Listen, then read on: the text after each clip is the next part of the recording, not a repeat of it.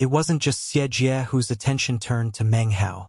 Su Yudao and the gray-robed cultivator also gave him deep, meaningful looks. His expression was calm, but inwardly, his mind flashed with understanding. Now he knew why everyone had looked at him so strangely when they had entered the large cauldron. The 9 great names didn't include Meng, so once he entered, they must all have reached the conclusion that he was using an assumed name. Even he was a bit uncertain regarding this revelation. He looked through the sheets of lightning toward the 9 massive statues. Sure enough, amongst them could be found faces similar to Su Yudao, the gray-robed cultivator, and even Xianxia. These statues depicted their ancestors. They had surnames which could be traced back to ancient times, clans which some people called the 9 great families. Am I of the 9 great families? Meng Hao asked himself. Moments later, a smile appeared on his face, although it was a bit cold. He was sure that he was not of the 9 great families. He had remembered how upon entering the enormous cauldron, the copper mirror had grown hot within the bag of the cosmos. If that was all, it wouldn't be enough evidence to prove anything. But Meng Hao had also suddenly recalled how the mirror had grown hot during the secret meeting, when Han Bei had produced the information regarding the first volume of the Classic of Time. Han Bei must have prepared for this day for a long time, he thought. And it wasn't just one secret meeting she attended. The information she sent out was not restricted just to late foundation stage cultivators, but more importantly, to only bloodline members of the 9 great families. With all this scattered information, he came to the conclusion that it must have something to do with the copper mirror. Just what is this mirror exactly? It can agitate the auras of wild beasts to explode. It has an astonishing power of duplication, and apparently has helped me achieve my goals by using underhanded means. Even though I'm not of the 9 great families, I was still able to enter this place. All these various thoughts flashed through Meng Hao's mind in quick succession. Only a moment or two passed between Xianxia's question and Meng Hao's response. Whether or not the 9 great families include Meng, I don't really know, he said coolly. But the fact that I entered the cauldron and made it to this point raises a very important issue. The look on his face made it very clear what he was thinking. Xianxia's eyes flickered, and he furrowed his brow. Meng Hao's words left him speechless. The words were a defense in themselves, even though he neither admitted nor denied anything, or perhaps he had done both. Xianxia looked at him for a long moment. The response had been clear. Meng Hao didn't know. But maybe the reason he was here was because he was indeed of the 9 great families. Fellow Taoist Meng provided you with his answer, said Han Bei calmly. Elder brother Xie, I know that you have some green cloaking pills on your person that the sect leader gave you specifically for use in this place. I know this already. There's no need for you to confirm or deny it. Xianxia was quiet for a moment. He looked around at the lightning, his face somber. Then he slapped the top of his head and spit out a small green pill the size of a fingernail. As soon as it flew out, it exploded, sending large amounts of green qi out in all directions. As it did, the lightning began to grow slightly transparent, as if they were being cloaked. The 5 of them continued onward several hundreds of meters, with Su Yudao and the gray-robed cultivator taking the lead.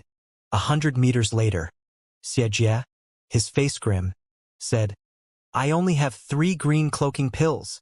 He spat out another pill, and they raced forward amidst the indistinct lightning. With the power of the 2 green cloaking pills, they were able to reach the location of the 9 statues. The statues were awe-inspiring, as was the cauldron in their center, which seemed as if it could contain the heavens. An ancient aura circled about the area, brushing against their faces and making them feel as if they had traveled back to a primordial time. It was like they could feel the boundlessness of that era. Han Bei was incapable of concealing the excitement within her eyes. She panted as she looked up at the statue of her ancestor. Next to her, Su Yudao, the gray-cloaked man, and even Xianxia stood by silently, all of them gazing at the statues of their respective ancestors. Meng Hao had no way to comprehend what was going through their minds. His face was the calmest of the bunch as he looked at the statues one by one. Finally, his gaze fell upon the circular cauldron that represented the heavens. Even as he looked at the cauldron, something in his peripheral vision caught his attention. Something was moving on one of the statues. Meng Hao's eyes immediately darted over, and then opened wide. There, upon the shoulder of the statue that resembled the gray-cloaked cultivator, some dust had fallen away to reveal something. It was square, and looked gelatinous and somewhat elastic like a slab of meat jelly. It was pure and white, and after looking upon it, the first reaction of most people would be to try to eat it. The object sat on the statue's shoulder, wriggling a bit, causing more dust to fall down. Meng Hao stared, eyes wide, mouth agape. The thing seemed to be alive. Suddenly, it flew off of the statue's shoulder and onto its head. Then it leaped up into the air. A crack appeared on the surface of the meat jelly, which opened up into an enormous mouth. Instantly, the lightning in the sky crackled. 10 lightning bolts fell down directly onto the meat jelly. It chewed for a bit, then stopped, as if it were digesting the lightning. Meng Hao gaped in astonishment as it dropped to the ground and then hopped over to land on the circular cauldron. It remained there motionless. It wasn't just Meng Hao who saw this happen. The noise caused by the lightning and the meat jelly was incredible, causing Han Bei and the others to all look over. Han Bei's eyes narrowed, whereas Xianxia's opened wider. He gasped, and the two of them exchanged a shocked, knowing glance. "That's," the gray-robed cultivator suddenly said. "That must be what the Black Civ sect needs the 100 Spirits Tower for. They want to drag out ultimate vexation." A mysterious look appeared in his eyes. Within his pupils appeared magical symbols as he attempted to gain information. This had nothing to do with his cultivation base, but something specific to his eyes. Before Han Bei and Xianxia could say anything, the meat jelly suddenly jumped up. The face of an old man, his eyes closed, magically appeared on its surface. His nose twitched, and his eyes opened. They appeared to be filled with frustration. The meat jelly suddenly flew up and shot toward the exit of the square cauldron. But then it stopped in mid-air, as if it were hesitating. It floated there for a moment and consumed more lightning. Seeing this, the eyes of the 5 cultivators gleamed. "Why is this thing called ultimate vexation?" Meng Hao suddenly asked of the gray-robed cultivator. "Even I don't know," was the reply. "I haven't been able to uncover any information about its origin. The Black Civ sect has likely spent much more time researching it. The little I do know is that as long as it has existed, it has been called ultimate vexation." "I couldn't care less what that thing is called," said Su Yudao. "Half an hour has already passed. If fellow Taoist Han can't retrieve the rest of the classic of time soon, then our whole trip here will have been a waste." Without a word, Han Bei sat down cross-legged beneath the statue of her ancestor. Her hands made incantation gestures, and her ancient jade began to emit a greenish glow as it rotated around her. Meng Hao's eyes glittered, and he stepped a bit closer to her. Everything around them was relatively quiet. Only the claps of thunder roared out. Time passed, the space of roughly 100 breaths. Han Bei's eyes suddenly opened, and the sound of incantation words floated from her mouth. Su Yudao, the gray-robed cultivator, and Xianxia all stood around, as vigilant as ever. Suddenly, the sound of Han Bei's incantation ceased, and she spat out a mouthful of blood onto the ancient jade. It emitted a blinding green light and flew toward the hands of the statue. It didn't move incredibly fast, and actually wobbled back and forth a bit in the air as it moved. The blood drained from Han Bei's face, as if she were having trouble controlling it. As the jade neared the statue, the 2 scripture scrolls in the statue's hands began to glow brightly. Cracks appeared on their surfaces, and a boom echoed out. Suddenly, 2 pieces of jade exploded out from within the 2 scrolls. Everyone clearly saw this happen, and though they might have their suspicions as to what was happening, it was obvious that 2 pieces of jade were flying away from the exploded scripture scrolls. Whistling sounds echoed out from them as they shot out. The 2 jade pieces flew out, seemingly completely out of control, not controlled by anything or anyone. They seemed to be shooting out in an attempt to leave the square cauldron. Before they could go very far, though, they were grabbed by the greenish glow emanated from Han Bei's ancient jade. It was as if they were all connected somehow. The two escaping pieces of jade suddenly stopped in mid-air. They began to shake, as if they were struggling. A loud buzzing sound emanated out from them. Han Bei coughed up some blood, and immediately seemed to grow listless. Exhaustion covered her face, and suddenly, her ancient piece of jade slipped out of her control and fell toward the ground. In that instant, the other two pieces of jade suddenly began to fly off into the distance. It was very sudden, and there was no time for anyone to think. Su Yudeo's eyes flickered, and his body shot up into the air as he flew toward one of the jade pieces. The gray-robed man's eyes narrowed, but he too stepped up and shot forward, a green beam of light that shot toward the second jade piece. As for Xianxia, he flew up and toward the original jade piece, a look of suspicion on his face. "No fighting, fellow Taoists," cried Han Bei. "Great tribulation will come on anyone not of my bloodline who touches those items. I have a method to bring together the three ancient pieces of jade." She coughed up some more blood. Her words were essentially meaningless. Su Yudao increased his speed. 3 people, 3 different directions. They sped forward, their lightning-repelling items glittering. They flew forward in the twinkling of an eye. Meng Hao also took action. However, he didn't rush in pursuit of the jades. Instead, he headed toward Han Bei, who seemingly had lost control over her own ancient jade. At the same time, Su Yudao reached the jade he had been pursuing. He flicked his sleeve, collecting it into his bag of holding. Throughout the process, he avoided any dangers whatsoever. "Ha ha ha! Fellow Taoist Han, I've retrieved the item for you. I'll keep it with me for now and give you a copy later." At the same time as his laughter rang out, Xianxia's eyes suddenly glittered brightly. Anyone looking at him would see the same suspicions that existed moments before on his face. However, Han Bei was not faking. The anxiety and enmity on her face after all the coughing up of blood were real. And yet, Su Yudao had succeeded. Xianxia seemed to no longer suspect anything. He increased his speed. As he shot forward, a lightning bolt descended toward him. He spat a third green cloaking pill out of his mouth. A boom sounded out as the pill activated, completely concealing Xianxia from any lightning. He bit his tongue, spitting out some blood that turned into a blood mist. As he passed through it, his speed increased dramatically. In an instant, he was upon the piece of jade. With the flick of a sleeve, he collected it into his bag of holding. Xianxia's eyes burned as he glanced toward the gray-robed cultivator. He was rocketing forward, seemingly focused on pursuing the jade piece, but doing so with caution. Having seen Su Yudao and Xianxia's successes, he increased his speed, and within a moment was almost in the position to acquire the last piece of jade. All eyes were focused on him.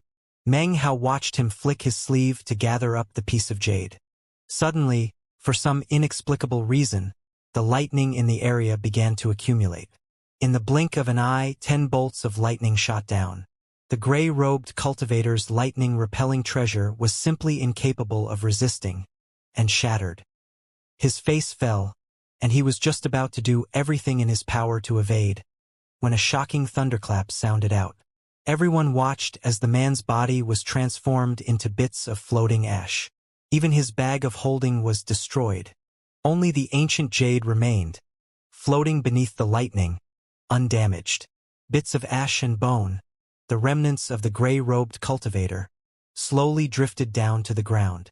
Han Bei coughed up some more blood. Her face was pale, but she gritted her teeth and raised her trembling hands toward the drifting piece of jade. It shook, then changed directions, shooting back toward Han Bei and Meng Hao. Based on its trajectory, it seemed it was actually heading toward Meng Hao. "Fellow Taoist Meng, be careful," shouted Han Bei shrilly. Everything was happening too quickly. Seeing the death of the gray-robed cultivator caused Xianxia's expression to change. A horrified look appeared on Su Yudeo's face. However, at the moment, both of them were looking at the piece of jade that was descending toward Meng Hao and Han Bei. The death of the gray-robed cultivator seemed to have been an accident that had nothing to do with the ancient jade. The two of them flew forward simultaneously. From the look of it, if Meng Hao attempted to interfere, they would join forces to destroy him. However, their speed was a bit slower than his. Even moving as fast as possible, it seemed that they would arrive a moment too late. Meng Hao, eyes glittering, shot forward, a barely perceptible mocking smile forming on the corner of his mouth. The three of them closed in on the piece of jade. It was at this moment that the closed eyes of the meat jelly floating in the mid-air suddenly opened. It caught sight of the three people flying toward the jade, and suddenly it shot forward with indescribable speed. In a flash, it landed on Su Yudeo's head. Su Yudeo's body shook, and a look of astonishment appeared on his head. "Fellow Taoist Xie, help me?" Before Xie could even react to his words, the meat jelly opened its mouth. Suddenly, massive amounts of lightning bore down. It seemed as if they were entering the mouth of the meat jelly. But by the time they disappeared, Su Yudeo's body was nothing more than ash in the wind. He didn't even have time to scream. Xie gasped, and his face flickered.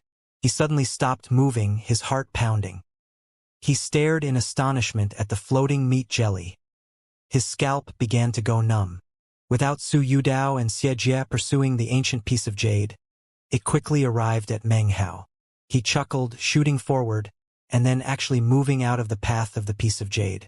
Now it was heading directly toward Han Bei. She gaped in shock, as did Xie, who was still reeling from the actions of the meat jelly moments ago. Meng Hao laughed, looking back and forth between Han Bei and Xie. "Your act could fool gray robes? But did you really think you could fool me?" A look of ridicule appeared in his eyes. He spit out the lightning flag. The surrounding lightning was instantly thrown into chaos. Hearing Meng Hao's words, Han Bei frowned and Xie's eyes flashed. They said nothing. The appearance of that meat jelly was not something you anticipated, and therefore Su Yudao lost his life. That was an accident, not part of your scheming. In any case, he continued coldly, with Su Yudao gone, your three-person plan cannot be completed. I think now you should consider allowing me to take his place, assuming I wish to. He smiled. The lightning flag next to him sent out ripples, causing the surrounding lightning to roil even more violently. Not wanting to attract the attention of the meat jelly, he pulled the lightning flag close to him and suppressed the rippling. An unsightly expression covered Xie's face. Meng Hao's craftiness left him awestruck. During their entire journey, he had barely interacted at all with Han Bei and Su Yudao. He'd assumed no one could possibly connect the three of them together. And yet Meng Hao had. "It was Su Yudeo's final words that made it clear to you," said Han Bei with a little smile. "Fellow Taoist Meng, you are very perceptive. I can't help but admire you in this." There didn't seem to be any anxiety on her face whatsoever. "It's true. There can only be three people in the end. I'll be honest with you, fellow Taoist. I've betrayed the Black Civ sect because of this place. Originally Xie and I received authorization from the sect to come here. Unfortunately, we never imagined that the object the sect sought, ultimate vexation, would be here. And we never predicted that Su Yudao would fall." She straightened her hair and smiled. Despite her beauty, he had been careful of her machinations from the beginning. She was clever, but Xie couldn't compare at all. As she spoke, Han Bei lifted her hand and made a grasping motion. A blue streak of light shot toward her from the position where Su Yudao had been killed. Moments later, a gray streak appeared from where the gray-robed cultivator had died. They circled around in the air. As they did, Han Bei opened her mouth and spit out a yellow strand. The three strands intertwined and began to emit a bright light. The yellow strand was obviously from the Li woman, which Han Bei had somehow retrieved after her death. In this place of treasures of the 9 great families, only the Han clan treasure can be retrieved. The rest of the statues have not been damaged, and are therefore still sealed. We originally needed strands from 3 bloodlines, and power from 3 people, to be able to open the true location of the time-refining treasure of the Han clan. Now, we have no choice other than to use Su Yudeo's strand. "Brother Meng," she said earnestly, "let's not bring up everything from before. I hope we can agree on that. If you agree, then you can have your copy of the time-refining treasure. I'm willing to swear an oath on the name of my illustrious ancestors She slapped her bag of holding to produce a feng shui compass. She quickly erased the branding inside of it. "This object," she said, "can serve as an expression of my apology. Actually, the exit I spoke of earlier is not really an exit. That place will only return you here. This feng shui compass is a sect treasure. You can use it to get out of this place. However, it won't take you out of the blessed land. It will merely take you out of the square cauldron." The feng shui compass floated over to Meng Hao. He eyed it expressionlessly, casting his spiritual sense into it for a moment. Then he exchanged a glance with Han Bei. Their eyes glittered simultaneously. Xianxia looked at them, his face grim. He let out a cold snort. Meng Hao took the feng shui compass, his expression the same as usual. He examined it further with spiritual sense. After confirming that it was a teleportation device, he nodded. Han Bei's smile grew even more beautiful. She gave Meng Hao a slight bow, then looked over at Xianxia, who was glaring at Meng Hao. He made no attempt to hide his displeasure. He and Han Bei had been a couple for some time.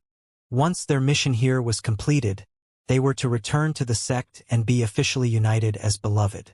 Han Bei took a deep breath and then waved her beautiful hand. The three colored strands interlocked and flew out. They grew longer, creating a complex pattern which then shot toward the statue of the Han ancestor and into the crack on its back. At the same time, Han Bei bit her tongue and then spit out some blood. The three strands turned bright red and continued to stream into the crack. Next, the strands separated. Han Bei grabbed one, and the other two shot toward Meng Hao and Xianxia respectively. Meng Hao's eyes glittered as he grabbed the strand. As soon as he touched it, he felt the copper mirror growing hot within the bag of the cosmos. The objects held aloft by the 9 statues are not real. They are mere illusions. The true treasures are inside the circular cauldron. No one can take them, not even someone of one of the 9 bloodlines. However, the body of the Han ancestor was struck with tribulation lightning and was cracked. Therefore, the time-refining treasure within the cauldron is the only of the 9 that can be acquired. The only way to get it is to break open the circular cauldron. With our cultivation bases, that would be impossible. Brother Meng. Xie, dear. Please bolster the power of my bloodline. We will use the power of the ancestor statue to retrieve the item. Her eyes glowed mysteriously as she looked at Meng Hao and Xianxia, a sweet smile on her face. A roaring sound filled the world within the cauldron. The lightning in the region danced about, and the meat jelly seemed to have been frightened. Its attention now appeared to be fixed upon Meng Hao and the others. Han Bei's voice rang out. "I shall now employ my bloodline magic. Brother Meng and Xie, dear, please assist me with all your power." She bit her tongue, spitting more blood out onto the strands that wound into the crack on the statue. It began to emit a red glow. A droning roar sounded out, and the entire statue began to tremble. Vast quantities of dust poured off of it. Meng Hao suddenly felt as if the strand in his hand was pulling at his cultivation base, as well as his spiritual sense. His eyes flickered, but his face remained still.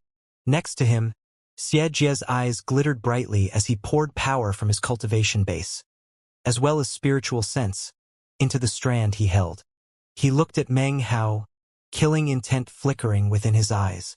Then his gaze shifted to Han Bei, and his gaze grew warm.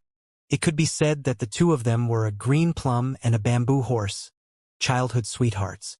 When they were young, there had been some conflict between them, but as of now, it seemed that Han Bei really had worked her way into his heart. Suddenly, the roaring grew in intensity. Han Bei's face grew pale. She was in control of the 3 threads. Xianxia and Meng Hao were simply providing the assisting power with their cultivation bases and spiritual sense. They had no way to do anything to cause the statue to do anything. They poured their power in while Han Bei employed the power of her bloodline. Using her bloodline to touch the spirit of the ancestor statue was magic that only she could perform. If anyone else tried to touch the statue's spirit, their cultivation base would wither up. It was something that neither Meng Hao nor Xianxia could do. About 10 breaths worth of time passed. Booming sounds filled the sky. Suddenly the kneeling statue emitted a roar as Its eyes suddenly began to shine, as if it were alive. Its body slowly began quiver, as if it were preparing to stand. Hanbei's face grew paler, her eyes brighter. She spat out more blood, causing her blood chi to enter into the statue. The whole statue trembled violently, as if an earthquake were shaking it. Then the massive statue stood up. Its eyes emitted a dull glow, and a mysterious pressure filled the entire area. It slowly lowered its hands. As Meng Hao watched, the images were burned indelibly into his memory. He took a deep breath, continuing to provide cultivation-based power and spiritual sense. Hanbei's body shook. This was real trembling, not an act. Her face was as pale as a corpse's, but determination radiated out of her eyes, and she spat out more blood. Boom! The statue slowly outstretched its right hand, pointing with its index finger. The finger seemed to be filled with an indescribable power. It descended toward the circular cauldron situated in the middle of the 9 statues. Meng Hao's eyes narrowed and gleamed mysteriously. "I need more power," said Hanbei, her voice urgent.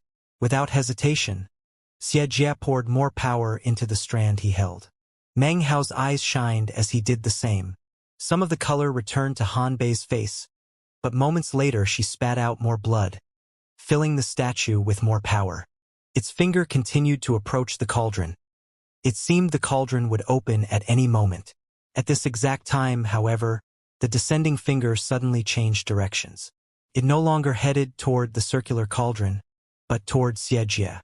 It moved with incredible speed, causing a look of complete shock to cover his face. "Hanbei, what are you doing?" cried Xianxia, throwing the strand away from himself. His eyes filled with intense terror, and he shot backward. Meng Hao's eyes flickered.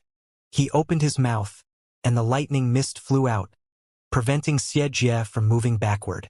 His body stopped moving. His words were still echoing out by the time the massive finger reached him. The finger barely touched him, and his entire body exploded with a bang, even his Tao pillar. In an instant, everything disintegrated. His life was completely gone. He didn't let out a blood-curdling scream, only a furious roar that lingered on after his death.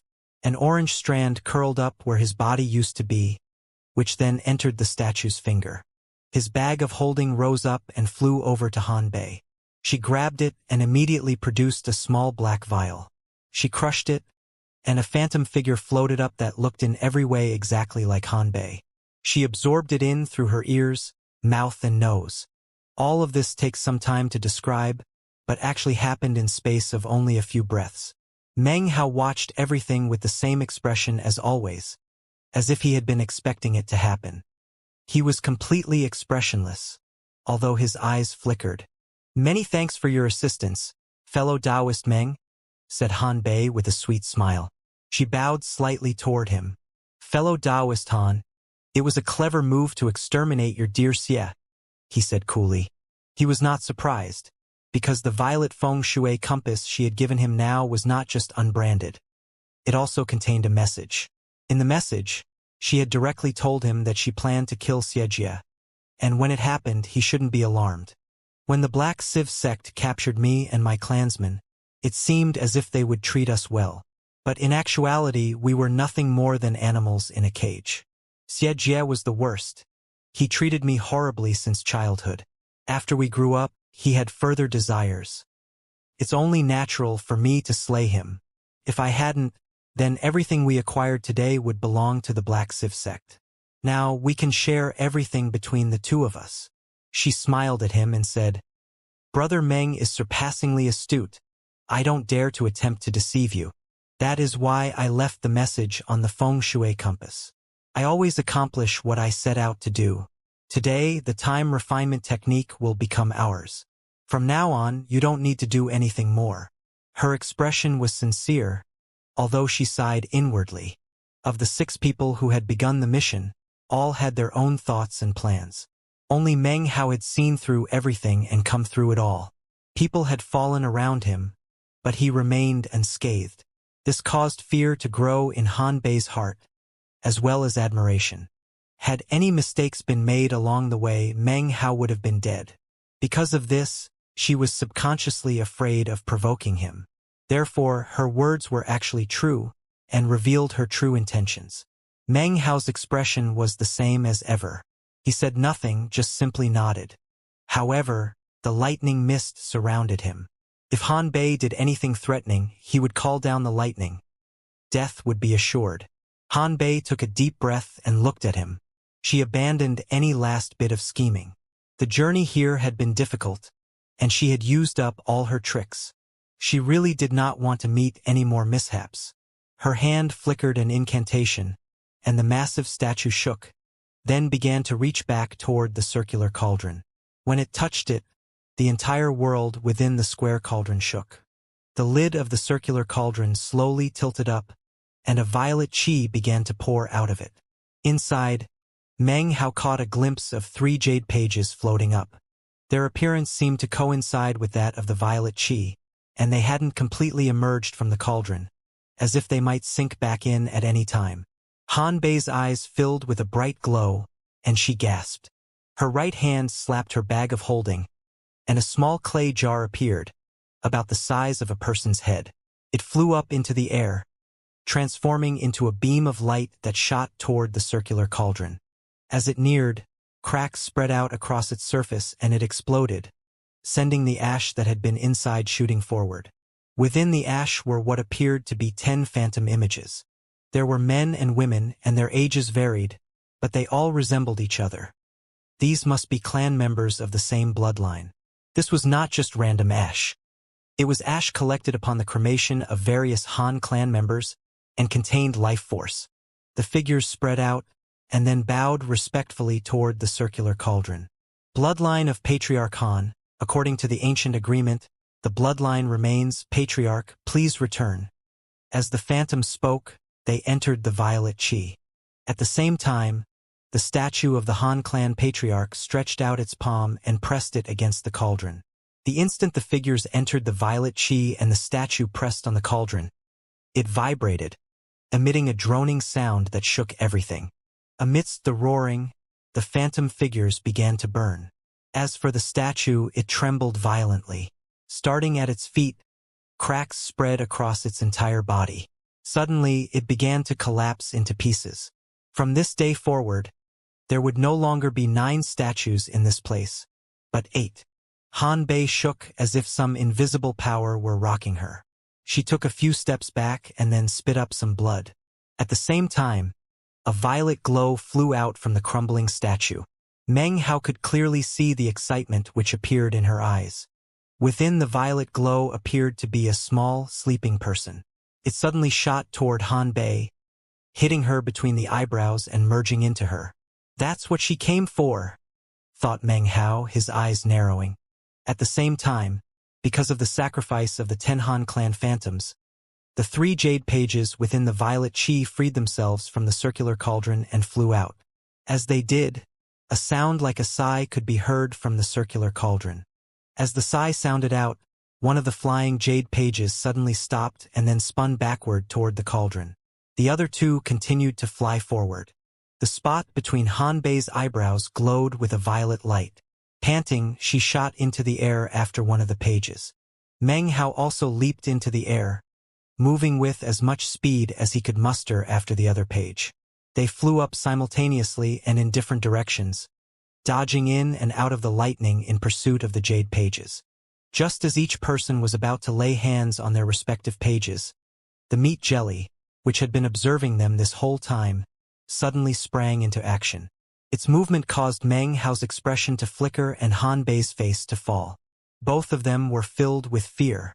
The object itself wasn't dangerous, but it seemed to enjoy jumping onto people's heads, and then consuming lightning. In other words, its arrival heralded the onslaught of a sea of lightning. "Damn it," said Meng Hao, his eyes narrowing when he saw the meat jelly heading toward him. Han Bei, who was moving in a different direction, breathed a sigh of relief. Keeping his eye on the meat jelly, Meng Hao grabbed the jade page and then shot backward as fast as possible. He caused the lightning mist to withdraw. It might be an effective tool to threaten others in this place, but would only serve to attract the meat jelly, and thus more lightning. Unfortunately, it seemed he had acted too slowly. He shot backward as fast as possible, but the meat jelly was clearly very persistent. In a flash, it was in front of Meng Hao. It shot downward, and appeared to be just about to land on Meng Hao's head. Before it did, and before Meng Hao could even do anything, the meat jelly suddenly trembled. The face of the old man appeared on its surface once again. His eyes were wide open, and his expression was one of both disbelief and disgust. Suddenly, it opened its mouth and spoke. "Damn it! Damn it! How come you have that damn bird's aura on you?" It hopped backward through the air, as if it was completely disgusted with Meng Hao and wouldn't even come near him. It flew back up and then suddenly vomited, as if it had just seen something so disgusting it was painful. If that were all, then it wouldn't be a big deal. But then a flash of light could be seen as the meat jelly suddenly appeared in front of Han Bei. She watched in shock as it gulped down the jade paper in a single bite, started to chew, and when she saw this, Han Bei's scalp grew numb. She could do nothing but move backward. "Gross, gross, gross," said the face on the meat jelly. Its expression twisted as it looked over at Meng Hao. It looked as if it was scared to even get close to him. Meng Hao had a strange expression on his face as he looked at the retreating meat jelly. He glanced at horrified Han Bei. She was silent for a moment, and then said, "Congratulations on acquiring the time-refining technique of the Han clan, fellow Taoist Meng. There are 3 jade pieces in total, but each page has a technique that can be used by itself." A complicated look appeared in her eye. Suddenly, the lightning in the area began to roar.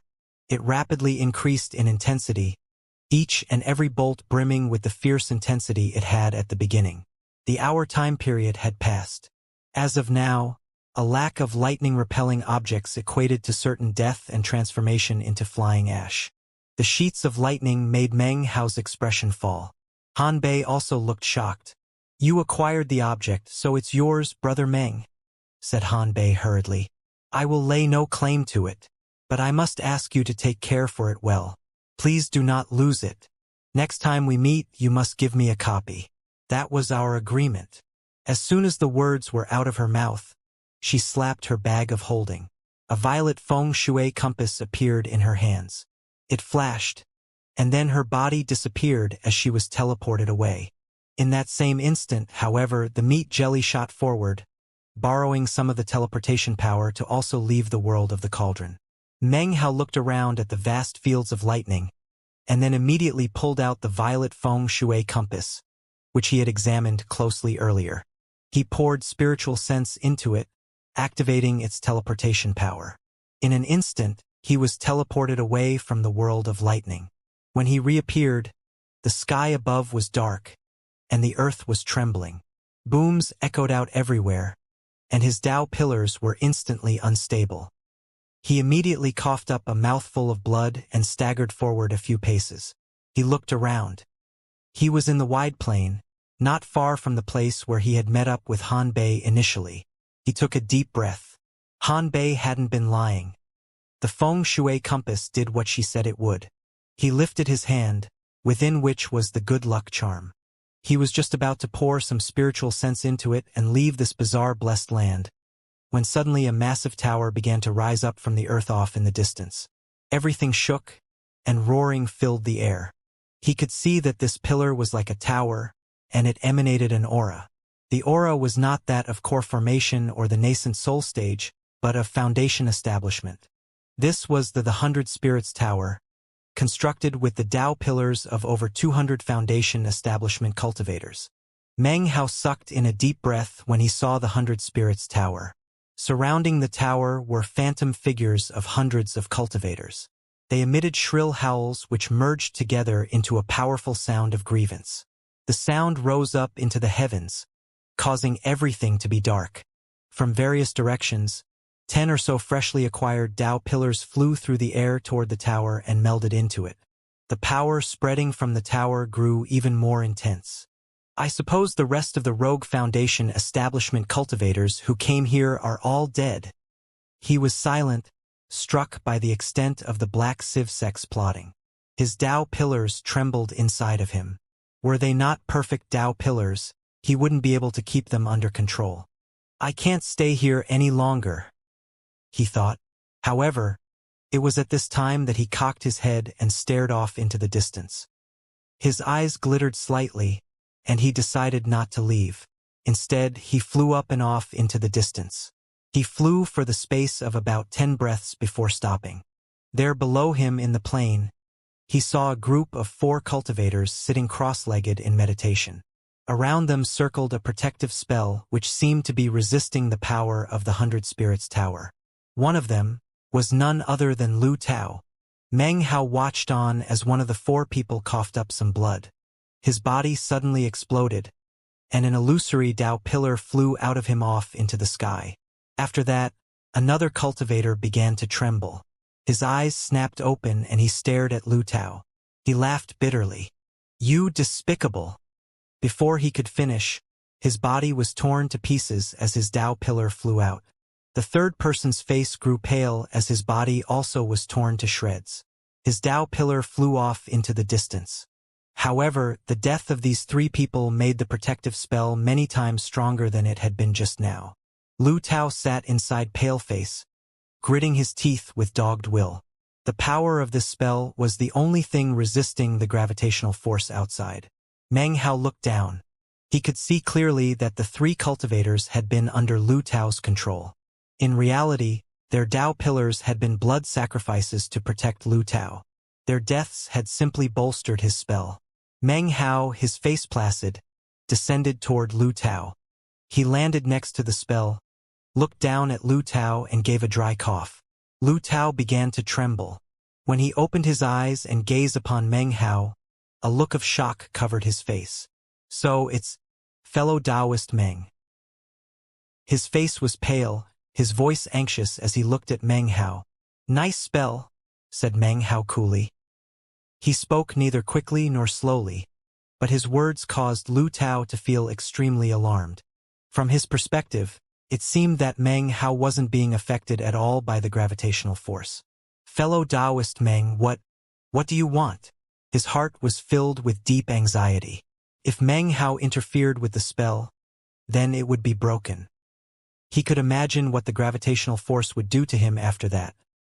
His body would shatter and his Tao pillars would fly into the sky to join all the others in the enormous tower. "Tell me what the thunderclap leaf really does," he said calmly, looking at Lu Tao within the spell. "I already told you, fellow Taoist Meng," he blurted, growing even more nervous. "The thunderclap leaf." Before he could continue, Meng Hao reached out and pushed down on the spell circulating around Lu Tao. As he did, the spell trembled, and a small crack appeared on its surface. Terror flashed onto Lu Tao's face. "Stop, fellow Taoist Meng, please, I'm not deceiving you. The thunderclap leaf really can." Meng Hao gave a cold snort and then pushed down again. A boom sounded out, and 7 or 8 more cracks appeared within the spell. Lu Tao could suddenly feel even more of the gravitational force that existed in the outside world seeping inside. His Tao pillar trembled unstably. His scalp went numb. He was currently scared out of his wits. "Thunderclap leaves are rare in the southern domain," he gushed, talking as fast as he possibly could. "Special techniques exist which can imbue them into magical items to increase their lightning power. Fellow Taoist Meng, listen to me, I have a jade slip here as evidence. Just read the technique in the jade slip and you'll receive enlightenment." He produced a jade slip which he showed to Meng Hao. His entire body trembled, and a look of entreaty appeared on his face. His words sounded sincere, as if he weren't concealing anything. "Still trying to fool me?" A cold light gleamed in Meng Hao's eye. His right index finger stabbed into the spell. A boom rippled out as more cracks filled the spell. There was even a wide hole in one place. The gravitational force poured in. Lu Tao's face twisted and he coughed up some blood. It looked as if his body would explode at any moment. This chapter was sponsored by William Porter. "Stop!" shrieked Lu Tao, terror-stricken. His face completely drained of blood, and he felt as if the shadow of death were looming over him. He clearly remembered the scene when he had entered this blessed land, how so many cultivators had exploded, their Tao pillars sucked away. He was from the Black Lands, and knew a secret method that he had been able to utilize to stay safe. But with Meng Hao here, he felt an incredible pressure weighing down upon him that he had never felt before. Furthermore, it seemed that no matter what he said, Meng Hao wouldn't believe him. Meng Hao completely had the upper hand. Faced with such life-or-death danger, Lu Tao's schemes disappeared like ash into the wind. "I'm telling the truth," said Lu Tao pleadingly. "Thunderclap leaves can be absorbed into magical treasures to imbue them with the power of lightning. Why don't you believe me?" His voice was hoarse, and from the look on his face, he had been pushed to the limit and had nothing more he could say. His eyes suddenly seemed to flash with understanding. He gave a hoarse laugh, and his eyes filled with boldness born of desperation. "I get it.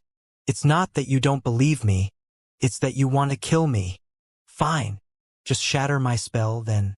I, Lu, have already explained the Thunderclap Leaf's usage. If you're going to kill me, then just kill me. But you can forget about getting the information from my jade slip." Gritting his teeth, Lu Tao pushed down hard on the jade slip. If Meng Hao was really going to destroy the spell, then he would crush it to make sure the fish died and the net was torn. Everyone would lose.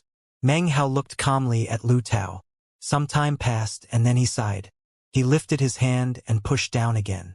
A boom sounded out. What was destroyed, however, was not the spell, but rather the jade slip in Lu Tao's hand. Meng Hao destroyed it, transforming it into pieces of ash. This caused Lu Tao's face to fall and his heart to grow cold.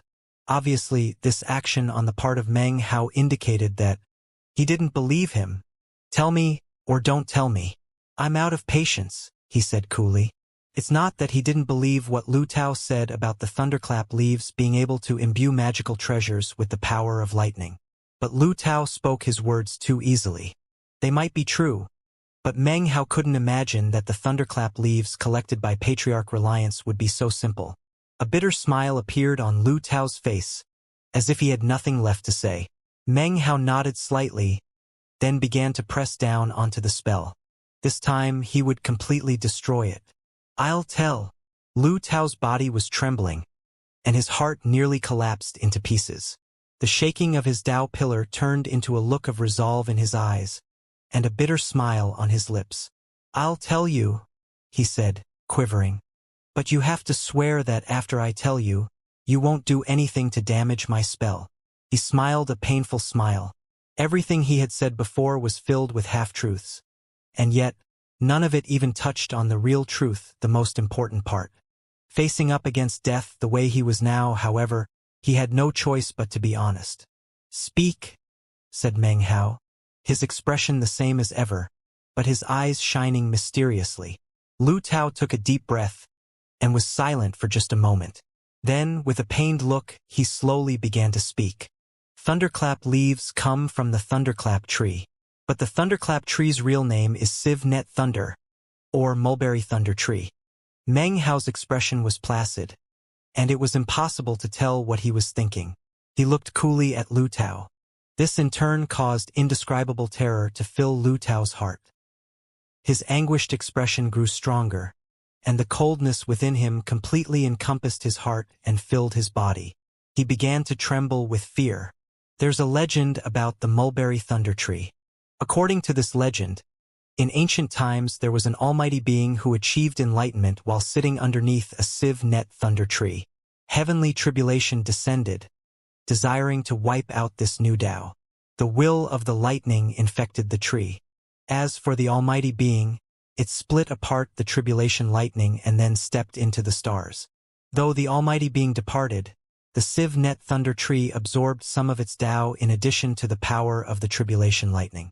It was destroyed, and yet, 1,000 years later, a sprout appeared within the dead trunk. Thus was born a tree that was mulberry, but not mulberry. Thunder, but not thunder. A Siv Net Mulberry Thunder Tree. Meng Hao's eyes glittered as he listened to Lu Tao, but he said nothing.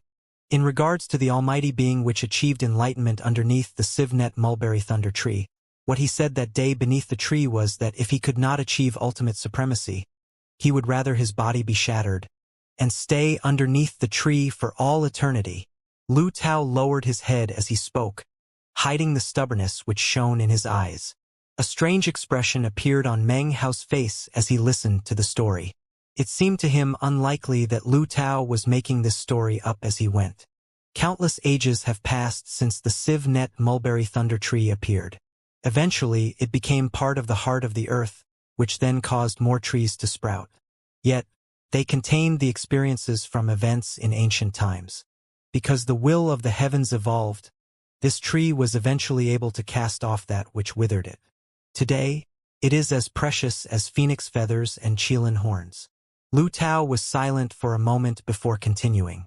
Most cultivators will use the tree to meld it with magical items, or even absorb it into their Tao pillars, acquiring the invincible thunder which exists within the sieve net mulberry thunder leaf.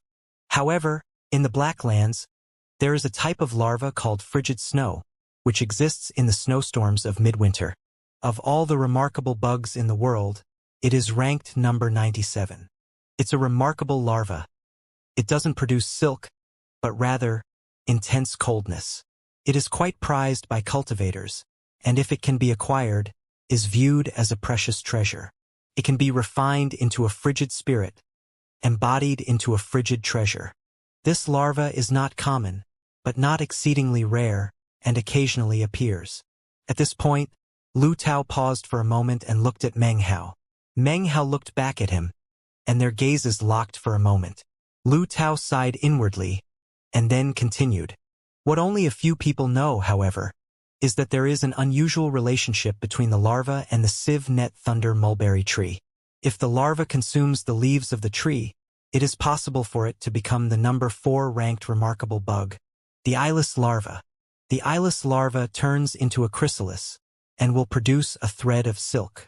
That thread cannot be broken, nor can the body be destroyed. The body cannot be destroyed, and the thread cannot be broken. Creates an unstoppable cycle. The thread becomes an invincible precious treasure. The eyeless larva has only appeared twice throughout history, and each time, the thread it produced caused a sensation in the cultivation world. There was even conflict in the eastern lands. To this very day, no one knows what caused the death of the eyeless larvae that appeared twice before. Lu Tao sighed inwardly.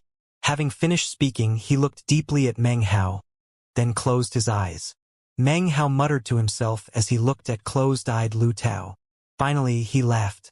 Turning, his body transformed into a prismatic beam which shot off into the distance. After Meng Hao left, Lu Tao opened his eyes. He looked blankly up at the sky, then let out a long sigh. Soon, his eyes filled with a cold glow. Everything I said now was 90% true and 10% false. That guy might be smart, but he'll have a hard time telling which is which. He'll definitely go looking for the frigid snow larva. If he really does feed it the sieve net thunder mulberry leaf, then he's dead. All I have to do now is endure this pain a bit longer until the Black Sieve sect finishes. Then I'll be able to find some clues in this place to find what I'm looking for. A grim look on his face, he took a deep breath, and then closed his eyes to begin repairing his spell. Meng Hao was lost in thought as he flew through the air. Of course, he wouldn't believe everything that Lu Tao told him. However, he was fairly certain that at least some of what he'd said was true. It would have been too difficult to simply make up such a story on the spot. Perhaps half was true and half were lies. With desire comes incompleteness. If I have no desire, then the storms will not touch me. Meng Hao smiled as he continued onward. Everything he passed was completely barren. He didn't see even one rogue Foundation establishment cultivator. Up ahead, the 100 Spirits Tower emitted a bright glow which surrounded everything. From such a distance, Meng Hao was unable to spot Su Qing amongst the crowd. He silently took out the good luck charm and poured some spiritual energy into it. Immediately, he felt the teleportation power. However, he couldn't teleport immediately. It would require some time before the power could be activated. Meng Hao took a deep breath and then shot toward the peak of a nearby mountain. He sat down cross-legged. Ignoring what was happening around him, he continued to pour spiritual energy into the good luck charm, feeling the teleportation power growing in intensity. I need to wait for the time it takes half an incense stick to burn. This was his first time using the good luck charm, so it was also his first time encountering its downside. His current location wasn't exactly safe, but there were no people around, only the glow emanating from the 100 Spirits Tower. However, his perfect foundation was still capable of resisting it. If too much time passed, though, it would become more difficult to fight back. Therefore, he concentrated fully on the good luck charm. I wonder where I'll be teleported to. His eyes flickered as he felt the teleportation power surging. He placed his right hand on the ground. The dirt began to churn, and tentacles burst up out of the soil. They transformed into a violet golden fruit the size of a palm. Meng Hao closed his fingers over it and then placed it into his bag of the cosmos. It was at this moment that suddenly, something flickered in the air near the 100 Spirits Tower. It wasn't large, but Meng Hao immediately recognized it. It was none other than what he and Han Bei had encountered before teleporting out of the square cauldron. The meat jelly. It floated in mid-air, its archaic features gazing curiously at the 100 Spirits Tower. Suddenly, it emitted a piercing howl which filled heaven and earth. The wind and clouds surged, and the ground shook. Even the 100 Spirits Tower trembled as if it might collapse. The hundreds of phantoms which circled around all began to shriek. Lightning began to build up on their bodies. Surrounding the tower at its base were nearly 1,000 black Civ sect disciples, all sitting cross-legged. In the forefront were 8 core formation cultivators. As soon as the meat jelly appeared and the clouds whipped into a frenzy, their eyes opened, and they looked up into the sky. It's appeared. That thing is ultimate vexation? Their eyes filled with excitement, and their hearts pounded as their hands flickered incantations. Immediately, the ground in front of them began to glow, and suddenly Patriarch Violet Civ and the beautiful middle-aged woman appeared. Nascent soul cultivators. So, it was fished out. I shall acquire this item today, cried Patriarch Violet Civ. His eyes were fixed on the meat jelly and they shined with intense expectation. According to the ancient records, this is ultimate vexation, said Patriarch Violet Civ. It will never bond a master. It loves thunder and consumes lightning. However, what excites it more than anything is not lightning, but the electricity within the human body. The electricity contained within the Tao pillars of hundreds of cultivators, as well as the power of their cultivation bases, has been combined into the 100 Spirits Tower. This thing has never encountered such immense, intangible aura as that which emanates from this tower. He stared at the meat jelly, which was currently backing away slowly. Next to Patriarch Violet Civ, the beautiful middle-aged woman was also staring at the meat jelly. Both of them rotated their cultivation bases. They seemed ready to spring into action at any moment. Panting, Patriarch Violet Civ used divine sense to communicate with the beautiful woman. Wait just a bit longer. This thing is fast, and if it wishes to flee, even a sect patriarch wouldn't be able to capture it alive. It has an incredible aura, and if captured, may detonate itself and wait to be reincarnated. If that happens, who knows how many thousands of years will pass before it reappears. We must wait for it to consume the 100 Spirits Tower. Inside is a seal, which, combined with magic cast by the 3 patriarchs on the outside, will strip it of its power of self-detonation. Then, the 2 of us will be able to capture it alive. Meng Hao's brow furrowed as he looked at the meat jelly. In his estimation, it was a very inauspicious item. Inside the cauldron, it had caused the death of several people. In the end, it had even spoken, which left Meng Hao with a very strange feeling. He really disliked the thing. So, that thing is what the Black Civ sect came into this place for. He was lost in thought for the space of about 10 breaths. The good luck charm was almost activated and would be usable at any moment. Meng Hao's expression was calm as he observed the proceedings. In his heart, he was ready to leave at a moment's notice. Up above, the meat jelly suddenly let out another menacing howl. The 100 Spirits Tower trembled as if it were about to collapse. Arcs of electricity sparked off of it, as did a fatally enticing aura that cultivators couldn't sense. But the meat jelly could. Its nose twitched and its eyes grew wide.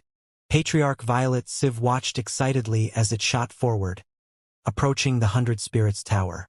Its mouth opened wide and it took a giant bite. As it took more bites, the magical face on the meat jelly looked more and more happy. It even began to emit contented humming sounds. It swallowed bite after bite, and soon the 100 Spirits Tower was more than half consumed. Suddenly, what remained of the tower exploded. A boom resonated out as the tower collapsed in upon itself and then shot toward the meat jelly. The meat jelly was clearly frightened half to death. The crumbling tower transformed into an enormous chain that moved with incredible speed as it encircled the meat jelly. The meat jelly let out a frightened screech. It quickly tried to hop backward through the air, but couldn't, as if it were being held down. At this very moment, outside the blessed land, next to the black door, the statue that had been carried to this place by the Black Civ sect began to emanate a mysterious glow. Within the dark glow were 3 figures sitting cross-legged in meditation atop the ragged hide, controlling it. Within the blessed land, ear-splitting shrieks filled the air. Meng Hao looked at the meat jelly floating in mid-air, bound by the chain. The magical face looked panic-stricken. It wanted to flee, but was held tight by the chain. As it tried to jump away, the chain stretched back behind it like a long tail. At the same time, Patriarch Violet Civ's eyes flashed. He took a step forward, and then his body disappeared. He reappeared next to the meat jelly. He lifted up his hand to grab it. Simultaneously, the beautiful women also moved, appearing on the other side of the meat jelly. The fear on the meat jelly's magical face grew more intense, and it let out a miserable cry. Its body suddenly began to shake, and lightning crackled off of it in waves. Heaven and earth shook, and Patriarch Violet Civ's face flickered. He retreated a pace. The beautiful woman's eyes narrowed, and she too retreated, not daring to touch the lightning. As the two retreated, the chained meat jelly rushed forward, its face filled with helplessness and despair. With the chain restricting it, it couldn't move very fast. Behind it, Patriarch Violet Civ's eyes gleamed, and he let out a cold harumph. "You can't escape," he said, his voice filling the air. "Today, the Black Civ sect has come for you." He took a step forward, reaching his hand out. The beautiful woman gave a cold snort and lifted her hand up as well. In the blink of an eye, her body seemed to be surrounded by stars, which then transformed into a multicolored beam that shot up to surround the meat jelly on all sides. The meat jelly quivered and flew forward. The magical face spoke, its voice archaic, like that of an old man's. "You people can't do this." When they heard the words, shock filled the faces of the surrounding 1,000 Black Civ sect disciples. They had never imagined that this object would be able to speak with the voice of a human. "So you truly are ultimate vexation," said Patriarch Violet Civ, laughing. He shot forward along with the beautiful woman. Their eyes glowed mysteriously as their bodies transformed into beams of light as which surrounded the meat jelly. If that were all to it, it wouldn't be a big deal. But next, the 8 core formation cultivators among the Black Civ sect disciples all let out a shout. The rest of the disciples began to chant a scripture. At the same time as the scripture droned out from the mouths of the 1,000 disciples, far away in the southern domain, tens of thousands of Black Civ sect cultivators sat cross-legged, also chanting a scripture. Above the 10,000 mountains of the Black Civ sect, an enormous vortex circulated in the air. It sucked in the scriptures chanted by the tens of thousands of cultivators and transmitted them into the blessed land via the mouths of the 1,000 cultivators there. The power of the scripture caused everything to shake and tremble. A concerned look appeared on the meat jelly's magical face. "You people are immoral. You should be converting that bird. You shouldn't be trying to convert me." Its voice sounded frightened, and it let out another shriek. Suddenly, a huge bluish aura began to emanate off of it. Screaming miserably, the meat jelly shot forward, its expression desperate. It wanted to flee. At this moment, a massive roaring sound filled the sky. Up above, an enormous cage appeared in midair. It was composed of pitch-black iron bars which were inscribed with countless magical sealing symbols. It emanated a shocking pressure which caused large amounts of fissures to split the earth below. The cage glittered as it shot toward the meat jelly, preparing to capture it alive and lock it tight. A black aura emanated out from the cage's bars, within which could be seen countless faces whose features were filled with excited avarice. All of this takes a long time to describe, but actually happened in an instant. Meng Hao was not very close, yet was still shaken to the core. The good luck charm was almost ready to activate. Although everything that was happening was shocking, he didn't really care too much about it, and was mostly focused on getting away. But suddenly he leaped up and began to retreat backward. That damned meat jelly! Why is it coming toward me? He retreated unhesitatingly, eyeing the meat jelly as it changed direction and for no apparent reason shot toward him. Meng Hao couldn't make himself believe that the meat jelly would pass him by. Having seen the destruction left in its wake within the cauldron, he was certain that the thing was coming directly toward him. Meng Hao's scalp went numb. He thought about the two nascent soul eccentrics, about the bizarre sound of the scripture being chanted, and about the massive cage descending from above. His annoyance with the meat jelly grew more and more intense. But he was merely a Foundation establishment cultivator. No matter how fast he moved, there was no way he could evade an item which was currently being chased by two nascent soul eccentrics and, in fact, the entire Black Civ sect. The meat jelly was chained, but its speed was still impossible to describe. One breath it was off in the distance, and the next breath it was directly in front of Meng Hao. It slowly descended onto his head. A look of shock covered Meng Hao's face. He reached up, grabbed it, and threw it away as far as possible. The instant it was thrown away, it hopped back toward Meng Hao, opened its mouth and then bit his arm. "If I can't escape," it wailed, "then neither can you, you immoral fellow." Patriarch Violet Civ and the beautiful woman approached in pursuit, and when they saw what was happening, their eyes went wide with intense rage. "Doth thou dare?" raged the violet-robed patriarch. His roar reached to the heavens, and the entire land began to quake. His speed was incredible, and within moments, was in front of Meng Hao, a look of indescribable rage on his face. His palm descended toward Meng Hao. Boom! As the boom echoed out, a twinkling shield appeared around Meng Hao. It wasn't being emitted by Meng Hao, but rather the meat jelly. Furthermore, as Meng Hao retreated, it wasn't under his own power, but rather because the meat jelly was pulling him along by the arm. It had his arm firmly gripped in its mouth, which caused blood to seep out. Its body trembled, and was no longer translucent. Now it looked somewhat muddy. So disgusting, so disgusting, so disgusting.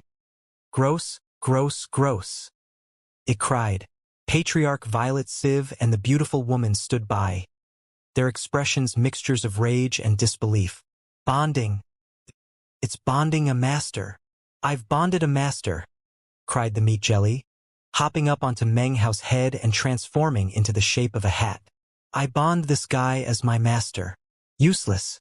It's useless to capture me now. You immoral people, I've already bonded a master.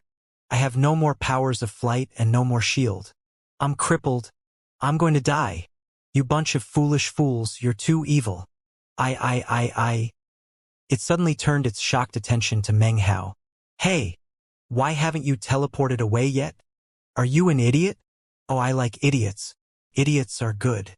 Idiots are great. How come you haven't teleported away yet? Wait, are you actually an idiot? Why did that bird pick an idiot? The meat jelly continued to chatter without stopping.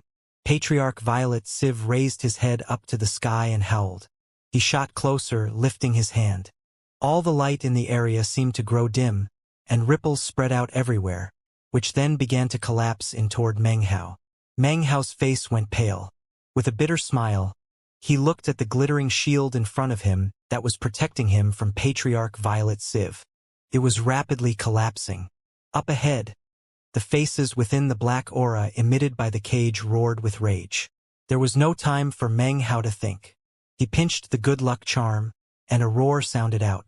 Pain filled his body. To everyone watching, It looked as if the moment before the protective shield broke, a black hole appeared next to Meng Hao.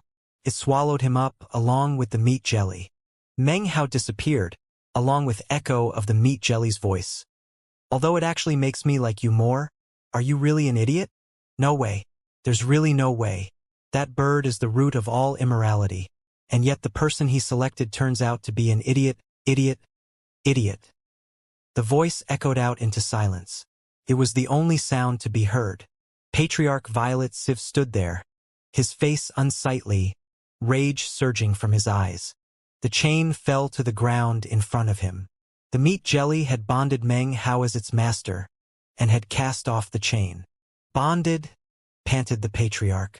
It actually bonded a master. According to the ancient records, it can't bond a master. It has never bonded a master. He lifted his head up and roared. The beautiful, middle-aged woman took a deep breath. After a moment, her eyes glittered. The cage disintegrated and the chain broke up into countless pieces and drifted away. The figures within the black aura began to fade, and the aura itself dissipated. As it did, Patriarch Violet Civ's heart trembled. A good luck charm from the Milky Way Lux sect. So, that person was able to leave because of that object. I will find him. I will pay any cost necessary to find him. But his sect can't find out. Ultimate vexation has bonded a master. That's excellent. A new variable. Perhaps longevity chi cannot be produced, but longevity pills can. Meanwhile, in the southern domain, near the sphere of influence of the blood demon sect was a lake. The lake was as smooth as a mirror and emitted spiritual energy, causing the entire area to be covered with mist throughout the year. It had a very otherworldly look, but that was only from the perspective of mortals. Although the spiritual energy in the area wasn't bad, it was far from being close to what was within the 5 great sects. Even some smaller sects had greater accumulations of spiritual energy. Although this area was within the sphere of influence of the blood demon sect, it was on the very edge, on the area bordering the solitary sword sect's territory. Occasionally, cultivators from the blood demon sect would fly by this area. In actuality, it was a relatively dangerous place. That was because the blood demon sect and the solitary sword sect had a blood feud, which was common knowledge amongst southern domain cultivators. Although no major conflicts had broken out, small fights would occasionally occur. Many areas surrounding the lake were actually battlefields for the solitary sword sect and the blood demon sect. Next to the lake was a mountain village, which was inhabited by a clan by the name of Xiao. The most powerful member of the clan was of the mid-foundation establishment stage. 7 or 8 clan members were at the chi condensation stage, and the rest didn't have any latent talent whatsoever. Years ago, the clan lord had been a disciple of the blood demon sect. However, he was growing old and had been injured. His cultivation base could make no further progress, and his longevity was running out. In most cases, disciples like this are asked to leave the blood demon sect and found clans in the surrounding areas. Their heirs will then have the chance to enter the blood demon sect. Generally speaking, even if the solitary sword sect came into the region, they would ignore such people. As a result, the Xiao clan's territory had been relatively peaceful in recent years. However, that peace was mostly because no large sect had made any attempt to bully them. Often there would be friction with surrounding cultivator clans. This was especially true because of the position they occupied next to the Spirit Lake. Many surrounding cultivator clans coveted the lake and glared at it like a tiger eyeing its prey. Were it not for the cultivation base of the Xiao clan lord, their clan would definitely have been carved up like a melon. Unfortunately, Xiao clan lord Xiao Chang'en's longevity was reaching its end, and his body was beginning to deteriorate. A crisis was forming. Today, members of the Su clan had arrived with ill intentions. They strolled through the Xiao clan, cold smiles covering their faces. "Fellow Taoist Chang'en," said the Su clan lord Su Luodi with a false smile and a sinister voice. "You should carefully consider my proposal. If we form a marriage alliance, then we can share this lake. That will ensure that the names of Su and Xiao will exist forever. The day when our clans can re-enter the blood demon sect will be just around the corner." Behind him trailed 10 or more clan members with cultivation bases at the chi condensation stage. The most conspicuous among them was at the 8th level of chi condensation. He was currently casting smiles toward one of the members of the Xiao clan, was a tall, slim young woman with a scowl on her face. The girl wore a long green robe. Wind from the lake lifted her silky hair. She had beautiful features and skin like jade. Her intelligent eyes were like those of a red phoenix, tilted upward gently. She was truly a rare beauty. Xiao Chang'en stood next to her, looking somewhat sickly. The flame of his life force was growing dim. Behind him were the 7 or 8 Qi condensation clan members. He glanced at the people from the Su clan and opened his mouth to speak, but then trembled and began to cough. The young woman reached out to support him, a worried look on her face. Xiao Chang'en took a deep breath and then said, "Su Luodi, you can have the lake, but as for a marriage alliance, that's impossible." He patted the hand of the woman who stood next to him, and then glanced at the people from the Su clan. He was clearly weak, but his look could chop nails and slice iron. "The Su clan wants this lake," said Su Luodi. "As for the Xiao clan's talisman expert girl, we want her too. If you agree, excellent. But if you disagree..." A smile covered his face, and yet his eyes glowed with killing intent. He took a step forward. As his foot descended, a wave of mid-foundation establishment pressure emanated out, filling the area. The faces of the Xiao clan Qi condensation cultivators went pale and filled with nervousness and uncertainty. Ripples spread out across the surface of the lake. At this exact same time, however, the sky above, which had previously been filled with blazing sunlight, suddenly seemed to grow dark. It went back to normal in an instant. It happened so fast that if you blinked, you might not even notice. However, the faces of both the Su and Xiao clan flashed, and they all gasped. A look of disbelief appeared on Su Luodi's face, and as for Xiao Chang'en, his heart was currently filled with the flames of fury, and yet all he could do was gape in astonishment. All of the clan members present were currently staring toward the lake. A gigantic black hole had appeared above the lake, sending the lake waters roiling. A person appeared from within the black hole, emerging along with massive amounts of black aura. He coughed up a mouthful of blood. A noisy voice could suddenly be heard. "I'm not finished. Are you really an idiot? Idiot? Idiot?" Face pale, Meng Hao emerged and glanced around. His gaze landed upon the cultivators from the Su and Xiao clans. As the black hole disappeared behind him, Xiao Chang'en stopped panting and collected himself. A strange light gleamed in his eye. The woman next to him was about to open her mouth, but Xiao Chang'en lightly covered it with his hand. He did this because he was the owner of the lake. Su Luodi wasn't the only person who had come here recently with ill intentions and a desire to take a superior position. The current situation caused Xiao Chang'en's heart to be filled with anxiety. His eyes immediately began to shine with a stern aura. A cold smile appeared on his face. At first, he had been nervous, but after checking Meng Hao's cultivation base, he let out a light sigh. He was still a bit suspicious, though, considering the strange nature of Meng Hao's arrival. "Fellow Taoist, who are you, and why have you intruded upon this spirit lake land?" These words were uttered not by Xiao Chang'en, but by Su Luodi. From what he could see, Meng Hao was at early foundation establishment. Considering how tenuous the situation the moment, he couldn't be certain that this person wasn't here to assist Xiao Chang'en. As he spoke, the 7 or 8 members of the younger generation of his clan started to get nervous and stare at Meng Hao.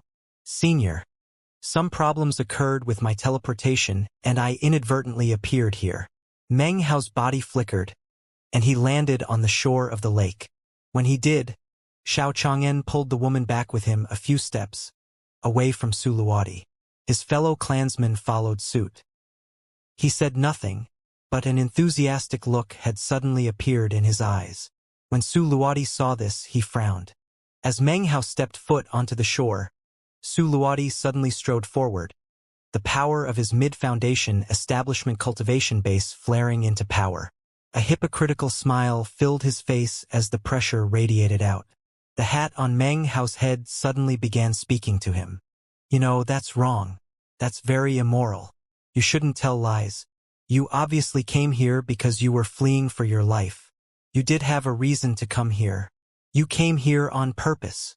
Meng Hao's face grew dark and Su Luodi stared in shock.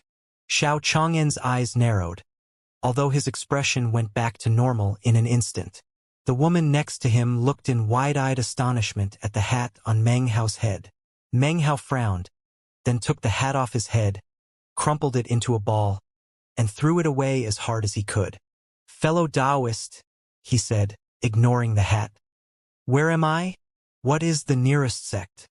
He glanced at Su Luodi's rippling cultivation base and vigilant expression, and then looked at Xiao Chang'en. "Fellow Taoist, there's no need to ask when you already know the answer. Why did you?" Xiao Chang'en was starting to get a strange feeling about the situation. But before he could finish speaking, he suddenly noticed that the hat, which had just been crumpled and thrown away, suddenly restored its shape and was back on Meng Hao's head. "You know, that's wrong. That's immoral. You can't just throw things onto the ground. What if you hit a little kid? That would be a sin. Even if you didn't hit a little kid, you might hit one of the fish in the lake or maybe some shrimp. That would also be wrong. Listen, you should carefully take me off. You should." The hat continued to talk non-stop with its preaching. Meng Hao frowned, and Su Luodi stared in amazement. His surrounding clansmen looked at Meng Hao's hat in disbelief. After a moment, Su Luodi's face grew grim. He was getting the feeling that this early Foundation establishment cultivator was doing this on purpose. "Enough," said Su Luodi. "This isn't a place where you can just come and go as you please. If you won't tell the truth, then I'll just grab you and force the truth out of you." He couldn't figure out whether or not this guy was here to help the Shao clan or not. But at the moment, Meng Hao was being very annoying. More importantly, Meng Hao's cultivation base was only at the early Foundation establishment stage. He would be able to determine his purpose in coming here after capturing him. Before he even finished speaking, Su Luodi walked forward. He lifted his right hand, and a dark red glow appeared, which coalesced into a red whip. The whip emitted cracking sounds as it screamed through the air and flicked back and forth. At the very end of the whip, a ferocious, fork-tongued snake head appeared. It shot directly toward Meng Hao. As Su Luodi made his move, the members of the Su clan behind him all looked incredibly excited. Whenever the clan lord attacked, he achieved victory. That was what they had seen in their experience. They couldn't wait to see their clan lord mop the floor with an early Foundation establishment cultivator. Meng Hao gave Su Luodi a cool look. During his time protecting Su Qing in the Black Civ sect's Blessed Land, he had encountered many such cultivators. He lifted his hand, which was holding a dark reddish fruit. He threw it toward the ground. As soon as the fruit hit the ground, it burrowed down. Instantly, the ground began to shake. Even as the dark red whip neared Meng Hao, a boom filled the air. The ground in front of Meng Hao erupted as a mass of dark red vines shot out. They rose a dozen or more meters into the air, emanating rippling power that matched that of the mid-Foundation establishment stage. The instant they appeared, they shot toward the whip. An explosion resonated out. The whip couldn't withstand even one blow, and it collapsed into pieces. The ferocious vines opened their wide mouths and shot toward Su Luodi. His face fell, and the clan members behind him looked on in disbelief, even more astonished than him. He cried out in alarm as he saw the more than 10 vines approaching. His eyes narrowed, and he suddenly pressed down on the pit of his stomach. He spat up a large mouthful of blood, which then transformed into a mist. The mist coalesced into a blood-colored head, which then slammed into the vines. An explosion echoed out, and the blood drained from Su Luodi's face. He staggered back several paces into his pale-faced clansmen, who all coughed up mouthfuls of blood. "A shaman cultivator," gasped Su Luodi, retreating backward again. He wasn't the only one to have such a reaction. Xiao Chang'en's eyes suddenly went wide. The faces of the surrounded Xiao clan members flickered. The young woman next to Xiao Chang'en began to breathe rapidly. "Even if you're a shaman cultivator, your spirit minion is only at the mid-Foundation establishment stage. his eyes filled with killing intent. He was deeply aware that when dealing with shaman cultivators, the most important thing was their spirit minion. Such cultivators had weak bodies, and they feared decapitation. However, before he was able to complete his sentence, he stopped speaking, as if something had clamped down on his jaw. Up ahead of him, more earth showered up as another vine appeared. This vine was violet-colored, and twice as thick as the other vines. The instant it appeared, it emanated the power of the late Foundation establishment stage. The vine wasn't originally like this. However, because Meng Hao had branded it with his blood, it had mutated, and now had a trunk which had the strength of late Foundation establishment. "Screw off," said Meng Hao coolly. His expression didn't change, and in fact, he wasn't worried inwardly either. He had just escaped from the hands of nascent soul cultivators in the Blessed Land, so as far as he was concerned, even late Foundation establishment stage cultivators were too trivial to mention. Hearing his words, Xiao Chang'en's face flickered, and he felt anxiety. He had been about to speak, but seeing Meng Hao's smirk made him temporarily speechless. Su Luodi's expression flickered, and then he spun around. With the flick of a sleeve, he shot off into the distance with his clansmen. His eyes were filled with venomous hatred. The object of his resentment, however, was not really Meng Hao, but the Xiao clan. He was now convinced that Meng Hao had been called by the Xiao clan to provide assistance. Meng Hao watched with the same expression as ever as Su Luodi left. He didn't call back the vines, either. He looked at Xiao Chang'en with the same smirk as before. "Fellow Taoist," said Xiao Chang'en, "many thanks for your assistance. I Xiao was also pushed into a corner. Please accept my apology for causing you any trouble." He clasped hands and bowed deeply to Meng Hao. Honest people don't need to speak with hidden words. Xiao Chang'en spoke very directly, causing a smile to break out on Meng Hao's face. Even though he wasn't sure of all the details of the situation he had stepped into, he had picked up on some clues, especially the excitement that had appeared earlier on Xiao Chang'en's face.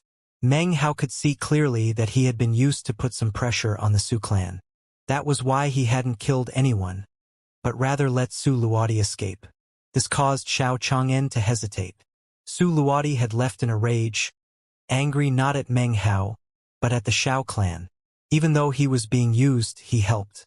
He fixed the problem for the moment, but sooner or later the Su clan would return. If Meng Hao was gone at that time, then Xiao Chang'en would have to pay the price. That price wouldn't merely be a daughter and a lake. Xiao Chang'en laughed bitterly, and then bowed again to Meng Hao. Next to him, the young woman was silent, then seemed to come to a realization. She joined Xiao Chang'en in bowing toward Meng Hao. "Many thanks, benefactor," she said, her voice crisp and melodious. At the moment, everything was quiet, except for the voice of the hat on Meng Hao's head. "And then you should lightly pick me up. You mustn't trample me underfoot." Actually, the voice hadn't stopped speaking this entire time. The word poured out in a steady flow. Meng Hao frowned. "Fellow Taoist, please forgive me," said Xiao Chang'en. "I don't care if the Su clan covets my spirit lake, or even if they bully me because of my declining longevity. But they want to swallow up my entire clan." AI! A bitter look appeared on his face. Suddenly he began to cough violently. The young woman stepped forward, her face covered with anxiety. Meng Hao looked at Xiao Chang'en, and the thick death aura which emanated from him. "What is this place?" he asked coolly. "Sir," said the young woman, "we are on the border between the Blood Demon sect and the Solitary Sword sect." Her voice was light, but her expression filled with nervousness as she looked at Meng Hao. Having heard this, Meng Hao slapped his bag of holding and retrieved a jade slip. He examined it for a moment, confirming his position with a frown.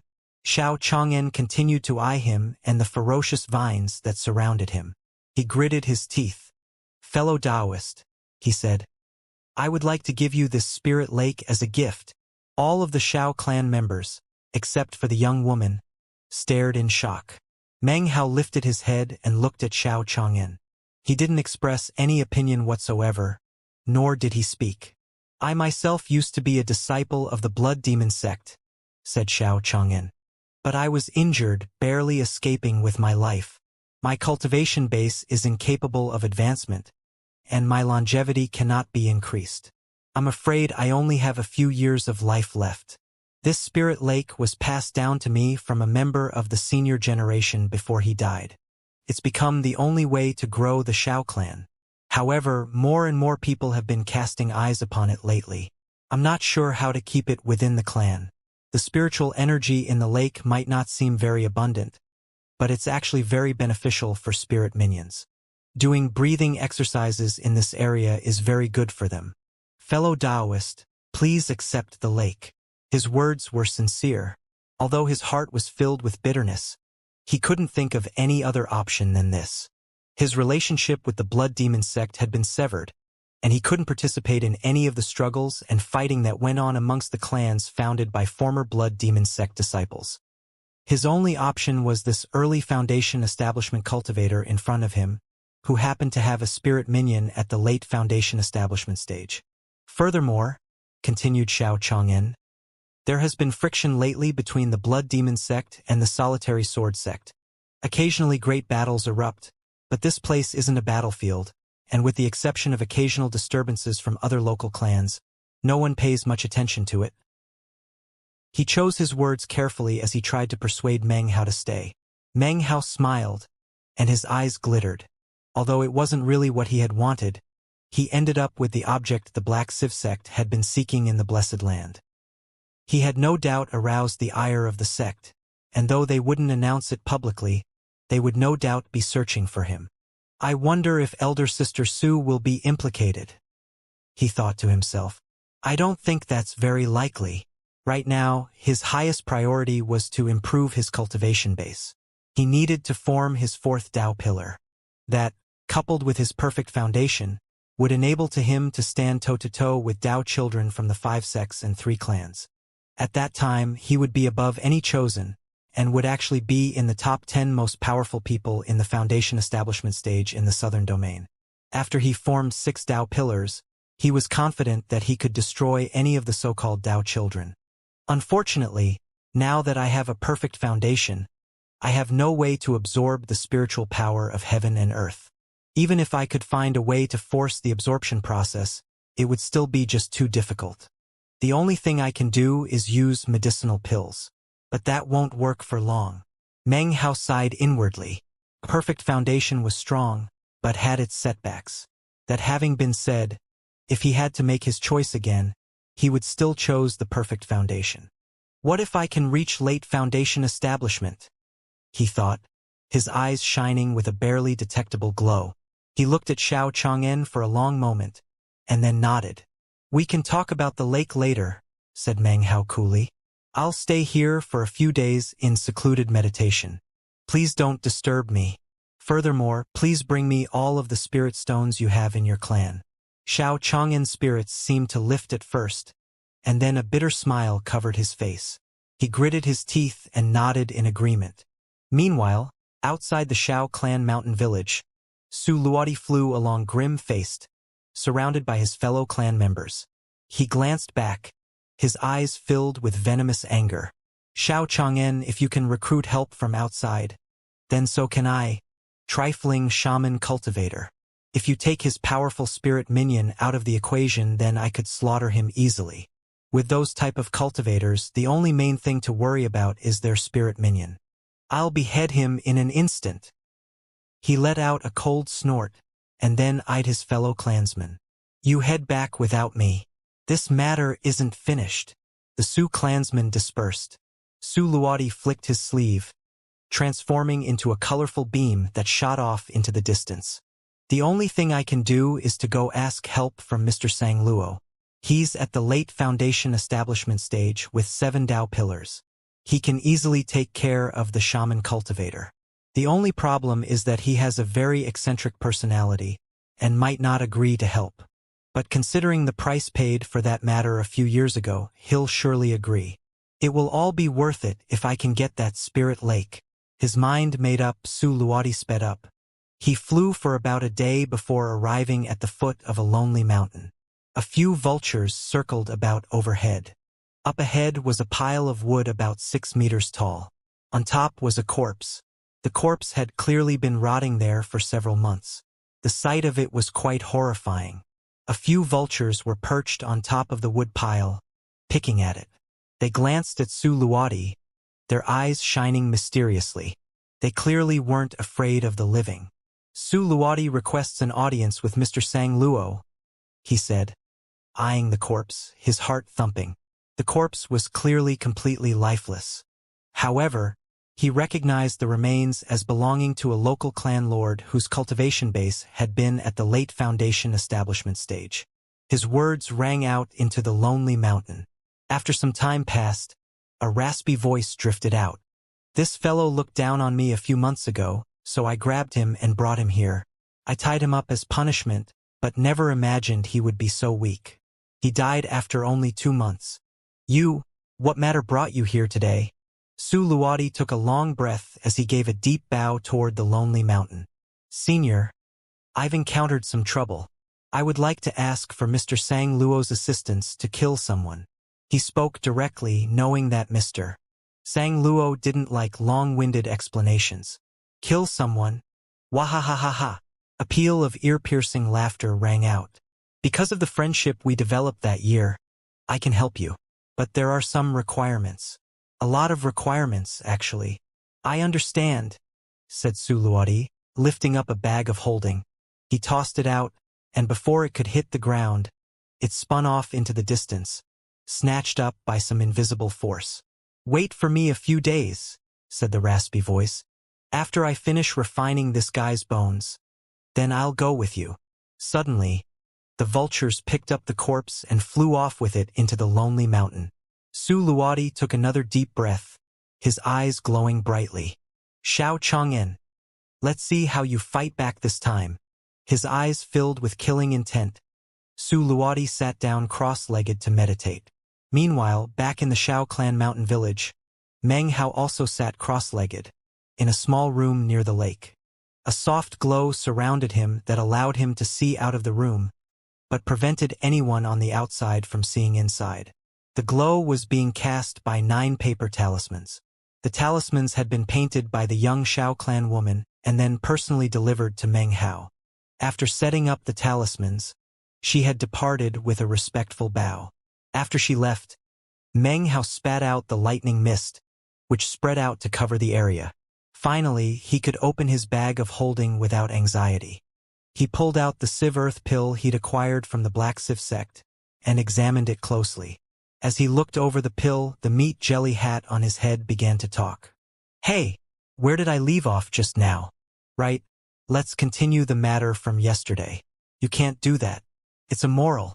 You can't just throw me down onto the ground. That's too excessive. Meng Hao didn't respond. The meat jelly hadn't stopped talking at all. It seemed it could speak on a single subject for an entire day. It would be one thing if it didn't repeat itself, but it did and never seemed to get bored either. What would happen if you hit a little kid? It's also bad for the grass and plants. The little fish and other creatures are all innocent. Felt like a buzz in Meng Hao's ears. He tried to ignore it, but the meat jelly hat's voice seemed to be growing louder. Eventually, it was shouting, its voice so loud that it drifted past the lightning mist shield to the outside. When they heard the voice, the Xiao clan members all exchanged glances. Shut up! Grinding his teeth, Meng Hao grabbed the hat and threw it onto the ground. I wasn't finished. Where did I leave off?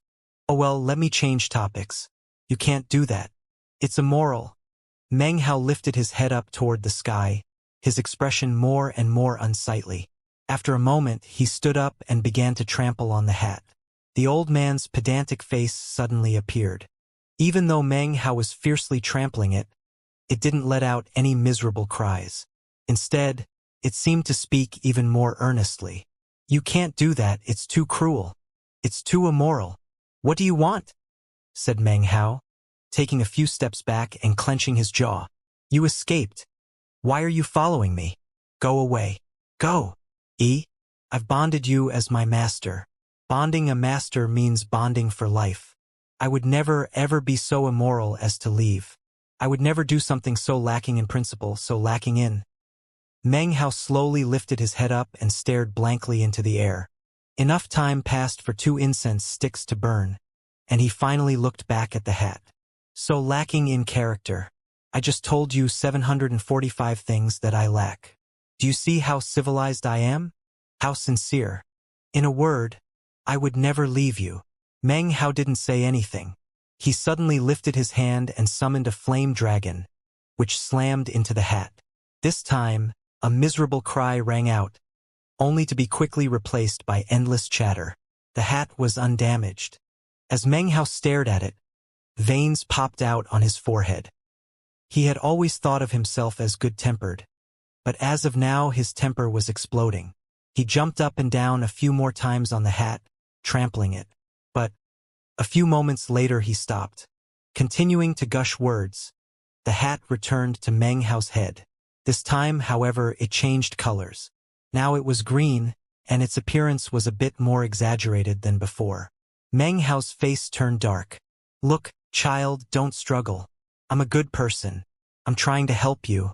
You're on the path of wickedness, but I'm willing to use my own power to help you. Child, perhaps you are unaware of how many young people take a wrong step in life and then regret it for an eternity. I'll help you cast off the bitterness. I'll help you free yourself from that damned bird. I failed in my last life and the life before that and the life before that too. That damned, despicable bird is the only bird I've never converted. The hat seemed to be grinding its teeth now. In this life, I will convert it. Who is this bird you keep talking about? Said Meng Hao, his face grim. A strange feeling had risen up inside of him. This hat couldn't be killed and couldn't be thrown away. It really was extremely annoying. You don't know? Asked the hat, suddenly flying off of Meng Hao's head. Its shape suddenly rippled back into the meat jelly. The archaic face appeared, and it looked disbelieving as it gazed at Meng Hao. Heavens! You really don't know who that damned, mass-murdering, shameless. The meat jelly began to quiver as it let off streams of curses. Meng Hao let out a long sigh and looked up into the air. After the time it takes an incense stick to burn, he finally looked back at the meat jelly. The meat jelly was finally concluding its description. Should be thrown into a cesspool? Damned bird? You really don't know who it is. Meng Hao glared at the meat jelly for a long moment before slowly saying, I don't know. You really don't know? Asked the meat jelly, shocked. You really don't now? Impossible. You really don't know. I don't know. Meng Hao clenched his teeth. It was really frustrating trying to communicate with this meat jelly. Heavens! You have its aura on your body, but you don't know. How is this possible? How can you not know? Heavens! You really don't know. Its eyes widened and filled with a look of complete disbelief. Meng Hao didn't know what to say. He closed his eyes and sat down to meditate. With a bang, the meat jelly transformed back into a bright green hat and flew back onto Meng Hao's head. Considering that Meng Hao was wearing scholar's robes, the hat was extremely conspicuous. Anyone who caught sight of it would surely do a double take. Enough time passed for an incense stick to burn. But how can you not know? 2 incense sticks. Inconceivable. You actually don't know. 2 hours. Why aren't you saying anything? Oh, I understand. You're ashamed. Look, it's okay. I'm a good person. I will do everything I can to bring you back from the path of wickedness. Meng Hao's face grew more and more unsightly. He really had reached his breaking point. His temper exploded. He roared, grabbing the hat and throwing it outside. He slapped his bag of holding, and nearly 100 flying swords appeared and shot toward the hat. Meng Hao's hand flickered with incantations, and the flame dragon and wind blade appeared. A boom rattled out in all directions, striking fear into the hearts of all the Shao clan members. Xiao Chang'an's eyes went wide. Even though he couldn't see what was happening, the explosion itself was astonishing. The young woman looked dazed, and then a strange expression appeared on her face. Meng Hao ground his teeth, stalking forward, slashing his finger and covering it with blood. In a twinkling, the blood finger had appeared. His other hand flashed with the 8th demon sealing hex. Massive explosions filled heaven and earth. A moment later, the ripples died down. Meng Hao's entire body exuded bitterness as he stared at the meat jelly, which skipping and hopping about energetically. It's so strange. You really don't know. How is it possible? You really don't know. Meng Hao was filled with regret. He should never have asked that question. He'd had no clue the meat jelly would talk on and on at such length. He took a deep breath, but before he could speak, the meat jelly's expression brightened. Oh, I know. You haven't reached core formation, so it can't come out. Ha ha ha. It can't come out. Meng Hao lowered his head, filled with helplessness. He looked at the meat jelly with a bitter smile. He ground his teeth for a long moment before saying, "If you don't shut up, I'm going to take you back to the Black Civ sect." He really just wanted to give voice to the frustration caused by the constant droning in his ears. That's okay. In any case, I've bonded a master, so it would be useless.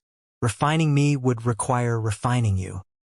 A dumbfounded look filled the meat jelly's face. Thought for a moment. That's a good idea. I wonder what it would feel like if we got refined together. Let me think.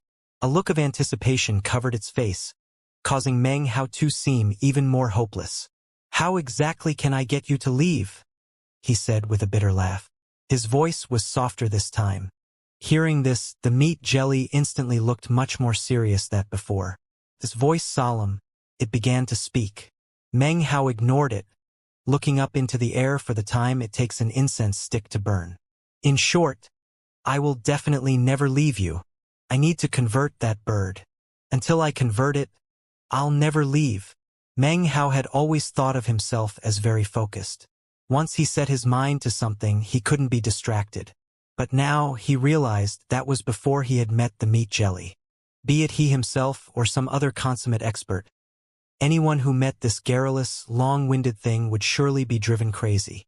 Meng Hao took a deep breath. He now had a much better understanding of the thing's personality. It must not be given a conversation topic. He lowered his head, and after about an hour had reached a state in which he could somewhat ignore the chattering in his ear. Despite the meat jelly's constant talking, Meng Hao took out the Civ Earth pill and began to examine it. An earnest expression filled his face, but it was very hard to ignore the endless rambling. That was especially true when the meat jelly flew off of his head and landed in front of him. It seemed that it felt humiliated to be ignored. You can't do that. It's immoral, it cried, launching into another tirade. Soon, night approached, and Meng Hao's face was covered with exhaustion. Buzzing filled his ears, and his eyes were bloodshot as he completely ignored the meat jelly. It was with despair that he had discovered that even if it wasn't given a conversation topic, the meat jelly would still continue to talk. Until dawn. Until the next night. The moon hung brightly in the sky, and then, finally, it seemed as the meat jelly had run out of things to talk about it. Meng Hao let out a sigh, and as he did, the meat jelly flew out to the lake shore and began to talk to the fish within the lake. Meng Hao let out another sigh of relief. He pulled out the copper mirror and the spirit stones given to him by the Shao clan. He placed the Civ Earth pill onto the mirror and duplicated a single one. He thought for a moment and then produced a jade slip. He branded it with spiritual sense, then flicked it out the window. Moments later, the young Shao clan woman approached nervously, leading a spirit monkey with her. The monkey screeched as it approached. The young woman looked off toward the lake shore for a moment, at the meat jelly hat, which was currently shouting out toward the lake. Shao Kaifeng greets the elder generation, she said, pulling her gaze from the meat jelly back to Meng Hao and the lightning mist which surrounded him. She bowed in greeting, and then proffered the leash which bound the spirit monkey. Meng Hao's eyes opened. Without a word, he sent an earth civ pill flying toward the monkey. The monkey consumed it instantly. It let out a few screeches and its eyes rolled about. Meng Hao's eyes glittered as he observed, probing the monkey with his spiritual sense. Suddenly, the moonlight in the sky seemed to form threads which the monkey began to absorb. A contented look slowly filled the monkey's eyes. About 4 hours passed in which Meng Hao observed the monkey, and Shao Kaifeng stood patiently off to the side. Finally, Meng Hao nodded. Very good, he said coolly. Xiao Kaifeng let out a sigh of relief. Clasping hands and bowing to Meng Hao, she led the monkey away. It was obviously much more powerful than it had been before. Meng Hao lowered his head thoughtfully. Using the spirit stones provided by the Xiao clan, he began to duplicate the pill. The pill's full name was Moon Sieve Mother Earth Pill, and could only be consumed at night. It used the moonlight as nourishment and provided excellent results. The cost to duplicate the pill was considerable, and the Xiao clan was by no means a great clan. They had not been able to provide many spirit stones, and soon, Meng Hao had already used half of them. The result was 6 duplicated Sieve Earth pills. I wasted 1 pill, but caution required that. Dawn broke, and Meng Hao looked down at the 6 Sieve Earth pills. He closed his eyes in thought, wondering how many of these pills it would take to develop his 4th Dao pillar. Now that he had completed the circle of 3 Dao pillars, it shouldn't be long before his 4th perfect Dao pillar started to become visible. Time passed by slowly, and soon it was afternoon.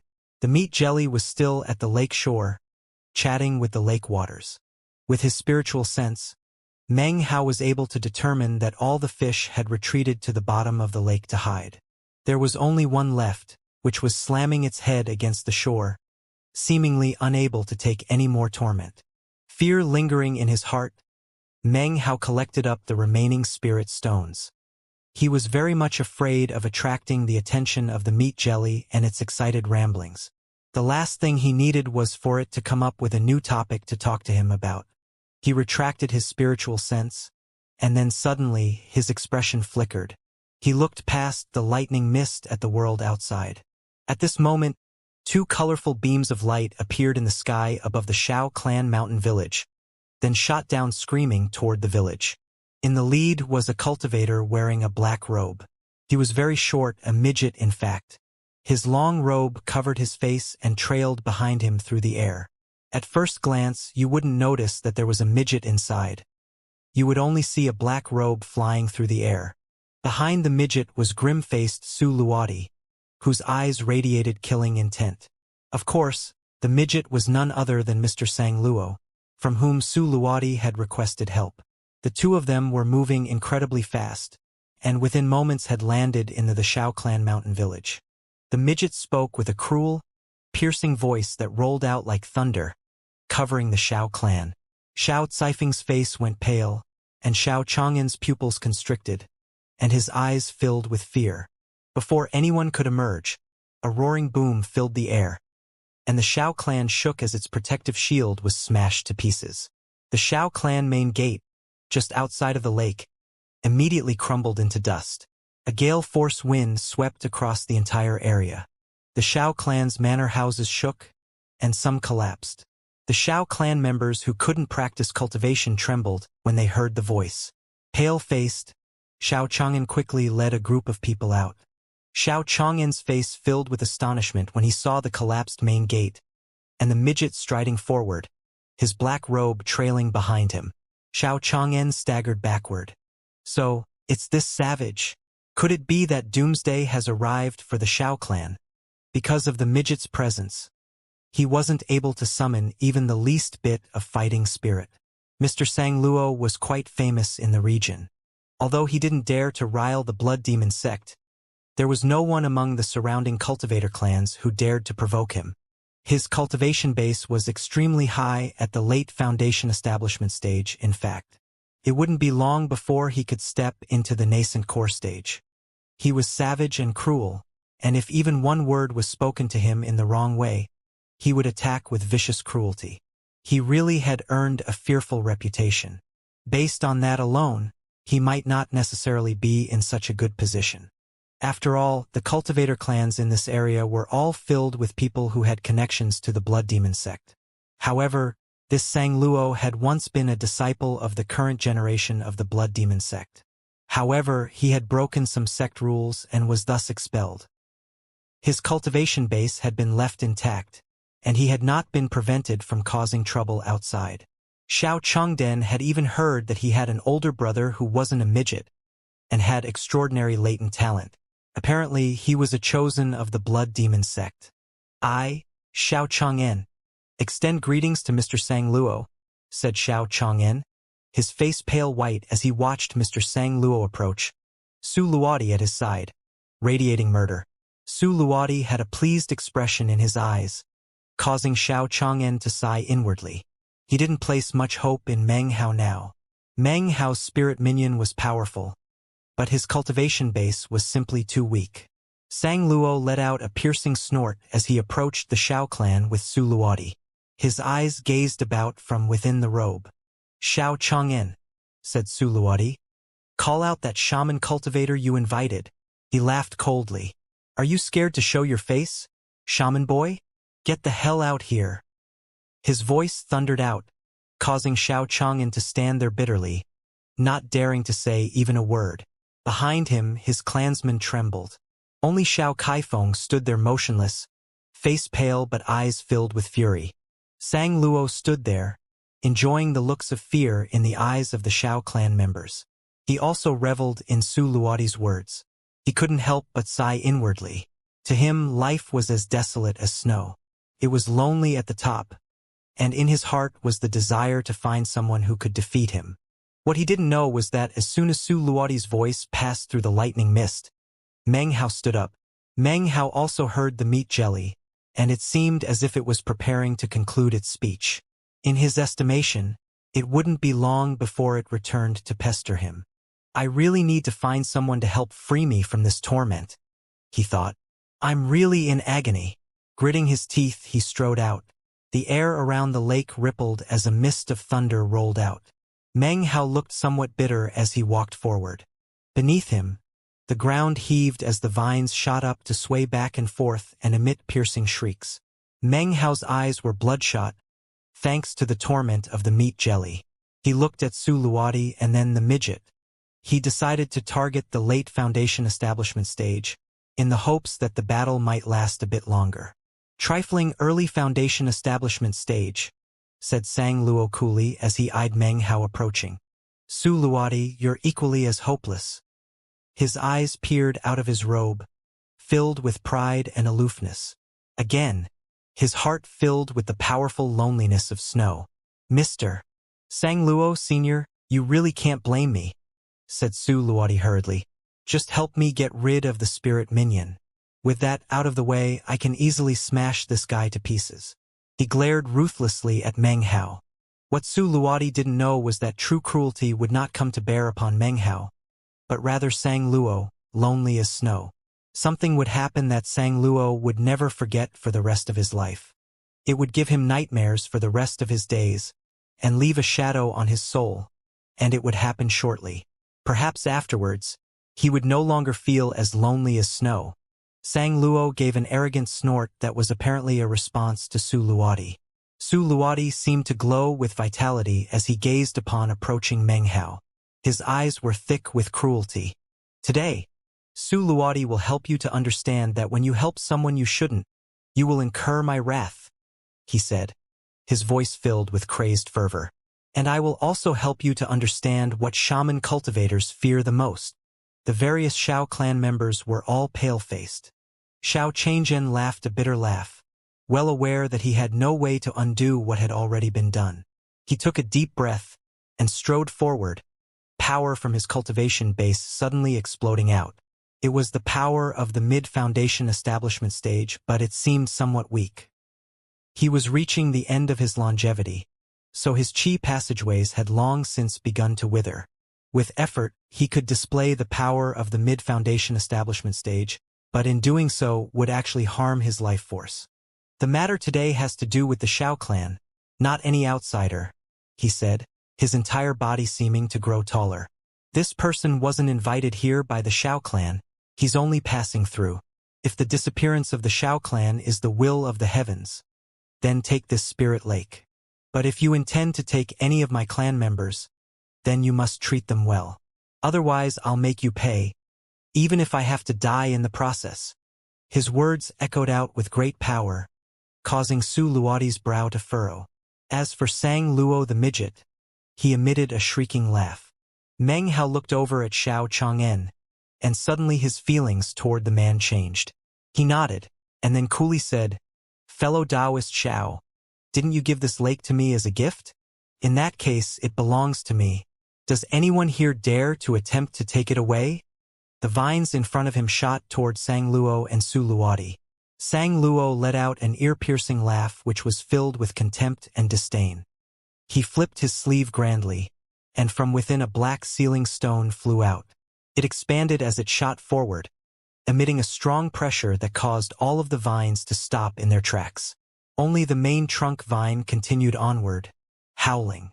Sang Luo's piercing laughter accompanied him as he took a step forward. He lifted his right arm to reveal a hand much smaller than an average person's. He waved it toward the approaching main trunk vine. A black wind sprang up and whistled toward the vine. At the same time, Su Luodi's laughter filled the air. His body flashed as he made a beeline toward Meng Hao, his eyes shining with fierce killing intent. The instant he took to motion, however, Xiao Chang'an suddenly leaped to obstruct his path. A look of disdain covering his face, Su Luodi flicked his wide sleeve. A roaring sound filled the air, and Xiao Chang'an was pushed back. I'm not going to kill you for now, he laughed. We'll be relatives by marriage soon, and still have wedding wine to drink. He shot toward Meng Hao. And now I'll help you to understand that what shaman cultivators fear most is being beheaded. He laughed arrogantly. Meng Hao's face, on the other hand, was the same as ever. It hadn't changed even the slightest bit as he allowed Su Luodi to approach. When Su Luodi was roughly 9 meters away, Meng Hao's eyes suddenly shone with a cold light. He didn't retreat, but instead flickered, and suddenly appeared directly in the path of Su Luodi. He lifted his hand, and a billowing flame sea appeared along with a roaring, 300-meter-long flame dragon. When the flame dragon appeared, Su Luodi's expression suddenly changed to one of complete disbelief. That. It was almost as if he didn't dare to believe what he was seeing. But he felt the intense pressure exuded by the flame dragon, which far exceeded that of the late Foundation establishment stage. A sense of life or death danger filled his entire body, inundating his head with a booming drone. It was as if his body had been struck with countless lightning bolts. His face continued to be filled with disbelief. Late Foundation establishment. His body began to tremble, and intense dread shone from his eyes. How could he ever have imagined that the young man of the early Foundation establishment stage could possibly erupt with the power of late Foundation establishment? As for his so-called beheading, the person he thought he could so easily defeat had suddenly transformed into a violent beast who could slaughter him hundreds of thousands of times over. It wasn't just him who was shocked. Xiao Chang'an gasped and stared, dumbstruck. He was literally incapable of reacting to what he was seeing. His mind filled with buzzing, and then his eyes filled with wild joy. When the flame dragon appeared, the vines that had been suppressed by Sang Luo the midget suddenly shook and lifted up. Within the black robe, 2 eyes emanated shock. All of this takes some time to describe, but actually happened in an instant. Even as Su Luodi's voice could be heard, it was replaced by a blood-curdling scream which sounded out throughout the whole area. The 300-meter-long flame dragon slammed into him, instantly transforming his body into bits of ash which floated in the air. Only his scream remained behind, echoing through the air. His bag of holding flew into Meng Hao's hand. As the scene played out in front of everyone, Xiao Chang'an's expression grew excited. Next to him, Xiao Kaifeng gazed at Meng Hao, her eyes filled with a strange glow. There is no need to even mention the rest of the Xiao clansmen, who stared at Meng Hao with excited inspiration. Sang Luo's expression was unsightly. Having witnessed Su Luodi's death, his heart was now thumping. He was a cautious person by nature, so he immediately retreated. He was of the late Foundation establishment stage, but he wasn't the type to risk himself. His body flashed as he attempted to flee. In his mind, his opponent would most likely have some apprehensions and wouldn't pursue. If his opponent didn't pursue, it would be evidence that he viewed himself as inferior. In that case, Sang Luo could make a sudden reverse attack to kill him. This was a tactic that he had frequently employed and had practiced until the proverbial furnace flames burned blue. However, as soon as he began to fly off, Meng Hao gave off a cold harumph and then leaped into the air, transforming into a prismatic beam that shot after Sang Luo. Seeing this, Sang Luo's face immediately fell. The fact that he's chasing me proves that he thinks he can kill me. This can't be right. His heart trembled as he raced forward.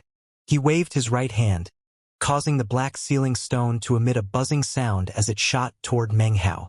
Meng Hao could fight with late Foundation establishment cultivators who had 9 Dao pillars, although he couldn't do so lightly. Sang Luo, however, only had a mere 7 Dao pillars. Meng Hao had the luxury of being able to look down on him. His right hand flickered with an incantation gesture and the 2 wooden swords appeared. One shot toward the black seal, the other became a colorful beam that shot in pursuit of Sang Luo. A boom filled the air as the black sealing stone was shattered into pieces. Sang Luo let out an angry howl. He eyed the approaching wooden sword, and his body trembled. He quickly snapped a jade slip between his fingers, and then made an incantation gesture with both hands, after which he waved the index of his right finger in the air in front of him. As he did, everything around him seemed to grow dark, as if his finger were sucking in some strange power from around him. His body began to emanate an annoying, prickly aura that caused Meng Hao to frown. The first time he had sensed an aura similar to this was back in the Black Civ sect. This aura, however, was much weaker, like a firefly compared to a full moon. Actually, now that he thought about it, he had experienced a similar reaction when he was in the cave in the mountain valley. A booming sound once again filled the air as the wooden sword came screeching to a stop in midair. A rushing wind blew back the midget's robes, revealing an ugly, scarred face and 2 strange eyes filled with fear. Beads of sweat dripped down his face. "Fellow Taoist, let's talk things through," said Sang Luo nervously. He could tell that whereas he was using all the power he could muster, his opponent was acting casually. The differences between masters are usually instantly obvious. Meng Hao took a moment to sense the aura emanating off of the midget. His heart thumped. He had his speculations regarding this aura, and now that he had seen it once again, he lifted his hand and extended a finger. Demon Sealing, 8th Hex. As his finger descended, everything grew dark. Sang Luo suddenly began to tremble, and his eyes shone with astonishment. He immediately sensed the chi of heaven and earth changing.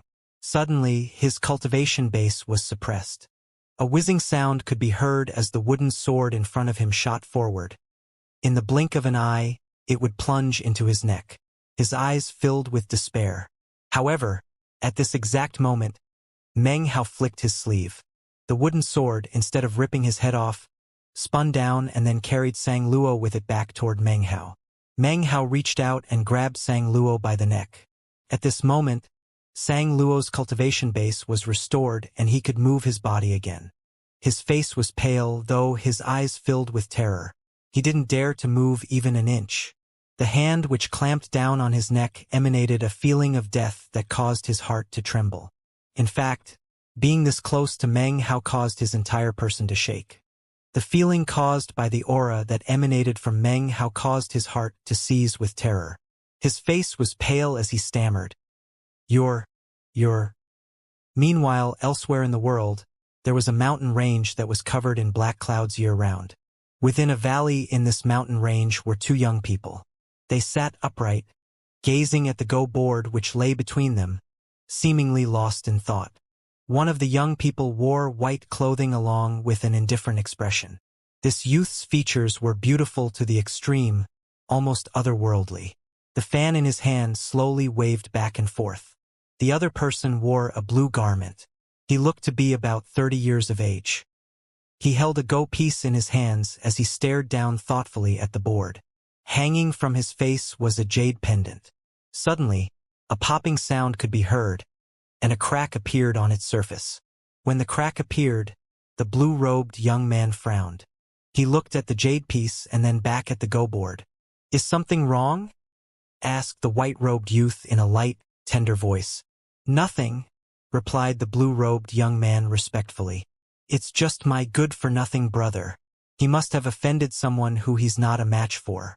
He wants me to save him. That would be Sang Luo, correct?" The white-robed youth smiled. Go ahead and check out the situation. I don't have anything else to do. I'll tag along. The blue-robed youth immediately stood up. Your Highness, your status as a Tao child is so lofty. I don't dare. There's no harm. This white-robed youth was none other than a Tao child of the Blood Demon sect. Within the Shao clan mountain village, Xiao Chong'en's face was filled with enthusiasm as he gazed at Meng Hao. His fellow clansmen stared with similar fanaticism. Meng Hao nodded toward them, but said nothing. He entered his shielded room next to the lake, holding Sang Luo by the neck. The lightning mist appeared. He sat down cross-legged and loosened his grip on Sang Luo. He didn't fight back, but instead stood there pale-faced in front of Meng Hao, a look of respect shining in his eyes. Inside, however, he was nervously waiting for his older brother to arrive and save him. His tiny eyes darted around, eventually falling upon the hat, which still stood next to the lake. He heard the hat's garrulous voice, but didn't dare to stare. He suddenly got the feeling that this place was incredibly bizarre, even more ghastly than his own remote, lonely mountain. Meng Hao looked at Sang Luo for a moment, trying to decide what to do with him.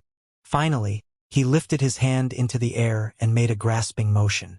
The aura emanating from Sang Luo's body condensed into Meng Hao's palm. It seemed invisible, but to Meng Hao it was very prickly and irritating in nature. He frowned, looking closer at the aura.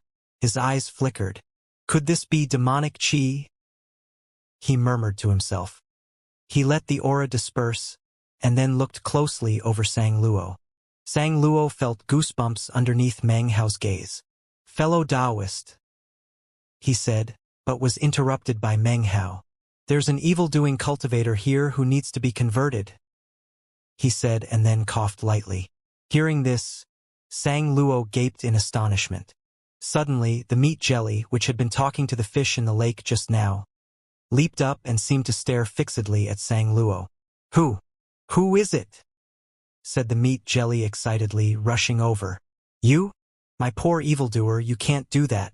It's immoral. In the name of justice, allow me to convert you. Before Sang Luo could even react, Meng Hao flicked his sleeve, pushing him backward and snatching his bag of holding. At the same time, the black net shot out and wrapped up Sang Luo tightly.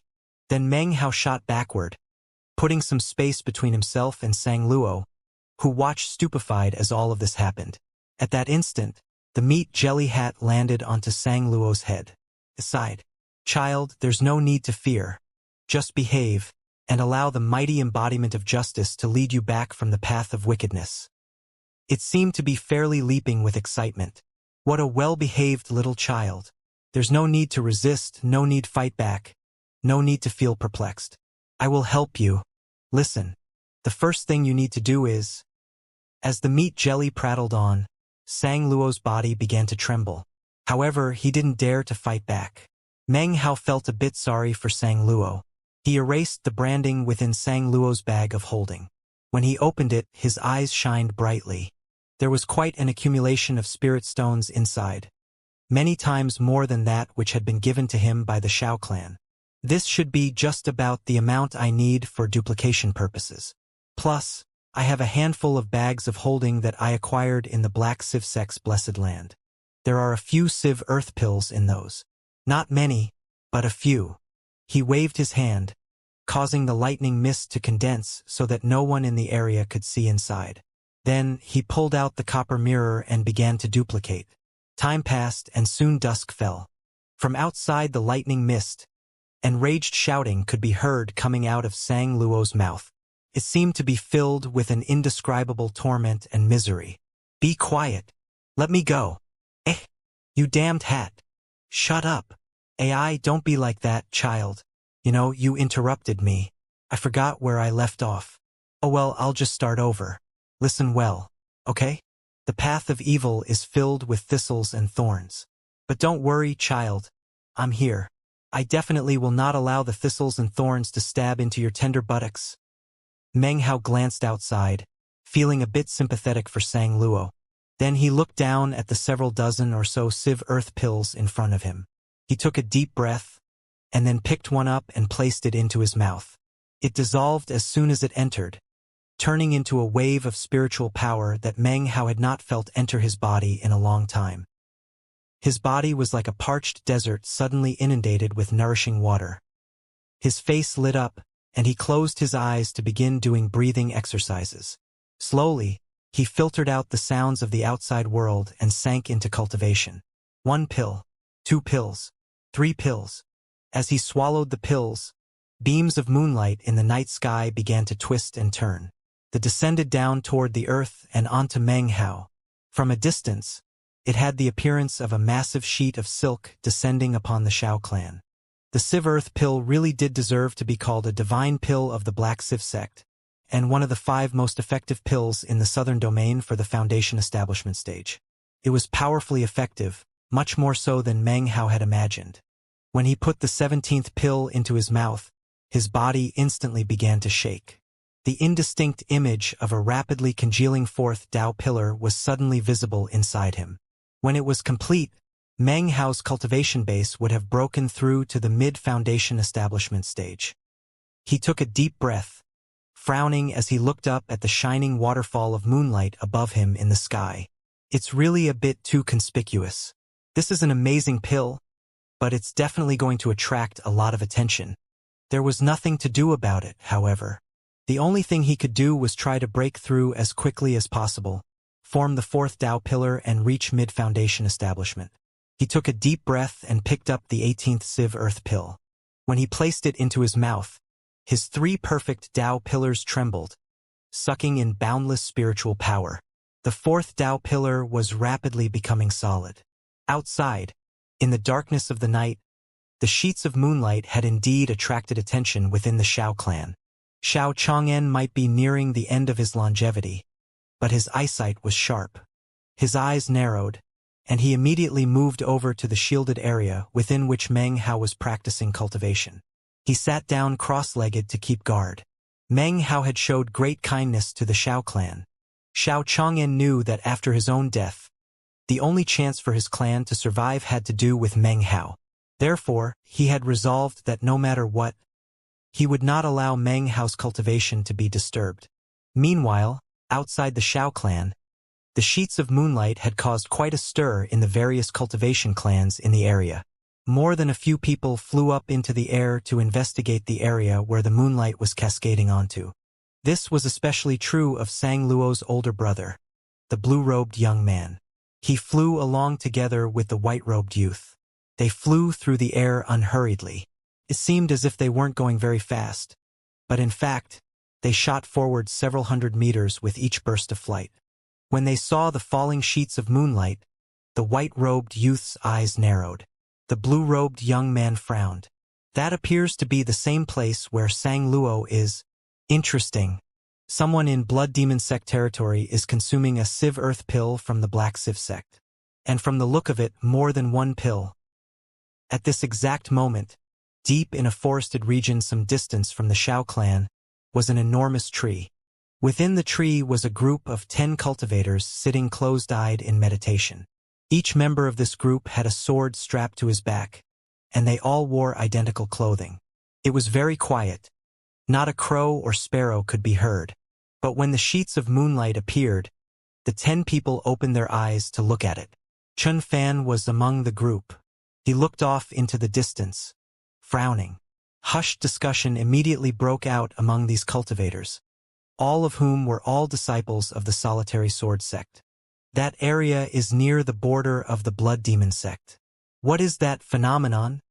That's the sign of someone consuming a Civ Earth pill from the Black Civ sect. Can't be covered up. Someone in that area must be consuming medicinal pills. Just how many pills did that person consume? That amount of moonlight is shocking. Within the Shao clan manor, clan members all began to grow nervous, as if they were about to face up against a powerful foe. The past days had been a mixture of both pleasant surprises and horrifying dread. Once and again they had faced extermination as a clan, and repeatedly had been saved. As of this moment, their hearts pounded. This was especially true when they saw the conspicuous cascading moonlight. It only served to cause them more anxiety and nervousness. Xiao Kaifeng was pale-faced. She had a talent for talismans, but was hindered by her cultivation base, and couldn't fully employ their power. She could only stand off to the side, silently watching Xiao Chang'en sitting cross-legged as he guarded over Meng Hao. Not much time passed before beams of multicolored light filled the night sky, screaming toward the Xiao clan from all directions. From the look of it, there were at least 10 figures. They floated there in the sky, eyes glittering as their gazes fell onto the Xiao clan and Meng Hao's secluded meditation area, upon which poured sheets of moonlight. An old man of the early Foundation establishment stage approached, laughing loudly. Interesting. I think I'll just have to see who exactly is in secluded meditation, causing such a scene. From his expression, it was clear he did not have good intentions. Greed flickered in his eyes. Obviously, he intended to disturb the meditation and snatch away the luck of whoever sat within. It seemed everyone in the area had similar plans. The Xiao clan was by no means weak. However, the Su clan was not the only one in the area who had coveted the lake. Many of the surrounding clans had eyed it like a tiger eyeing its prey. The newly arrived cultivators watched the old man as Xiao Chang'en looked up at him. The power of Xiao Chang'en's cultivation base suddenly exploded out. He took a deep breath and shot up into the sky. A boom rang out, and the old man spun backward out of control, coughing up some blood along the way. Xiao Chang'en's face looked deathly pale as he hovered in the air, glaring around. I, Xiao Chang'en, already have one foot in the coffin, he said coolly. Life and death mean little to me. Anyone who wishes to tread the path of death with me, please, step forward. His cultivation base was not incredibly high, but his words contained a powerful threat. Underneath the shield, the growth of Meng Hao's cultivation base had reached a critical juncture. As he continued to consume the Civ Earth pills, his fourth Tao pillar was more than half solidified. It wouldn't be long before it was complete. When that happened, Meng Hao would not be infinitely more powerful than before, but he would be able to sweep effortlessly across the Foundation establishment stage. That was the power of a perfect foundation. Meng Hao was focused on breaking through to form his fourth Tao pillar. However, regarding what was happening on the outside, it was no surprise to him. He had anticipated that such circumstances would come about. The cascading moonlight had focused attention on his increase in level. Although it hadn't attracted universal attention, it had certainly caused quite a disturbance. Meng Hao was well aware that as more time passed, the situation would grow more volatile. The best method to bring matters to a conclusion was to finish breaking through as quickly as possible. However, a perfect foundation could not absorb the spiritual energy of heaven and earth.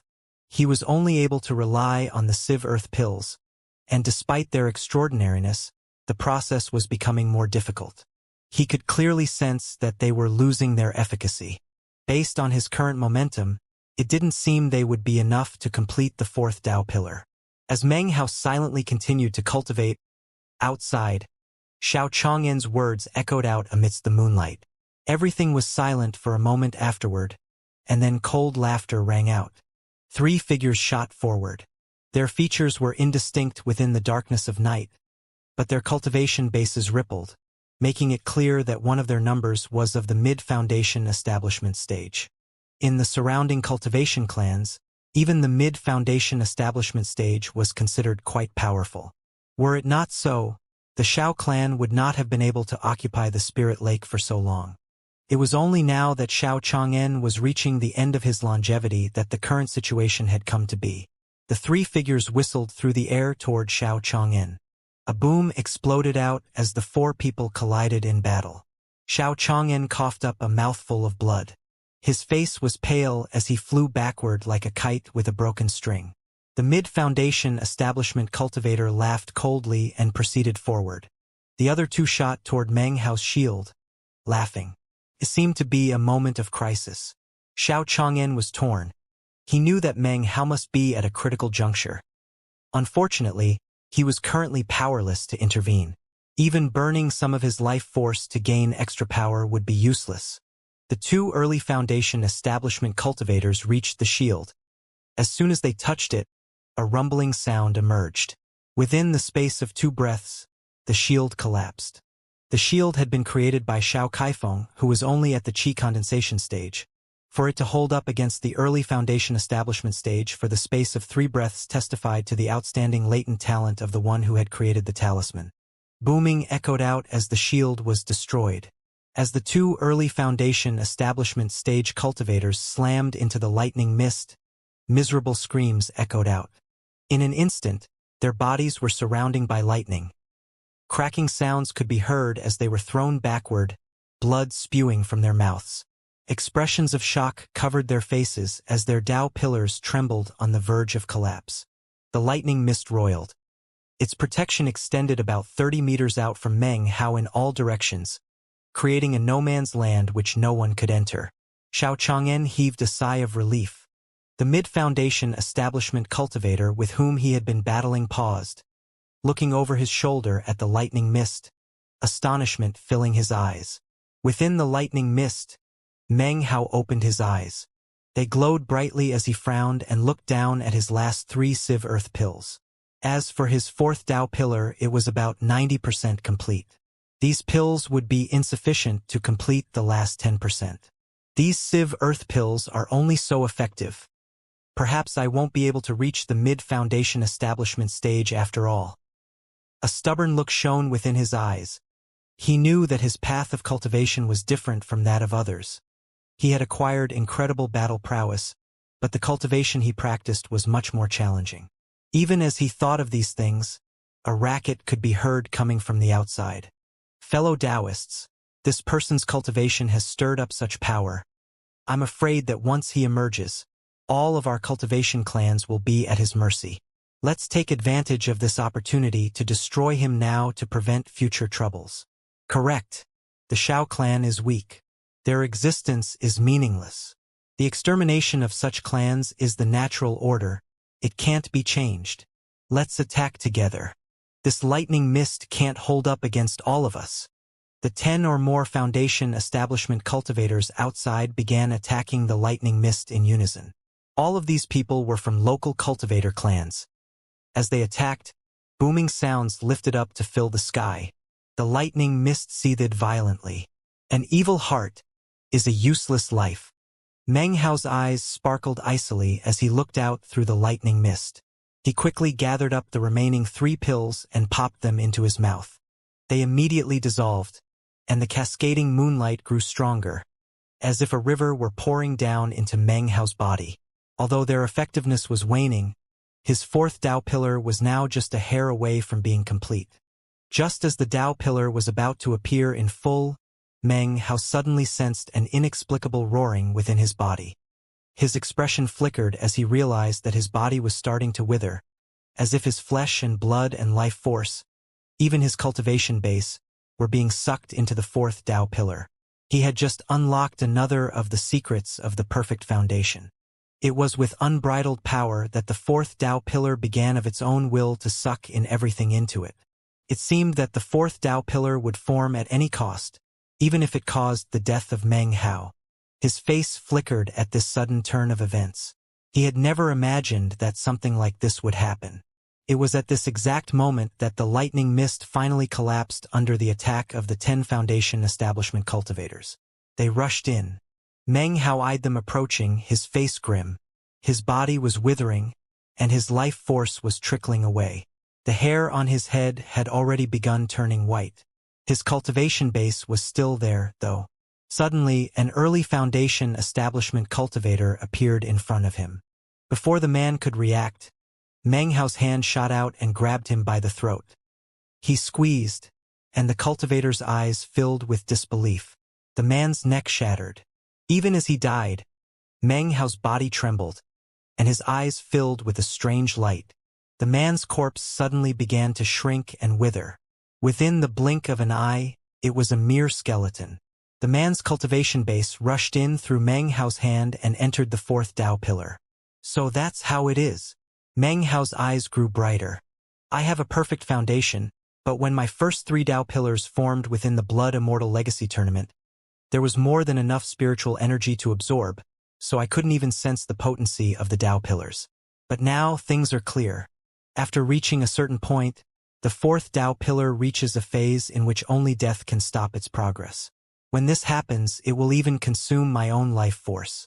The reason is because it can't absorb spiritual energy from the outside world, only from my flesh and blood. Perfection. Perfection is so potent, but such potency is also a weapon. I've been rejected by the heavens. Therefore, I must plunder from the living. The bodies of cultivators are filled with spiritual energy that does not belong to heaven and earth. Therefore, it can be pillaged away. Now I understand. It seems that in the future, it will be like this every time I form a new Tao pillar. Today, my fourth Tao pillar will appear. These thoughts ran through Meng Hao's head in an instant. He loosened his grip, then looked around at the surrounding cultivators, his eyes radiating icy cold. His body flashed as he shot toward them. Miserable screams rang out. All of these people had cultivation bases at the mid-foundation establishment level at the highest. Most were at the early foundation establishment stage. Could they possibly match up against Meng Hao? As Meng Hao passed each person, his hand would snake out, and with no effort on his part, the fourth Tao pillar would feed, thirstily sucking in energy. Body after body turned into bones. Before the death of each cultivator, their cultivation base would be sucked rapidly into Meng Hao, consumed by his Tao pillar. Soon, Meng Hao was no longer withered, and his flesh and blood began to rebuild. As Xiao Chang'an observed this happening, dread appeared on his face.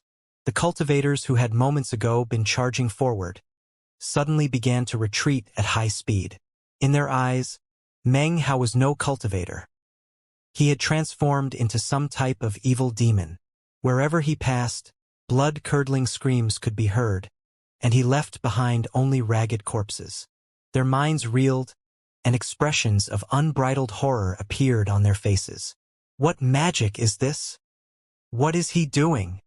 This guy, he's sucking up the life and cultivation bases of all those dead fellow Taoists? The remaining 20 or so cultivators were scared witless and retreated in chaos. Meng Hao caught up with one of them. As he placed his hand on the crown of the man's head, a blood-curdling scream echoed out. His body began to shrivel, and then he died. Meng Hao's face was no longer pale and bloodless. It was now ruddy and filled with life. He took a deep breath, and in his mind he suddenly recalled the scene in Patriarch Reliance's Immortal's cave, when Patriarch Reliance had absorbed the core formation cultivators. The great art of demonic life? Thought Meng Hao, his eyes flickering.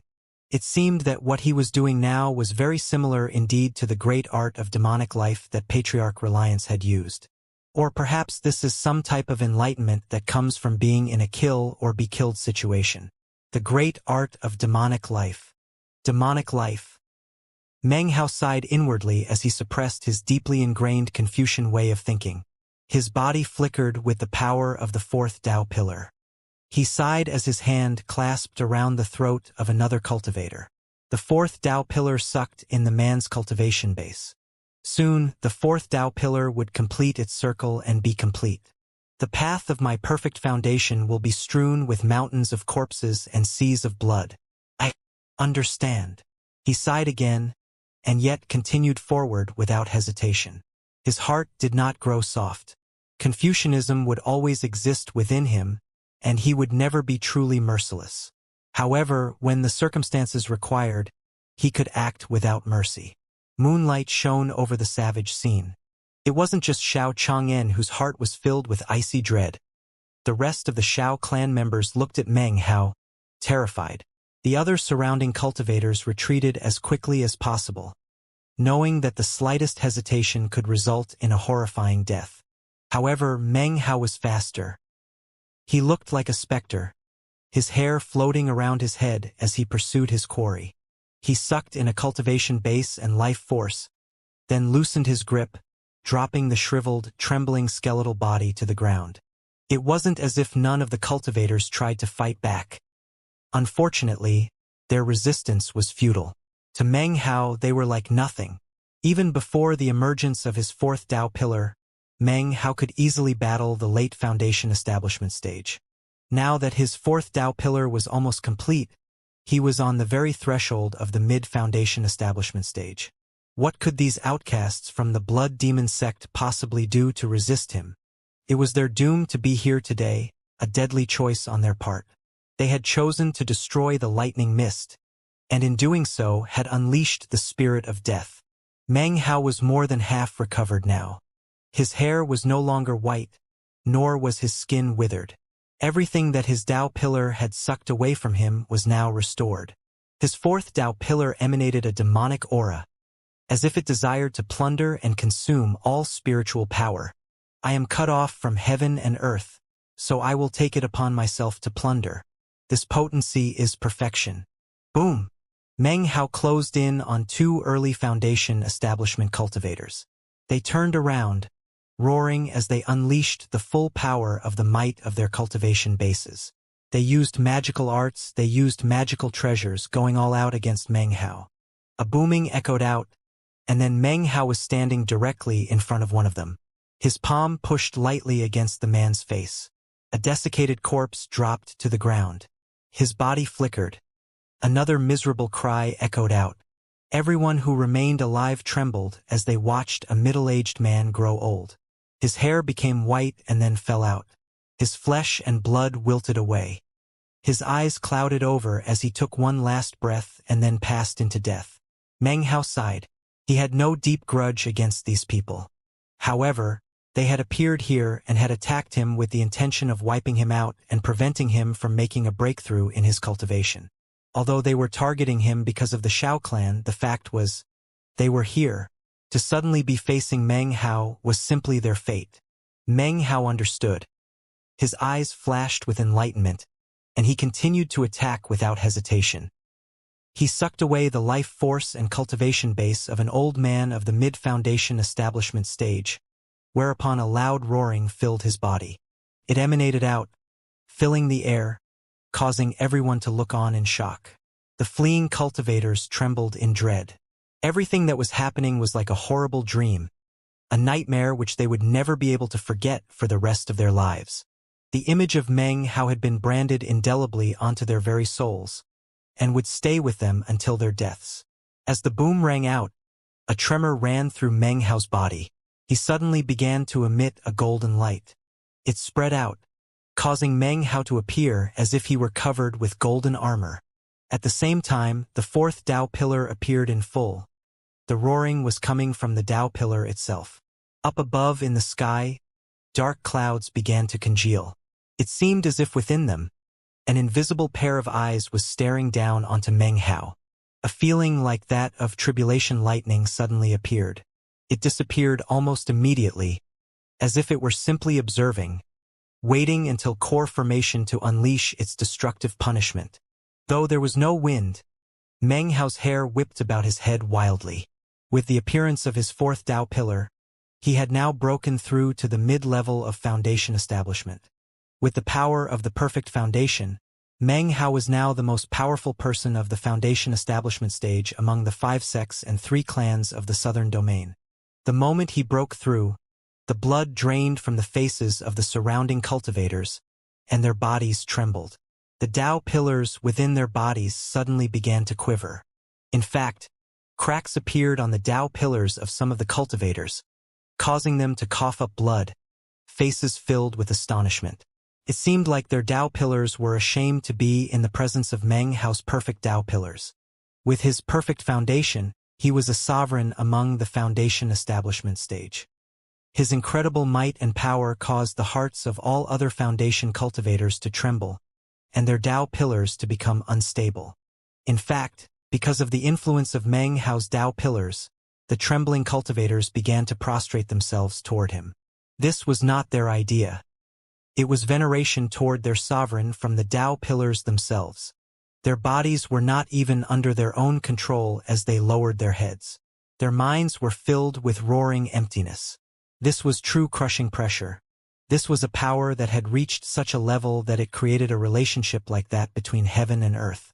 In the cultivation world, a crushing pressure is a power that exists because of the vast difference between different cultivation levels.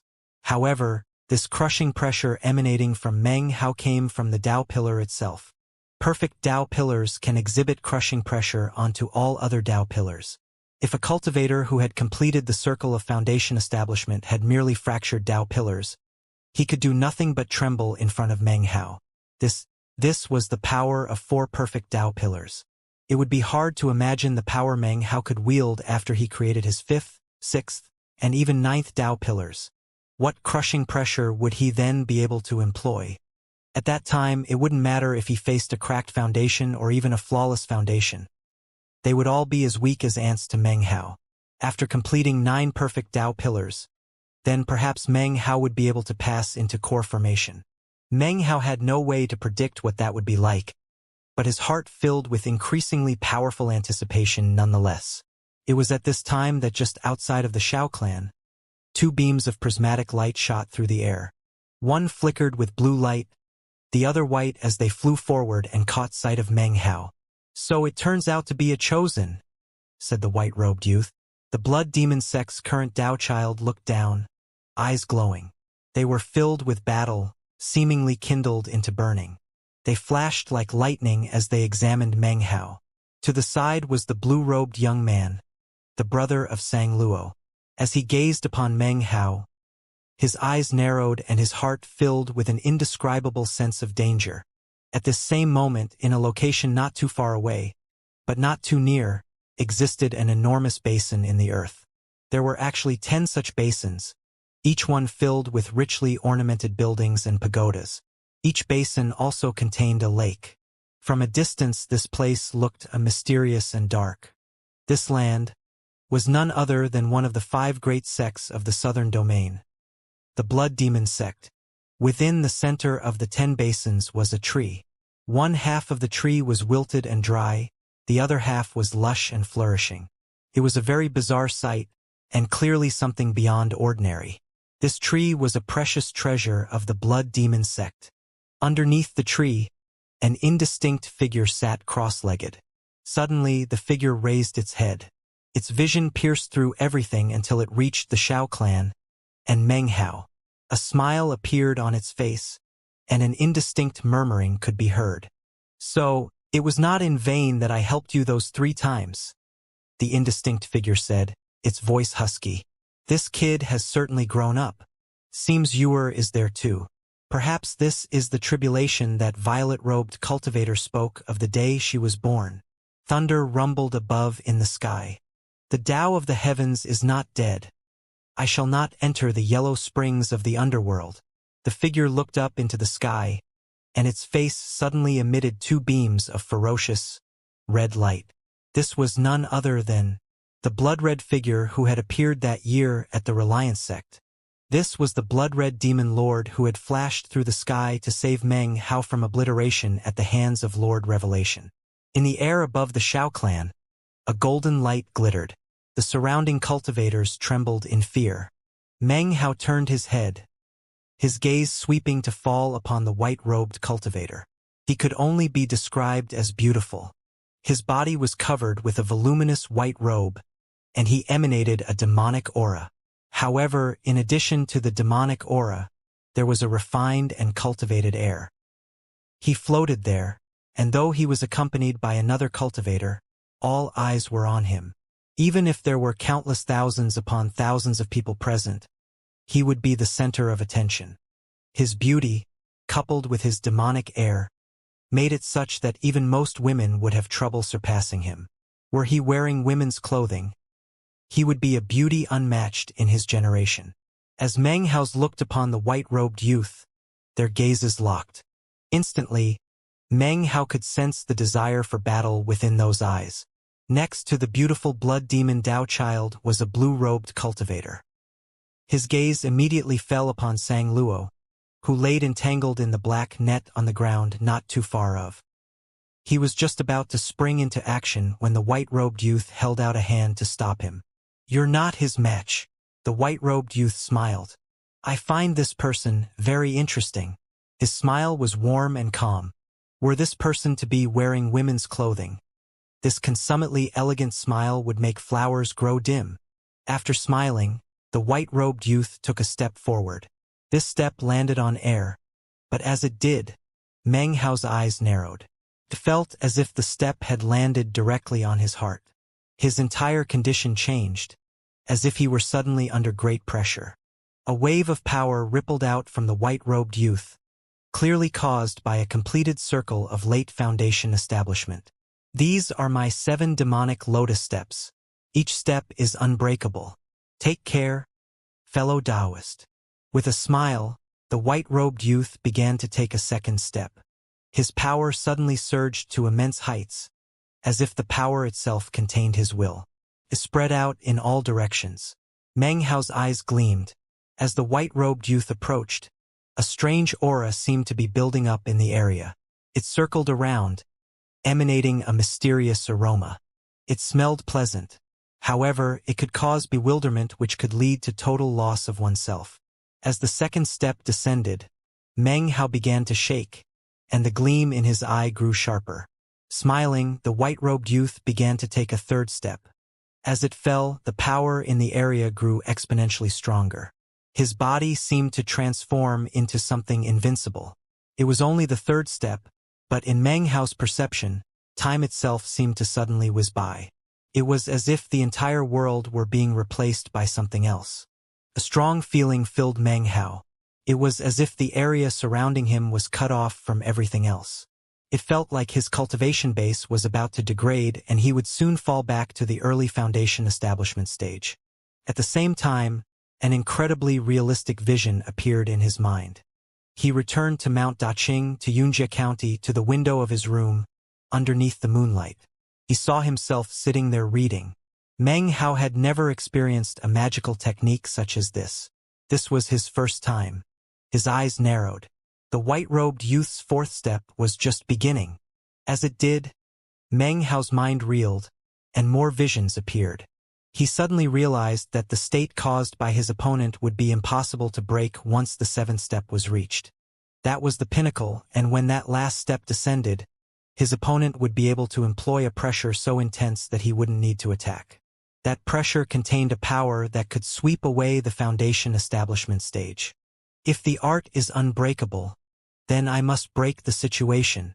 Meng Hao's eyes glittered, and his head tilted up.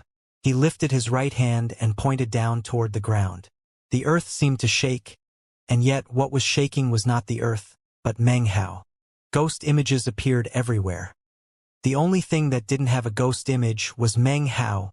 This is the 8th hex, body-sealing finger, said Meng Hao coolly. Take care, fellow Taoist. He lifted his hand and pointed forward. Suddenly, Meng Hao's body stopped vibrating.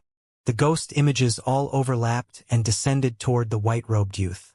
They merged into his body, and suddenly, a conspicuous ghost image of the young man himself appeared. The 5th step that he had been about to take could no longer be completed. The white-robed youth's mind trembled. He looked at Meng Hao with eyes glowing, his expression dignified. Meng Hao didn't attack. This battle was more of an exchange of techniques, not a battle to the death.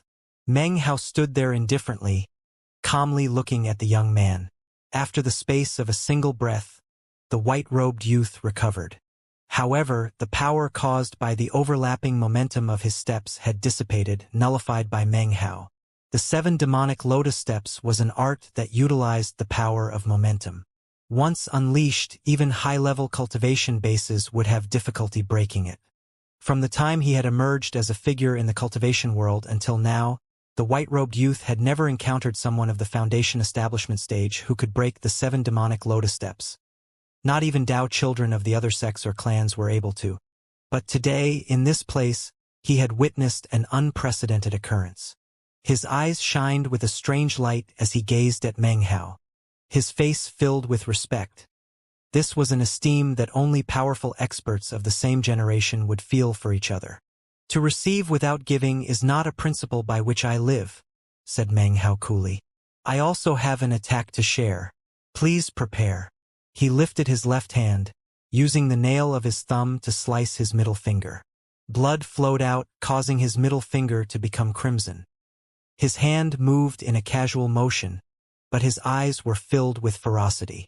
As he attacked, observers could not see anything special happening. However, the white-robed youth's pupils instantly constricted. From his perspective, everything had suddenly turned to the color of blood. His expression flickered slightly, and a sense of imminent, fatal danger welled up in him. His right hand shot up to slap his bag of holding. A branch appeared in his hand upon which grew 3 withered leaves and 3 luxuriant leaves. He waved it in front of him. No sound could be heard, but faint ripples circled out. Meng Hao gave a bored snort and retreated backward 3 paces. As he did, his power began to decline, so he stopped and took a step forward. The step descended, seeming to trample directly on the heart of the white-robed youth, whose mind shook. His body swayed, as if a massive, invisible force were pushing down on it. He retreated backward a few paces, the blood draining from his face despite the aid of his magical item. As the color slowly returned to his face, he gave Meng Hao a deep look. "Senior, I am Li Shiqi." It seemed this white-robed youth actually had a girl's name. He stared at Meng Hao as he asked in a soft voice, "Fellow Taoist, would it be possible for me to inquire as to your illustrious name?" Meng Hao got an odd feeling when looking at the white-robed youth. There was something strange about him. He thought for a moment, then replied, "Meng Hao, Brother Meng, the person you have in your custody is actually a blood relative of my junior brother. I hope you can release him. If he did anything to offend you, I offer my sincere apologies." Meng Hao looked at blue-robed youth who stood by Li Shiqi. He was currently looking at Sang Luo off in the distance. Meng Hao raised his right hand, and the black net loosened. Sang Luo, face pale, shot away with all the power he could muster. Meng Hao's hat pursued him at top speed. Don't run away. Meng Hao, how could you do such a thing?" The meat jelly roared angrily as it shot after Sang Luo. "You can't do that, it's immoral. You can't just let him go. I haven't rescued him from the path of evil yet." Sang Luo's body trembled as he raced to the side of the blue-robed cultivator. His face was covered with terror as he clutched at his older brother's clothes and stared in horror at the approaching hat. Li Shiqi stared in shock at the hat. The meat jelly's voice suddenly sounded surprised. What are you looking at? You're a female? Heavens, you look like a guy, but you're actually a girl. Strange, very strange. No rod, no rod." It returned to Meng Hao, plopping down onto his head and once again changing color to bright green. Li Shiqi's face suddenly looked extremely unsightly as she glared at the hat. And then Meng Hao. All the good feelings from moments before suddenly evaporated. Meng Hao made a wry smile. The meat jelly had suddenly made everything very clear. Meng Hao suddenly had an acute understanding of why people called the meat jelly ultimate vexation.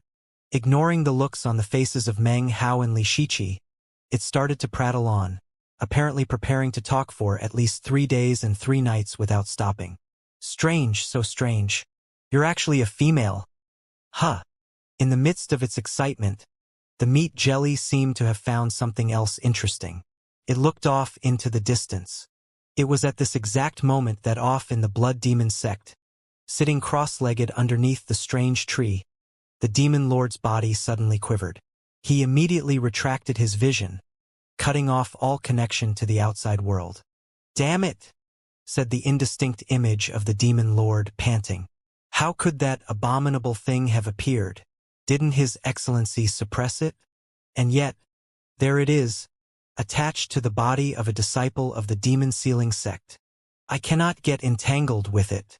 According to the legends, there were many powerful experts in ancient times who were driven insane by it. "It looks weak though, it must not have been able to sense me." Back in the Shao clan mountain village, the meat jelly hat gazed off into the distance. It seemed to be lost in thought for a moment, after which its body flickered, and it looked back at Li Shiqi. Li Shiqi gave a cold snort and then glared angrily at Meng Hao. Without another word, she spun and flew off. The blue-robed cultivator gave a dry cough, then picked up Sang Luo and transformed into a colorful beam that shot off into the distance. You're leaving, little girl? Don't leave. I haven't finished talking." Meng Hao's face once again filled with a dark expression. The surrounding cultivators wanted to leave. Unfortunately, Their Tao pillars trembled, and they were incapable of even moving. They stared nervously at Meng Hao. "From this day forward, none of you are permitted to step a foot into the Shao clan," said Meng Hao coolly. He flicked his sleeve, unbinding the cultivators. They immediately gave deep bows to Meng Hao and pledged to follow his instructions. After that, they fled at top speed. When they were gone, pale-faced Xiao Chang'an approached. Clasping hands, he bowed deeply to Meng Hao. "Many thanks, benefactor." All of the Shao clan members approached and began kowtowing to Meng Hao. Xiao Kaifeng stared at him blankly for a moment, and then nodded. Meng Hao looked around at the Shao clan. "I can't stay here," he said gently. "I must leave in a few days. The only help I can provide is what I've already done." "It's enough," said Xiao Chang'an, bowing deeply. "Fear of benefactor will keep the Shao clan safe for dozens of years to come. Once the Shao clan produces another foundation establishment cultivator, then our position will be secured permanently." The death aura which emanated from his body had grown stronger. Most likely, he would reach the end of his life within a year. Meng Hao said nothing. After a long moment, he nodded, then returned into the lightning mist. 3 days later, Meng Hao chose to leave. Before departing, he severed 2 vines and left them in the spirit lake. He helped Xiao Kaifeng to brand them to herself. In the future, they would belong to the Shao clan. Xiao Kaifeng watched with a smile as Meng Hao left. Her eyes followed him as he disappeared into the distance. Who knew how long his shadow would rest on her heart? Her gaze rested on the spot where he had disappeared. She knew inside that there was no possibility of anything happening between the two of them. Xiao Chang'an looked at Xiao Kaifeng and sighed. His body seemed even weaker in the early morning sun. He was only growing older and older. Several days later, Meng Hao sped through the sky, flying along the border territory between the Blood Demon sect and the Solitary Sword sect. A frown covered his face because of the incessant yammering of the meat jelly hat. It hadn't stopped talking at all during the previous days. A female. Waha. Turned out she was a girl. "Meng Hao, don't you think it's strange? Hey, why aren't you saying anything? You can't do that, it's immoral. It turns out you fought with a girl. Heavens. You know, I'm an elder of the senior generation with ever-changing forms. How can you treat me this way? Acting like this is very wrong, very immoral." Veins of blood filled Meng Hao's eyes, along with a look of despair. He really couldn't deal with this type of torment. The hat's endless chattering was enough to drive a person crazy. Meng Hao could feel his temper growing worse and worse. But attacking the meat jelly was useless. Cursing it did nothing. Couldn't be thrown away. It was stuck to him like dog skin plaster, seemingly attached to him for life. Meng Hao couldn't think of any other alternative than to simply go insane. He proceeded forward wearily. Suddenly, his eyes flickered as he caught sight of 8 bright beams shooting toward him. They were all cultivators of the foundation establishment stage. The beams of light were all the color of blood. Several of the cultivators were maintaining a spell, within which was the indistinct image of some sort of enormous blood-colored beast. It floated above them as they proceeded forward. Seeing these 8 cultivators, Meng Hao's eyes flashed, and he suddenly spoke to the meat jelly. "You say you have ever-changing forms? I don't believe you." "You don't believe me?" cried the meat jelly furiously. It seemed incapable of accepting this. Its dignity and honor had been trampled upon. Originally Meng Hao had planned to speak placatingly, but then opted to sound scornful and disbelieving. "If you can transform into a shiny bag of holding that obviously contains a precious treasure, then I'll believe you," he said. He worked hard to make himself sound as antagonistic as possible. In a rage, the meat jelly instantly transformed into a shining, golden bag of holding. It was transparent, and within could be seen a square cauldron as well as 4 circulating demonic swords. The 4 swords revolved around the cauldron, and at a single glance, it was obvious that it was a precious treasure. Even more realistic was how the cauldron and 4 swords seemed to be trying to push their way out of the bag of holding, as if they wanted to escape. "Well, what do you think?" The voice of the meat jelly emanated out from the bag of holding. Inside, he was surprised. but on the outside, a look of disdain covered his face. "There's no glow." There was a rustling sound, and even as the words left his mouth, the bag of holding began to emit a blinding glow which shot up into the sky. The golden light shined up, instantly catching the attention of the 8 cultivators. Immediately, they flew in Meng Hao's direction. "Do you believe me, N?"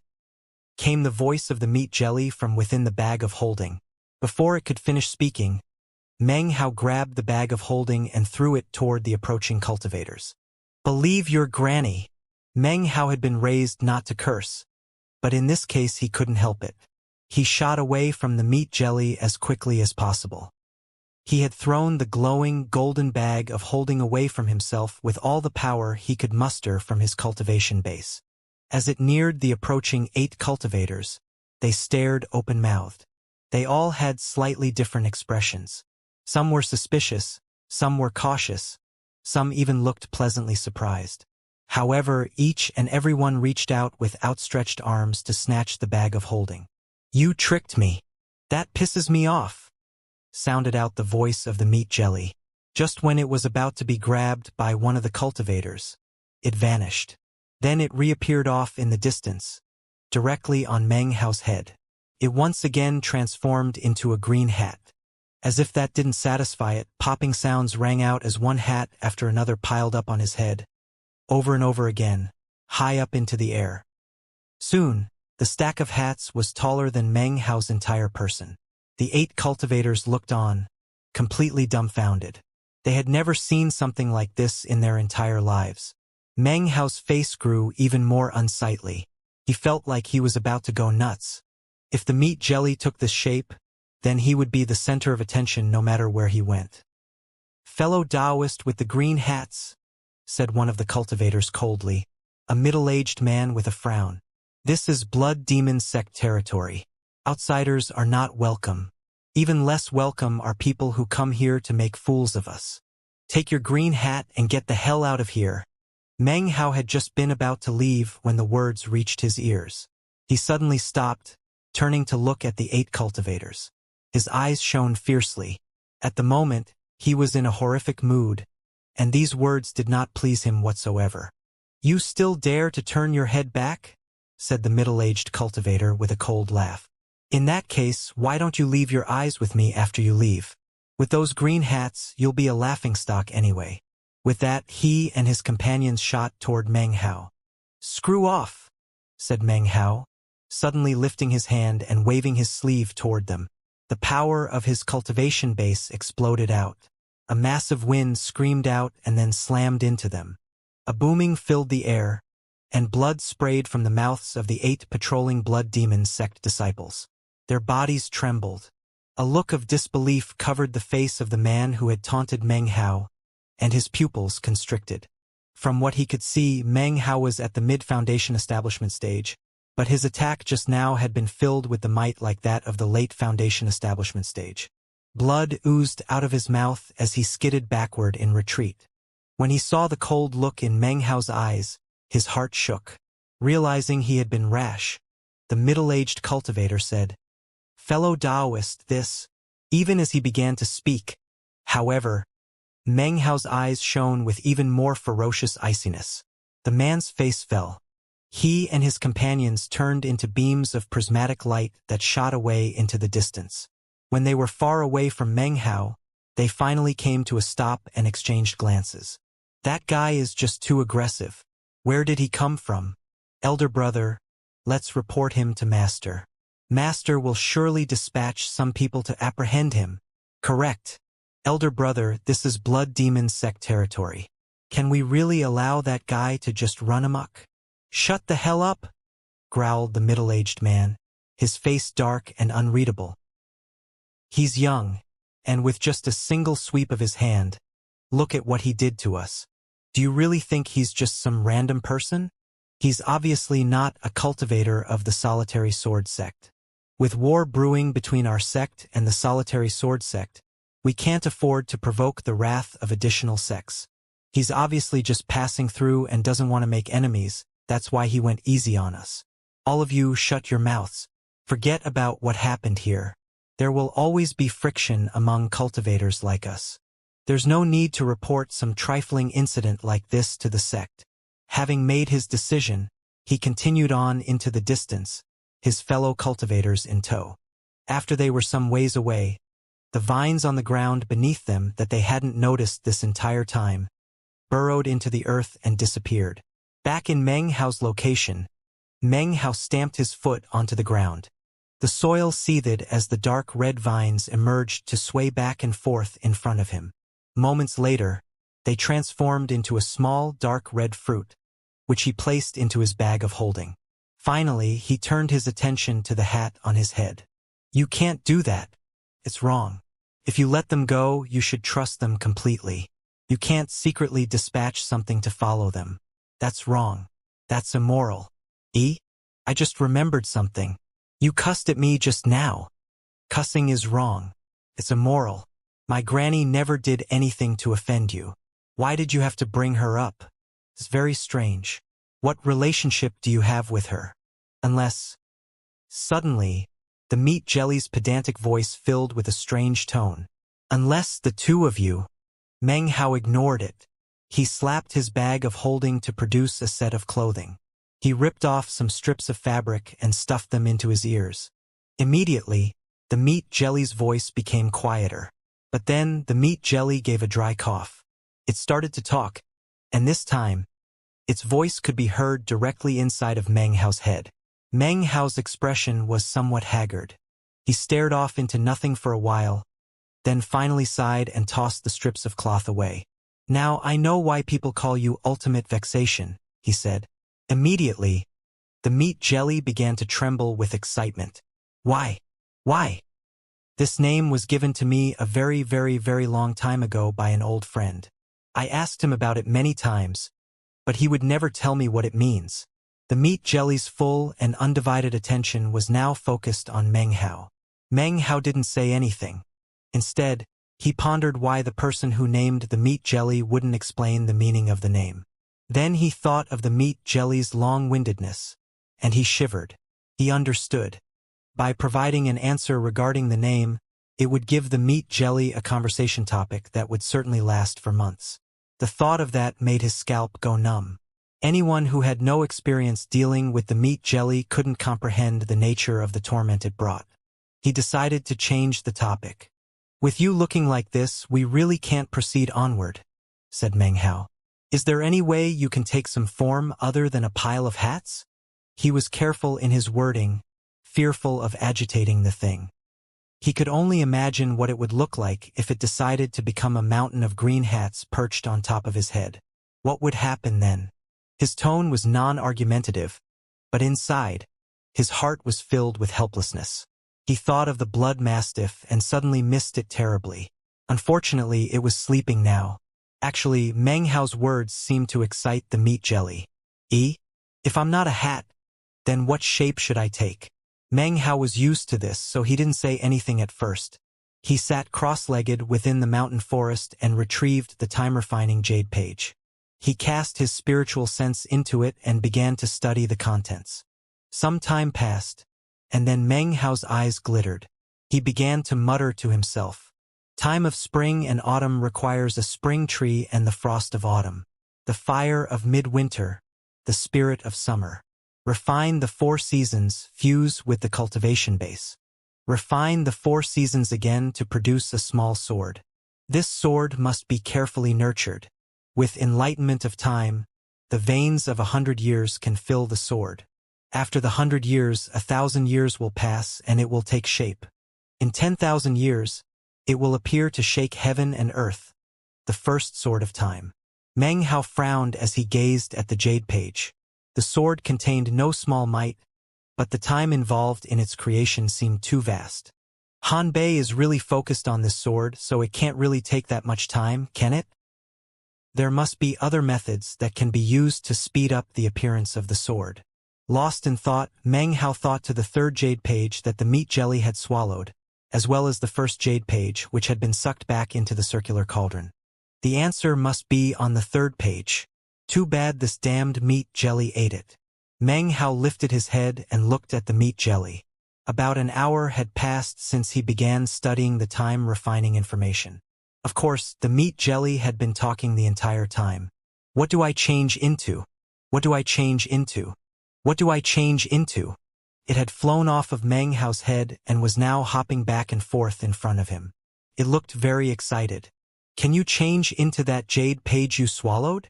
Meng Hao said suddenly. Huh? Okay. It agreed and then immediately changed its mind. Wait a second. What are you trying to pull? No way. It's mine. You're not getting your hands on it. Meng Hao's eyes narrowed when he heard the words. Could it be that the things it swallows don't get digested, but are just collected? Trying to fool me? Quit dreaming. Humph. The meat jelly's tone became sagely. Child, you've walked too far down the path of evil. Repent and be saved. Change into whatever it was that left the most profound impression on you, Meng Hao said blithely. He was still thinking about what the meat jelly had said just now, and what it meant. He had to figure out a way to trick the meat jelly into coughing up the jade page. The most profound impression? There's no need to even think about it.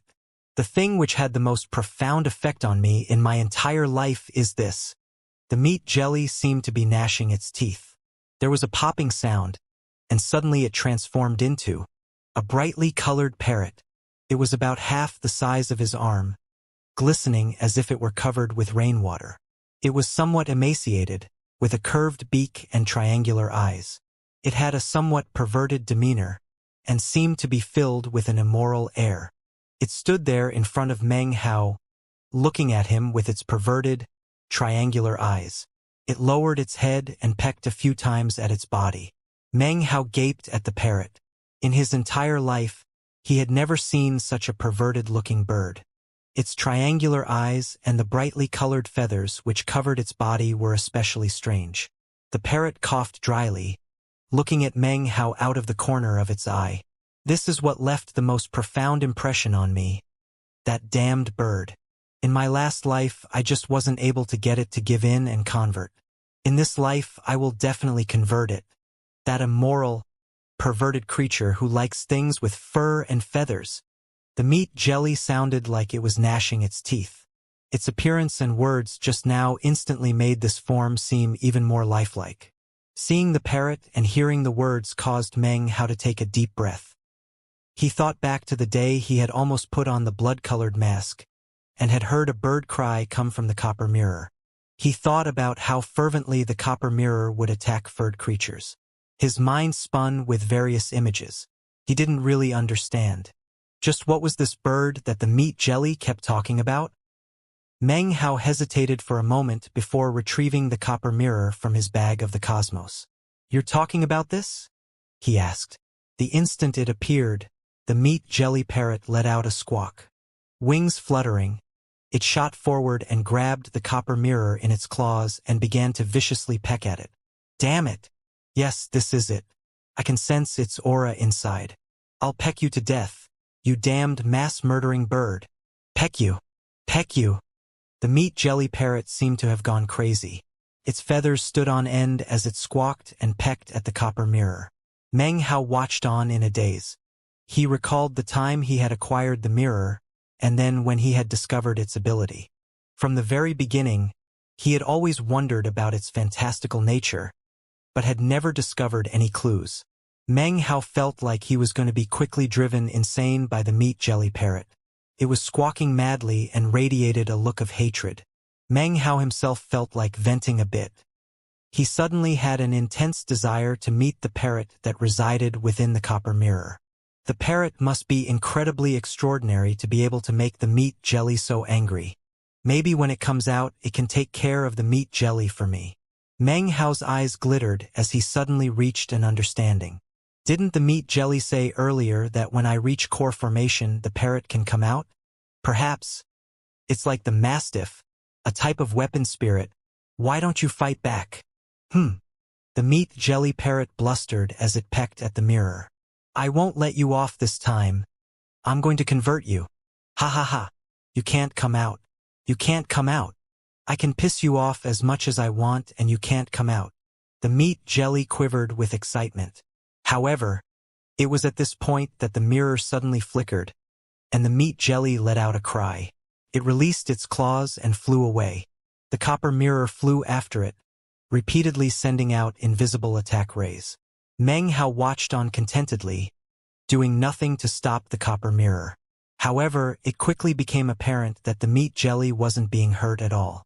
He flicked his sleeve, returning the copper mirror to the bag of the cosmos. The meat jelly parrot flapped its wings as it flew back over and landed on Meng Hao's shoulder. It began to chatter into his ear like usual. At least this form looked better than a stack of hats.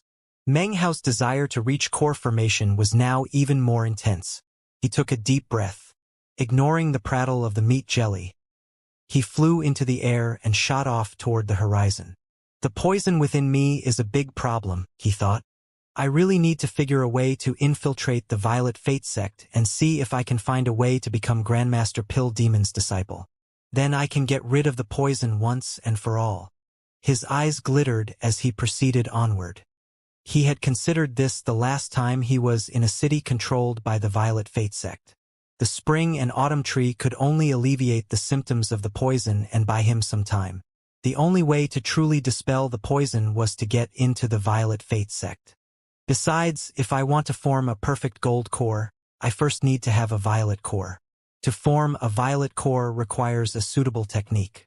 That technique is none other than the Violet Fate sect's violet chi from the east. Meng Hao frowned. It was a good idea, but he couldn't think of any way to infiltrate the Violet Fate sect. He had offended too many people there. There was Wu Dingqiu and Chu Yuyan, as well as the disciples he had met in the state of Zhao, who were surely members of the inner sect by now. I need to switch identities. I need a way to become someone else. He sighed. Obviously, it was all a flight of fancy that should just be forgotten. Suddenly, his expression changed. He looked at the bag of the cosmos, and his eyes shined with intelligence. The mask. If I had an appearance-changing mask, then I could do it. As for a mask, I do have one, but who knows if the mask has that power. Furthermore, my cultivation base needs to be at core formation before I can use it. Also, what if the mask just doesn't work that way? He slowly turned his head to look at the chattering parrot on his shoulder. His eyes glittered. "What are you looking at me like that for?" said the meat jelly parrot with surprise, staring at him. Meng Hao ignored it. He flew down to the ground and sat cross-legged. He smacked the bag of the cosmos and retrieved the blood-colored mask. As soon as the meat jelly saw the mask, its eyes went wide and it flapped its wings violently, flying around Meng Hao in a circle and letting out raucous squawks. "What's that? What's that? Heavens! What is that evil thing? Child, you've trodden too far down the path of wickedness. Fear not, I can pull you back. I will convert you." What's that inside? Why am I seeing an old man? Wah! This old man looks so miserable. Child, you can't do this. It's wrong. It's immoral. This old guy has performed possession. Old man, that's immoral. That's wrong? Meng Hao poured spiritual sense into the mask and was immediately able to see the blood-red form of the mastiff. It lay there sleeping, its aura majestic and boundless and growing even stronger. Meng Hao looked at it, and his expression grew soft. "Hurry up and awaken," he said with spiritual sense. The mastiff's body twitched, and warmth emanated from it, a reply of sorts. Meng Hao's smile grew warmer, and he thought back to everything that had happened during the Blood Immortal Legacy tournament. "I'm waiting for you to wake up," said Meng Hao softly. His eyes flashed as they fell upon the flag with 3 streamers. He was fully aware that his cultivation base was not high enough to use the flag. He could only pour some spiritual sense into it and brand it to himself. Core formation. If I can become a core formation expert, then I should be able to use this flag. Last, Meng Hao touched the Li clan patriarch with his spiritual sense. He sat recoiled in the corner, his body illusory and transparent, and his face wan and sallow. It seemed as if at any moment he might dissipate into nothing. As Meng Hao looked at him, he raised his head and glared back. His gaze was as fierce as ever, sinister to the extreme. "There's a question I can't stop thinking about," said Meng Hao calmly. Why did you help Li Dawi? The first time I saw you was in the 6th Matrix and you were a statue. The second time I saw you, you had become Li Dawi's blood divinity. Why? The Li clan patriarch laughed coldly, refusing to respond. It turns out you possessed the blood divinity. That makes me curious. Before possessing the blood divinity, who were you? His voice was as calm as ever. However, when the Li clan patriarch heard his words, his heart shook. His identity was his biggest secret, and no one had any clue about it. Even Meng Hao could only speculate about his relationship to Li Dawi. Any details would be difficult to ascertain. The Li clan patriarch laughed disdainfully. You want to know? Beg me for a year. Then maybe I'll think about it. He didn't care about anything, not even death. After facing the loneliness of the blood immortal legacy zone for 4,000 years, he had incredible strength of will. Even Meng Hao's previous threatening methods couldn't really affect him now. Meng Hao's expression was the same as ever. He glanced one last time at the weak form of the Li clan patriarch, and then narrowed his eyes and retracted his spiritual sense. He gazed at the surface of the blood-colored mask, and then looked at the meat jelly. You like to convert people, right? Asked Meng Hao. No, the meat jelly responded solemnly. I don't like to convert people. I like to persuade them. Understand? Persuade. Meng Hao sighed. The old man in this mask lived a life of extreme wickedness.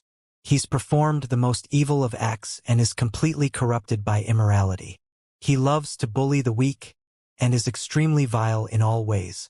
I captured him and put him in here out of mercy, because I wanted to admonish him. However, his magic is just too powerful. I just can't influence him. Before he could even finish talking, the meat jelly parrot's eyes grew wide and it began to fume. Do you dare? This type of person should only be converted by me. I hate nothing more than evildoers. I must convert him. It suddenly looked extremely excited at the prospect of converting a bad guy such as this. Without waiting for a response from Meng Hao, its body flashed and it entered the blood-colored mask. As soon as it entered the mask, the meat jelly cried out in alarm. A Yellow Springs 9 Burials flag. It already has 3 streamers. Evil. Profound evil. Looking very stern, the meat jelly approached the gaping Li patriarch. Old man, it turns out you are evil incarnate. In the name of justice, I shall convert you. You can't be like this, it's immoral. You won't meet a good end this way. Meng Hao coughed lightly and then put the mask away. He let out a deep sigh, and his eyes glittered sharply. Yellow Springs 9 Burials flag? Lost in thought, Meng Hao was just about to fly out of the concealment of the forest, when he stopped. He hid his cultivation base and narrowed his eyes. His cultivation base was at the mid-foundation establishment stage, which meant that he could contend with Dao children. However, he had no reason to do so. This area was the border region between the Blood Demon sect and the Solitary Sword sect. He must be very cautious and not get carried away. He resolved to not forget this. After the space of about 10 breaths had passed, several colorful beams of light appeared in the sky overhead. 10 cultivators appeared, each and every one standing on a flying sword. They all wore identical outfits and looked very impressive and dignified. Their passage sent a roaring sound into the air. Of the 10 people, the 3 in the front were the most conspicuous. They wore robes of interlocking black and white. Sheathed swords were strapped to their backs, and the sword auras beneath their feet shined brightly, seemingly capable of slicing effortlessly through anything. One of the 3 was a stately-looking man of about 40 years of age. He was at the late foundation establishment stage, and as he flew, his black hair whipped around him, interspersed with occasional strands of white hair. Behind him was a young man of about 30 years of age with thin lips and a harsh expression. He had curved eyes like a red phoenix that radiated coldness.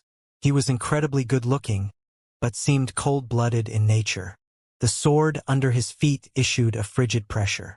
He was at the mid-foundation establishment stage and seemed to be the picture of imposing power. The last person appeared to be about 27 or 28. His features were ordinary, but he radiated an air of righteousness. He was only at the early foundation establishment stage, but his eyes glowed brightly. He seemed to be filled with a powerful aura. When Meng Hao caught sight of him, his mind flooded with memories. This man filled with righteousness was none other than Meng Hao's elder brother from the Reliance sect, who had been taken away by the Solitary Sword sect. Years had passed. Yet here, right in front of him, was Chen Fan. He thought back to the day they had parted, and it seemed like a very, very long time ago. The Reliance sect was no more, and the state of Zhao was gone. Meng Hao wondered if Chen Fan was still the same person he had been before. He was silent as he observed the group of people. They were all disciples of the number 1 sect in the southern domain, the Solitary Sword sect. It wasn't anything remarkable for the Solitary Sword sect to appear here. After all, this area was a region of contention between the Blood Demon sect and the Solitary Sword sect. Meng Hao knew about the constant friction between the two great sects, as well as the occasional skirmishes that occurred. Just as the group of people was about to disappear in the distance, Meng Hao's expression flickered, and he looked back up into the sky.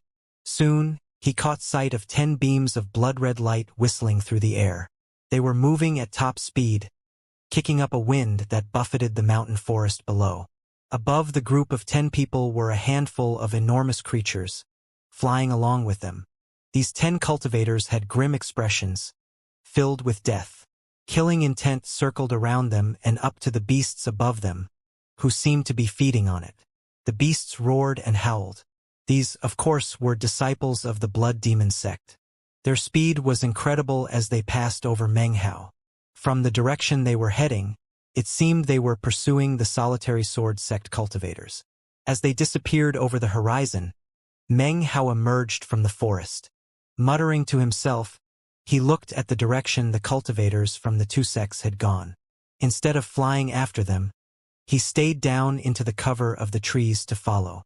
Meng Hao sped through the trees for the time it takes 2 incense sticks to burn. It was then that he heard the sounds of explosions ringing out. He increased his speed, and before long, caught sight of the Solitary Sword sect and the Blood Demon sect cultivators locked in fierce magical combat. Booms echoed out, and ripples of magic spread out through the air. To the Solitary Sword sect people, a single sword was an instrument of death incomparably sharp. As for the Blood Demon sect people, their magic was ever-changing. Surprisingly, it wasn't dominated by the color of blood. Rather, they used an endless stream of techniques.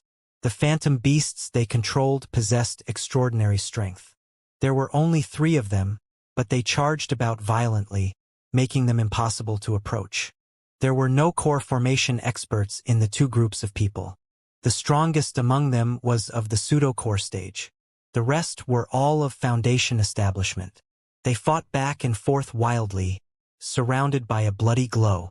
Meng Hao watched as a few among them perished. At the moment, the Blood Demon sect seemed to have the upper hand. Suddenly, though, the eyes of the pseudo-core cultivator from the Solitary Sword sect flickered with a cold light. "Solitary Sword spell," he shouted. The Solitary Sword sect disciples, including Chen Fan, flew toward him. Their swords glittered shockingly. In the blink of an eye, the sword merged together to form a single enormous sword, 300 meters in length. The massive sword shot toward the 3 phantom beasts. An explosion rang out in all directions. The phantom beasts trembled and roared, and then one by one, disintegrated into nothing. The massive sword then transformed into hundreds of glowing sword beams, which shot toward the remaining Blood Demon sect disciples, as well as toward the ground where Meng Hao stood. Meng Hao frowned, and then leaped up into the air. He waved his right hand, causing a gale-force wind to spring up.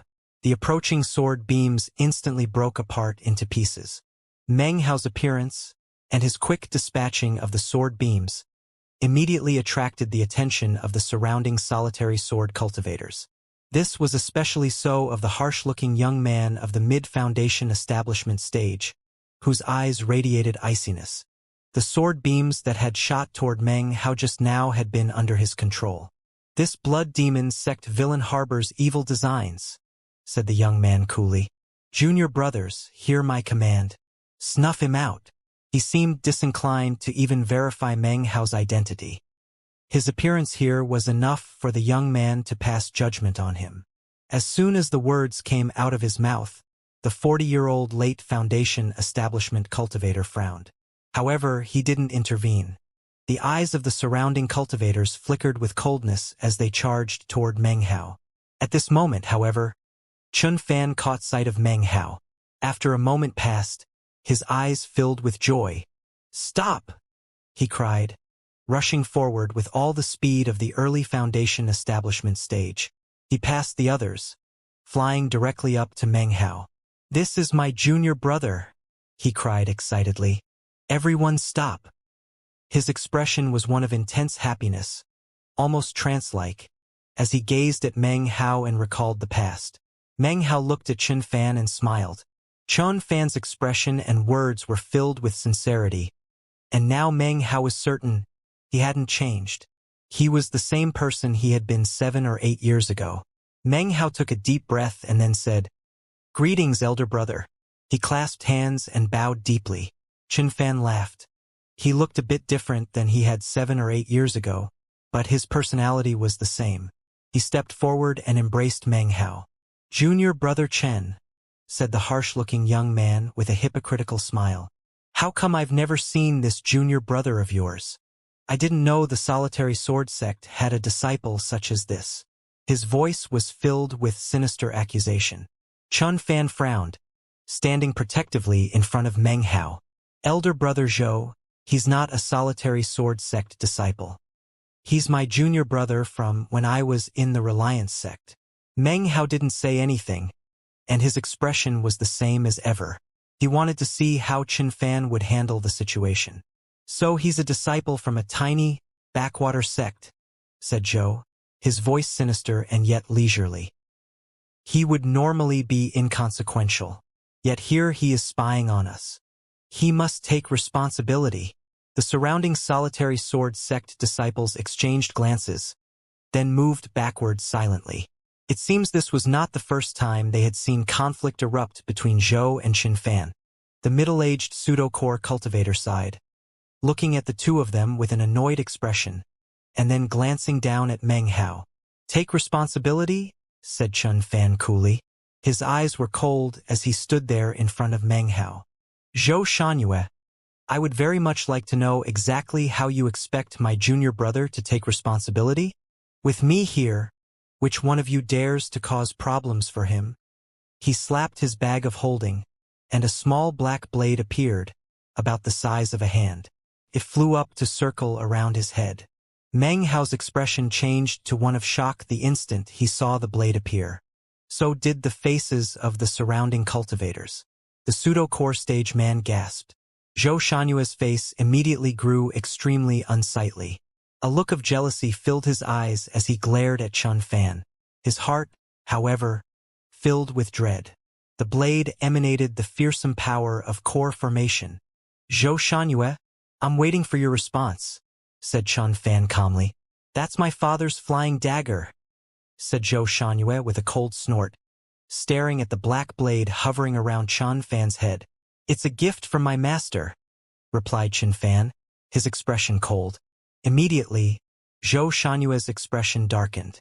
He flicked his sleeve and began to move toward Chun Fan. "To take responsibility is simple," he said as he strode forward. "I want both of his eyes. Let's see if you dare to try to kill me. If you do, you have my respect. But how will you explain that to your master, my father?" Meng Hao's expression was the same as always. He watched calmly as the scene unfolded. In front of him, Chun Fan gazed coldly at the approaching Zhou Shanyue. He lifted his right hand, and the flying dagger immediately began to glow. Everything seemed ready to dissolve into chaos. Zhou Shanyue proceeded forward, a savage expression covering his face. "I can't believe that you would dare to attack me over an outsider. To you, he's an outsider, but to me, he's a junior brother." Chun Fan waved his hand, and the flying dagger shot toward Zhou Shanyue. Zhou Shanyue's hair stood on end, and he suddenly stopped moving. The black dagger had come to a stop right in front of his face. "Don't push me, Zhou Shanyue," Chen Fan said softly. Meng Hao was just about to take a step forward when the pseudo-core stage cultivator suddenly said, "Just what do you two think you're doing? Zhou Shangyue, stand down. Chen Fan, if this is your junior brother from your former sect, then you'll need to vouch for him. You will be responsible for all his future mistakes." The words obviously contained a threat. While it seemed on the surface that he was trying to smooth over the situation, he was actually making a small matter into a bigger one. Meng Hao was quite experienced, so obviously he understood what was being said. He laughed coldly. "My affairs have nothing to do with my elder brother," he said. "If you don't take your words back voluntarily, Your Excellency, then I'll be forced to make you take them back." His voice was ice cold. When the middle-aged man heard them, his eyes grew icy and he stared back at Meng Hao. Chen Fan, of course, had never imagined that Meng Hao would dare to speak. Without another word, he flashed an incantation sign, and the flying dagger reappeared at his side. "Chen Fan, it's not that I didn't try to give you some face. Your junior brother here needs to be taught a lesson." With a grim smile, the middle-aged man flicked his sleeve and began to move toward Meng Hao. Meng Hao's expression was the same as ever. His cultivation base had 4 Dao pillars. He could contend with the late foundation establishment stage and could even stand up to Dao children with flawless foundations. There was no need to even mention this middle-aged man who clearly had a cracked foundation at best. Meng Hao could slay him with ease. Granted, the man was a fellow disciple of elder brother Chen. However, Meng Hao couldn't allow people to level threats against him that could affect elder brother Chen later. That was why he had tried to separate himself from Chen Fan. The surrounding solitary sword sect disciples watched on with cold smiles, eyeing Meng Hao with looks of disdain. They obviously thought Meng Hao was being arrogant and conceited to think he could stand up to someone who had completed the great circle of foundation establishment. Various thoughts ran through the minds of the surrounding disciples. "I never imagined elder brother Chen would make friends with someone who so easily overestimates himself. He's relying on elder brother Chen's presence, like a fox exploiting the might of a tiger. He's looking to die." A sinister smile appeared on Zhou Shanyue's face. He moved backward a few paces, contentedly watching the commotion. Meng Hao looked as calm as ever as the middle-aged man raced forward. A slight smile appeared on his face, and he was about to step forward, when Chen Fan held his arm in front of him. "Elder brother Li, my junior brother is young and insensible. Please give me some more face, and don't take offense. Let's just drop the matter." Having said this, he clasped Meng Hao's shoulder and gazed at him warmly. "Listen to elder brother," he said. When the 4 words entered Meng Hao's ears, they were filled with a gentle warmth that he hadn't experienced in a very long time. He looked into Chen Fan's eyes and then nodded. The man namely stopped in his tracks, glaring coldly at Meng Hao for a moment, and then looking back at Chen Fan. Slowly, his face relaxed. A long moment passed, and then he said, "You need to help your junior brother learn not stop overestimating himself. If he doesn't, he'll end up a mutilated corpse sooner or later." He flicked his sleeve and began to leave. Zhou Shanyue smiled mockingly and followed, along with the other solitary sword disciples. "We'll wait for you up ahead," came the voice of Li. "You have the time it takes an incense stick to burn to catch up with your junior brother." As they disappeared into the distance, Meng Hao looked hesitantly at Chen Fan. "Elder brother, You don't need to say anything," said Chen Fan, his face covered with a wide smile. He embraced him warmly again. Laughing happily, Chen Fan looked Meng Hao over, eyes filled with excitement because of their reunion. "You've grown up big and strong, I see. Haha. You're not the little scholar you used to be." In a voice as earnest as it had always been, he grabbed Meng Hao's arm and said, "Can you believe it? Here we are, fellow brothers who've run into each other yet again in the southern domain. We have to celebrate. Come, tell your elder brother what you've been up to these past years. A while back, I heard that the state of Zhao disappeared. AI." He didn't even give Meng Hao a chance to respond. His personality had always been like this. He talked, and before long, enough time had passed for an incense stick to burn. The entire time, Meng Hao didn't have a chance to even say a single sentence. It was just like it had been back in the Reliance sect. Chun Fan was definitely long-winded, but even were he more so, Meng Hao wouldn't mind. Meng Hao's heart filled with warmth as he realized that everything Chun Fan was saying was out of concern for him. He was considerate, excited, and happy. That fatty Li Fuguei, do you remember him? He used to follow you around all the time. Well, he's a pretty important person in the Golden Frost sect now. Last time I went with Master to pay a visit to the Golden Frost sect, I saw him swaggering around. He's definitely a darling of the sect. If anyone dared to mess with him, a crowd of Golden Frost sect disciples would instantly rush to help him. Junior Sister Sue is in sore straits, though. The only thing I could do was ask some people I know in the Black Civ sect to watch out for her. She's been stuck at the 9th level of chi condensation for years now. She needs a foundation establishment pill. In the past years, I've performed some meritorious services for the sect. I think it won't be long before I can get a foundation establishment pill from Master to send to her. Oh, and then there's Wang Tingfei. You'd best not provoke him again. He has an impressive amount of power backing him. Oh right, you wouldn't believe the latest gossip. Rumor has it that his fiancée, Chu Yuyen from the Violet Fate sect, is intimately involved with some stranger. The news is out, and all the sects have heard about it. There was an eyewitness who saw Chu Yuyen wearing the clothing of some other man. There was obviously something shady going on. Who do you think that guy could be? Whoever he is, I sure admire him. He was able to steal Chu Yuyen right from under Wang Tingfei's nose. Meng Hao wasn't able to get a word in edgewise. When the topic of Chu Yuyen came up, a strange expression suddenly appeared on his face. So, he thought, that Zhou Dia fellow did exactly as I predicted and immediately began to spread rumors. He gave a dry cough, not admitting to anything. Instead, he said, "Wow, that guy really is amazing. I hope I have a chance to meet him someday and maybe be friends." His face was covered with an expression of admiration similar to Chun Fan's. About this time, the clear sound of a sword could be heard ringing out in the air. Meng Hao looked up to see a solitary sword sect disciple off in the distance, clearly urging them to hurry up. Taking advantage in the break in Chun Fan's dialogue, Meng Hao scratched his head and said, "Elder brother, maybe you should." Before he could finish, he was submerged by more words from Chun Fan. "Little junior brother, have you found a suitable beloved yet?" he said suddenly.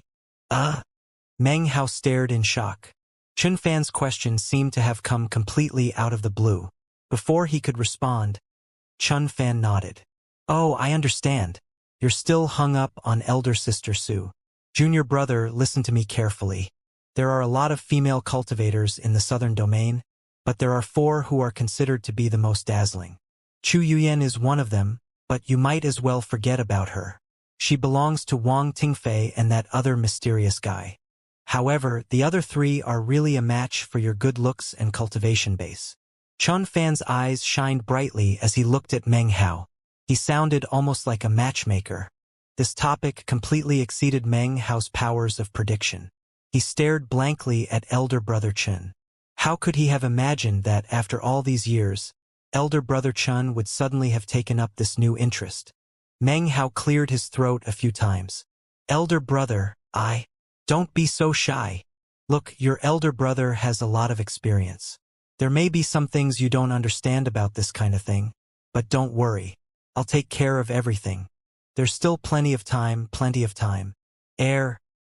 Plenty of time, plenty of time." Beads of sweat broke out on Meng Hao's forehead. "All right, you come with me to the solitary sword sect. When we get there, the 2 of us can have a proper reunion." Not even giving Meng Hao a chance to refuse, Chun Fan grabbed him and made to leave. "Elder brother, listen to your elder brother, okay? Besides, pretty soon one of the 3 great clans, the Song clan, is going to have a big get-together. They've invited chosen and Dao children from all over the southern domain. I'm going, so why don't you come along? It will be a good chance to meet some of the current generation of chosen from the southern domain. You just stick with me, and I'll arrange everything. The state of Zhao is gone, and the Reliance sect is no more. Throughout all these years, What I've worried about most is you. A few years ago, I sent someone with a message to find you, but by that time the state of Zhao had disappeared, and I feared that you had been killed. Let's not bring that up. Little junior brother, even now, what concerns me most is still you. He looked at Meng Hao earnestly. You're on your own, without a sect. That won't do. You listen to your elder brother. Okay? Meng Hao's heart filled with warmth that spread out throughout his whole body. Unable to make himself refuse Chun Fan, he slowly nodded his head. Chun Fan looked at Meng Hao and laughed heartily. Hearts filled with happiness. He and Meng Hao transformed into beams of prismatic light that shot off toward the other solitary sword sect disciples. When the man named Li saw Meng Hao approaching with Chun Fan, he frowned. My junior brother is acquainted with my master and wishes to visit him, said Chun Fan coolly in explanation. He will accompany us back to the sect. The man named Li said nothing. He simply turned and transformed into a colorful beam that shot up into the sky. Little junior brother, after we get to the sect, I'll go implore Master to take you as a disciple. Then we can be fellow brothers of the solitary sword sect. It shouldn't be a very big deal. I've never asked anything of Master, so there's an 80 to 90% chance he'll agree. Of course, I expect he'll only accept you as a novitiate. However, his cultivation base is at the nascent soul stage, so being one of his novitiates is still a high position within the solitary sword sect. It seemed Chun Fan already had Meng Hao's future planned out meticulously. Meng Hao hesitated for a moment and then said, Elder brother, for the moment, I don't think that's necessary. I actually have some matters I need to take care of. Little junior brother, said Chun Fan, his expression suddenly very solemn. I understand that you don't want to join another sect. I felt the same way back then. I only wanted to be a member of a single sect for my entire life. However, we are cultivators. Our sect is the foundation of everything, especially in the southern domain. Anyone who is not a member of a sect is a rogue cultivator. Regardless of cultivation base level, rogue cultivators make progress only with great difficulty. Years can be wasted, and the results can be in vain. You need to listen to me in this matter. The solitary sword sect is the #1 sect in the southern domain. Its Tao reserves are incredibly profound. It's a place where both of us can grow up. Meng Hao didn't respond. As they traveled, Chun Fan continued to give him advice, all the way until afternoon of the next day. Eventually, the solitary sword sect's main gate appeared up ahead. Finally, Meng Hao nodded. Chun Fan's smile grew wider as he gazed at Meng Hao with the kind warmth of a member of the elder generation looking at a junior. Although he wasn't very much older than Meng Hao, in his eyes, Meng Hao was still that young scholar who had just joined the sect. The solitary sword sect was comprised of an enormous mountain, visible from far off in the distance. This mountain was the #1 mountain in the entire southern domain, 100 times larger than any other mountain. The name of this mountain was Solitary Tao Mountain. Floating above it in the sky was another mountain that seemed to be a mirror image of it. From a distance, they made an outline like that of an hourglass. Anyone who caught sight of it for the first time would surely be shocked. The name of the second mountain was Solitary Sword Mountain. The mountains were so large that it was almost impossible to look from one end to the other in a single glance. Meng Hao had never seen mountains as large as this in his entire life. He couldn't help but tremble inwardly at the sight of them. If it were only these two mountains, then it wouldn't be a very big deal. But in the center of the two mountains was a massive sword, piercing through them into the ground. The hilt of the sword protruded above the mountains and stretched up into the sky. Boundless rays of morning sunlight filled the area, giving it a truly celestial feeling. Meng Hao took a deep breath. Having laid eyes on the Black Civ sect and the Solitary Sword sect, he had now seen two of the great sects of the southern domain. The Black Civ sect was undeniably influential. The dread caused by their power would cause anyone to bow before them. However, the Solitary Sword sect's sheer, raw might didn't cause others to bow before them, but to fear them. I wonder what the other great sects look like, thought Meng Hao to himself as he gazed at the Solitary Sword sect. The group of people flew along quickly. As they approached Solitary Tao Mountain, They reached an area that was protected by a beautiful field of colorful light. Up ahead, the man named Li looked back coldly at Meng Hao and then gave a cold snort. With that, his disappeared into the light. Meng Hao watched coolly as he left. In his estimation, the man was someone who couldn't really see to the heart of things. If Chen Fan hadn't stopped him earlier, the man would either have been injured or killed. It all would have depended on Meng Hao's mood. "Don't worry," said Chen Fan, clearly worried for Meng Hao. "Once Master accepts you as a novitiate, then elder brother Li won't dare to bother you." He gave a comforting smile, and then pulled Meng Hao in through the colorful field of light. He pulled out a glowing jade slip. The light swirled up around the two of them. It flickered, and then they disappeared. When they reappeared, they were at the foot of solitary Dao Mountain. The air was filled with the scent of blooming flowers and the sounds of birds singing. Gurgling streams could be seen. There were quite a few solitary sword sect disciples going to and fro.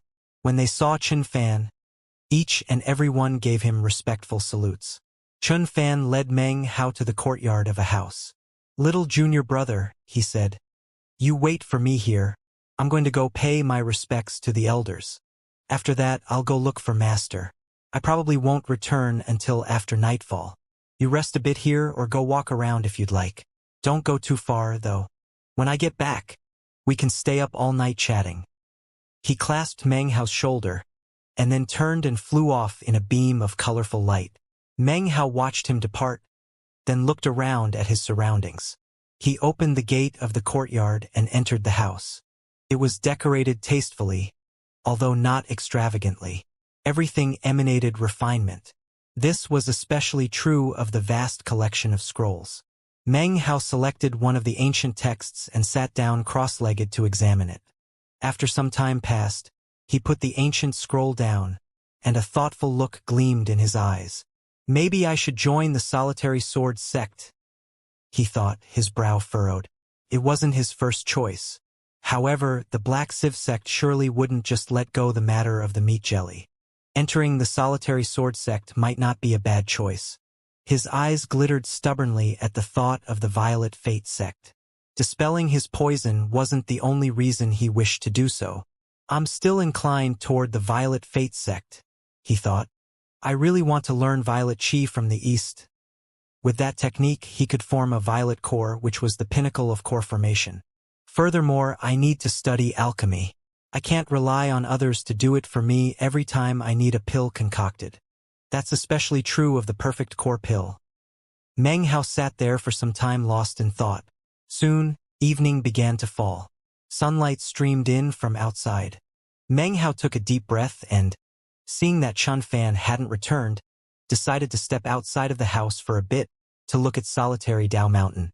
The setting sun shone onto the mountain, giving it a somewhat hazy appearance. Mist began to rise up around the mountain, and as Meng Hao looked closer, his eyes narrowed. He suddenly caught sight of a woman wearing a blue-green garment, floating down a path on solitary Dao Mountain.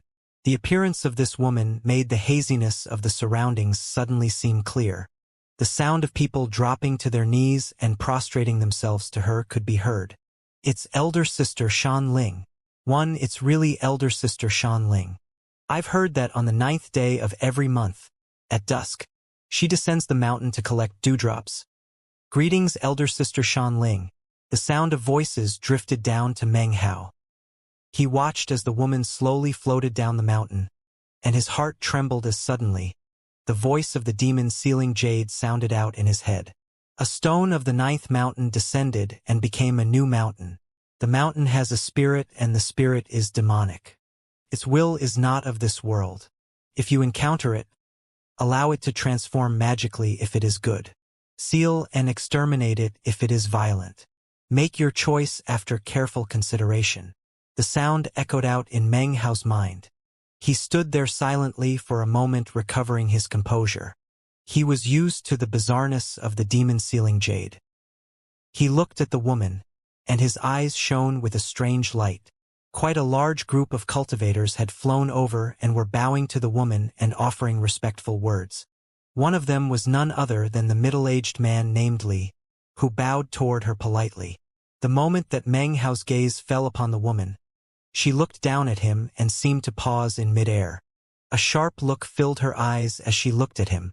Their gazes locked for the space of a few breaths. The woman's brow furrowed slightly, and then she looked away and continued off into the distance. She left, but the man named Li seemed to have taken notice of the look that had passed between the two of them.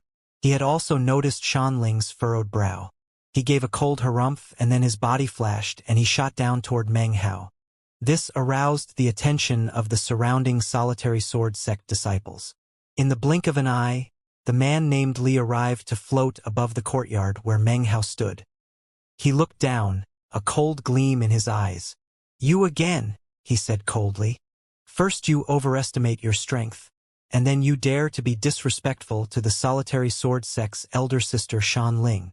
Just what is your purpose in coming here?" This caused many of the surrounding disciples to look at Meng Hao. "Who is this guy? He looks a bit familiar, but I don't think I've seen him before. I remember him. That's the guest who elder brother Chun brought with him earlier this afternoon. I wonder what elder brother Li wants with him." Meng Hao's expression was the same as ever as he looked up at the haughty Li character. "What exactly do you mean, Your Excellency?" said Meng Hao coolly. "Whatever your purpose here, you're in the solitary sword sect. Considering your actions here, I think I need to take your elder brother's place in teaching you a lesson."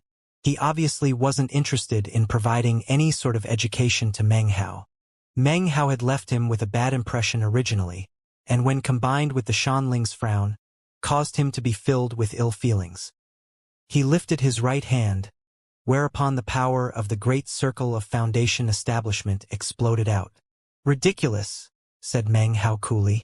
The Li man's hand descended, and the illusory image of a large sword appeared. It descended toward Meng Hao, bursting with the power of the great circle of Foundation establishment.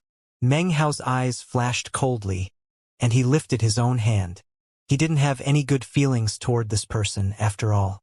However, before he could actually do anything, a small black dagger shot toward them and slammed into the Li man's phantom sword. A boom rattled out, and the phantom sword disintegrated. The Li man's face flashed as Chun Fan shot toward them in a beam of colorful light. "Elder brother Li, you continue to harass my junior brother. With a cultivation base at the pseudo-core stage, must you really cause me to lose so much face? I'm one of the 7 solitary sword sons. Just who the hell do you think you are?" Chun Fan arrived at the same time as his words. He landed in front of Meng Hao, glaring up coldly at the man named Li. The Li man's expression became somewhat unsightly. He stared at Chun Fan, and his gaze especially seemed to take note of the black flying dagger. "Do you really think you can protect him forever?" he said with a cold snort. His face filled with disdain as he looked at Meng Hao. "He won't amount to anything if all he can do is hide behind others. It seems mid-Foundation establishment is the end of the line for him. As long as I'm here, I won't let you touch a hair on my little junior brother's head," said Chun Fan, his voice cool, but hard enough to chop nails and slice iron. Li glared hatefully at Meng Hao, his disdain growing thicker. "If it weren't for your elder brother, I would kill you with the wave of a hand. Let's see how long you can keep hiding." He turned, flicking his sleeve and disappearing into the distance. Meng Hao sighed as he watched the man leave. He had read the man's expression, of course, but could do nothing about it. Exterminating him would be simple, but twice now, Chun Fan had stood in front of him, making it impossible to proceed with battle. Chun Fan looked back at Meng Hao, who gave a wry smile. Chun Fan, of course, misinterpreted Meng Hao's expression. "Don't worry, little junior brother," he said comfortingly. "That Li fellow is nothing. With me here, he won't dare to bully you." His expression was one of concern, leaving Meng Hao without a word to say. Unfortunately, Master went into secluded meditation last month, and it seems he won't emerge for a few more months. I left him a message, though. He'll get it as soon as he comes out. After you and I get back from the Song clan, you can officially join the solitary sword sect. Then that Li guy won't dare to mess with you. Although, in the meantime, you need to be a bit more careful. Well, I'll be here by your side anyway, so it doesn't matter. Chun Fan's concern made Meng Hao feel warm in his heart. Many thanks, elder brother, he said, clasping hands and bowing. What's there to thank? Don't be so polite. Come. Let's light some candles and chat all night. He laughed heartily as he pulled Meng Hao into the house. Once inside, he slapped his bag of holding to produce 2 jars of alcohol. Your elder brother doesn't have much to offer here, but when I went to Master's I grabbed these 2 jars of sword wine. This stuff is pretty good. I've really come to like it over the past few years. He handed one of the jars to Meng Hao, then opened his own and took a swig. Meng Hao accepted the jar and took a drink. His face immediately grew a bit red, and his entire body suddenly felt hot and dry. Sweat broke out all over. He took a deep breath, and then slowly let it out. He felt as if his entire body had just been washed out. Sweating, he continued to breathe in and out. His eyes seemed to glisten a bit more brightly. He looked at Chun Fan. What alcohol is this? Master brews it himself. Heh. Come on, drink up. This alcohol is really good for cultivators, especially for the foundation establishment stage. It's comparable to medicinal pills. He smiled and took another drink. I drink this stuff all the time. Oh, by the way, little junior brother, I see your cultivation base is at the mid-foundation establishment level. Don't forget, we cultivators are building mountains. You must establish a firm foundation. His words were earnest, causing Meng Hao to put down his jar of alcohol and listen thoughtfully. Occasionally, he nodded in agreement. Don't greedily speed through the various stages and ignore your fundamentals. Take me, for example. I could have created my 4th Dao pillar and entered mid-foundation establishment last year. But Master wouldn't permit it. He always says that creating Dao pillars is like turning trees into boats. Can't be undone. The best thing to do is go with the flow and exercise caution. Creating a 4th Dao pillar isn't as important as refining the 3rd pillar. Once it is full and complete, then the 4th Dao pillar can be created properly. Another thing, said Chun Fan, sounding extremely serious. During the course of our cultivating, we are bound to encounter friction with other cultivators. But you cannot solve all problems by killing. You need to understand that regardless of whether you're talking about magical techniques or magical items, they are all just ways to protect the Dao. They are protection, not the Dao itself. What is the Dao? My cultivation base isn't high enough, so I probably shouldn't even bring it up. But Master told me that even though he doesn't quite understand it himself, there's something that should never be forgotten. Killing and magical techniques are all just for protection. Don't let your Dao be overwhelmed by killing. You need to listen to your heart and follow your principles. Chun Fan looked Meng Hao over. You know, you seem to have a fairly strong killing aura. Even as the words came out of his mouth, a voice could be heard from within Meng Hao's bag of the cosmos. That's right. I said this child's killing aura was too strong. You're right. You make a lot of sense. Your words are extremely accurate. The suddenness of the voice's appearance left Chun Fan dumbfounded. Meng Hao's face darkened. Before he could say anything, a flash of colorful light emerged from the bag of the cosmos, which turned into a parrot.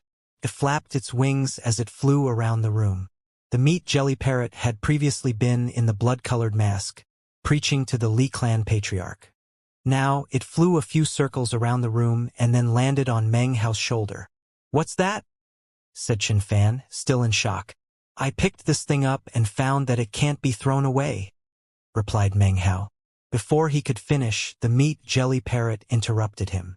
Son, you couldn't be more correct, it said, eyeing Chun Fan energetically. Meng Hao's killing aura is too strong. It's wrong. Immoral. Come, let's discuss a few things. I think I'm going to like you. Meng Hao took a deep breath and looked at Chun Fan sympathetically. He could only imagine the torture Chun Fan would be dealing with momentarily. So you're my littler junior brother's spirit creature? Said Chun Fan, looking curiously at the parrot on Meng Hao's shoulder. Pleased to meet you, sir. I'm happy to discuss anything with you. Seeing the gleam in Chun Fan's eye, Meng Hao sighed to himself. There was really nothing he could do to save him. But Meng Hao couldn't bear to just do nothing. Elder brother. This bird. Junior brother, you misspoke, said Chun Fan in a serious tone. This isn't a bird. It's a parrot. And it can speak. You can see from the look in its eye that it's intelligent. It's a spirit. You really need to take good care of it. The meat jelly seemed to be on the verge of tears after hearing Chun Fan's words. It seemed to have finally met a kindred spirit. You are so correct. You make so much sense. Why couldn't I have met you first? There's no need to bring that up. Now, why don't we discuss the meaning of life? The meaning of life? Okay, said Chun Fan excitedly. I've always wanted to have a discussion about the meaning of life. But for some reason, my master is always in secluded meditation. In fact, so are my junior and elder brothers. I originally planned to chat with my little junior brother tonight, but if you want to join, please, by all means do. A discussion about the meaning of life needs to be built up to, though. For example, why don't we talk about this morning's weather? Only a truly educated person can discuss the weather. Huh? The weather? Well, okay. I think the weather was excellent this morning. But, I think it might be more beneficial to discuss the killing aura coming off of my little junior brother. I completely agree with you there. You are so correct. You make so much sense. I always say that if the weather is bad, it can have a negative influence on your mood. I mean, don't you agree about that? Well, that's the first time I've heard of such a thing, said Chun Fan. But it actually makes a lot of sense. I remember one day a few years ago, it was really overcast outside, and my cultivation didn't go very well. I was fidgety all day. Yeah, I think what you said just now makes a lot of sense. A lot of sense? You think I make a lot of sense? Heavens, dear heavens. In this life and the life before that and the life before that, I've never met anyone who said such a thing. You think I make sense? The meat jelly parrot was shaking in excitement. It flew off of Meng Hao's shoulder to stand in front of Chun Fan. Their talking turned into a buzzing that filled Meng Hao's ears as he watched on in a daze. The eyes of both Chun Fan and the parrot began to shine brightly. They had both met their kindred spirits, and as they talked, it gradually became apparent that a contest of sorts had begun. Meng Hao suddenly shivered and edged backward. He moved as far away as possible, to a distant corner of the building, where he sat cross-legged to meditate. He feared that if he continued to listen, he would become far too annoyed. The clamor of the bird by itself was bad enough. But now, as Meng Hao looked at Chun Fan and the meat jelly parrot, a single thought ran through his mind. Meeting one's match, the general meets the genius. Time passed by, and Meng Hao did his best to ignore the sound of their conversation. 2 hours passed, and he finally opened his eyes. He had assumed their discussion would be nearing an end, but when he peeked over, he discovered that they were engaged in a lively conversation. Right? Tell me, am I right or not? Absolutely correct. Actually, that makes me think about one day last year when Of course, that's what I said earlier. Oh right, weren't we going to talk about the meaning of life? How about this? After we finish talking about this morning's weather, then we can talk about the noon sunshine. Great idea. Let's save the meaning of life for the end of the conversation. The best would be to wait until dusk. The best time to talk about life is under the setting sun. The sound droned on in Meng Hao's ears. He stared blankly at Chun Fan's excited face and the equally enthusiastic meat jelly parrot. One man, one bird, their eyes shining with anticipation. It caused Meng Hao to shiver and close his eyes again to meditate, fearful of getting dragged into the discussion. Time slowly passed. Dawn. Meng Hao opened his eyes, then immediately closed them again. What a good friend. In the past several lives, I've only had myself to talk to. I never realized how boring it is to talk to myself, and I could never figure out why everyone hates me so much. They even call me ultimate vexation. Yeah, I haven't had a discussion like this the entire time I've been in the solitary sword sect. Come. Now that we've finished talking about the noon sunshine, let's talk a bit about the afternoon. Late morning. Sunlight filtered into the house. Meng Hao opened his eyes and stared blankly at Chun Fan and the meat jelly. He sighed and continued to meditate. Let me tell you, I'm sick of afternoons. I remember the afternoon of 1 year when You're right. I'm the same way. But the only thing I can do during that time is to grind my teeth. More hours passed, and soon it was afternoon. Meng Hao opened his eyes a few times, but all he could do was laugh bitterly and close them again. Chun Fan and the meat jelly had talked through the entire night, all the way through the morning. One man, one bird, seemingly inexhaustible and, in fact, in high spirits. Meng Hao couldn't help but admire elder brother Chun. It seemed he really was a perfect match for the meat jelly. Meng Hao sat quietly. He wanted to stand up, but was worried that Chun Fan and the meat jelly would drag him into their conversation. He took a breath and then closed his eyes, pretending that he couldn't hear anything that they were saying. Eventually, the sun began to set. I like sunset the best. Every time I gaze at the setting sun, I think of that time 1 year when I was just a tiny meat jelly. Sunset is immeasurably wonderful. You really don't know how difficult it is to practice cultivation. Oh, that reminds me, throughout the years, I've actually collected 1,000 different stories about the sunset. I really want to tell you all of them. Come. I'll start with the first one. The sun had set and evening passed. Soon it was night again. One man, one bird, chattering away endlessly for a day and a night.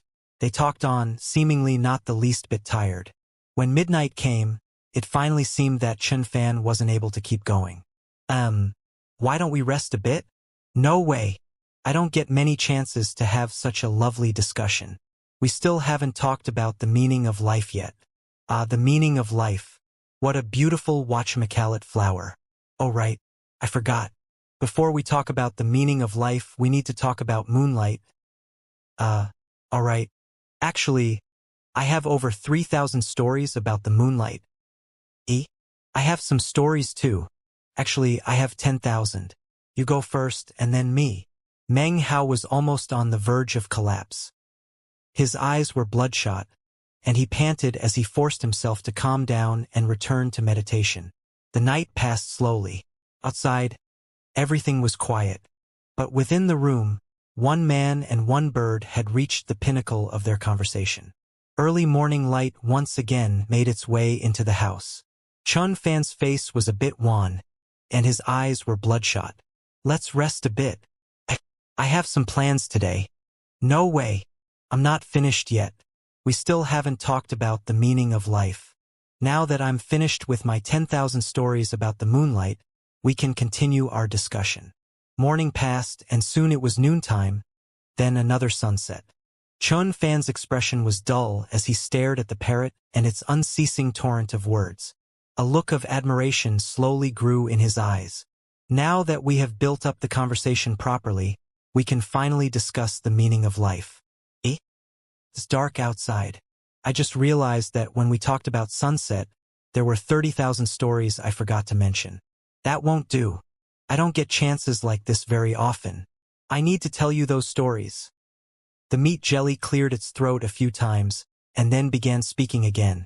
A few hours passed, until finally Chun Fan's patience and long-windedness were run out.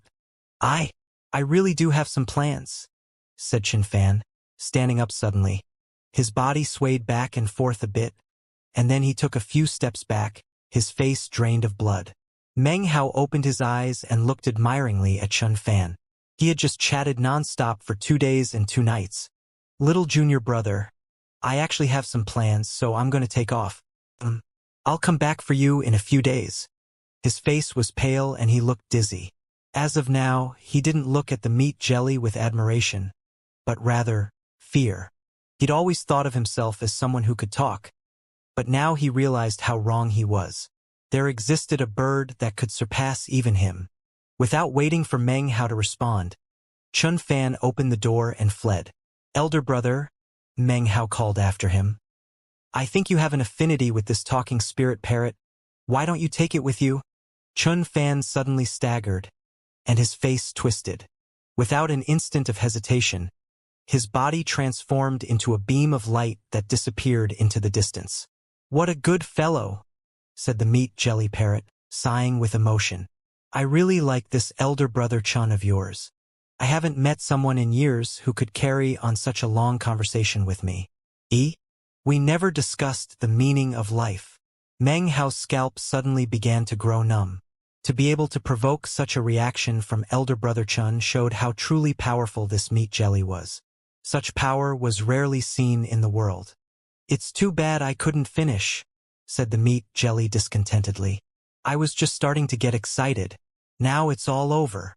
Chattering away, it flew up onto Meng Hao's shoulder. Why don't you chat a bit with me? I'm feeling a bit lonely. Meng Hao's face went pale, and he took a deep breath.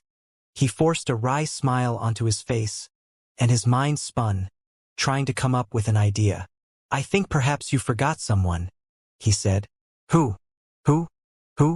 Who did I forget? How could I forget somebody? Given a chance to have a conversation, the meat jelly would definitely seize it immediately. You forgot about the old man in the mask, said Meng Hao hurriedly. You still haven't turned him back from the path of wickedness. Right?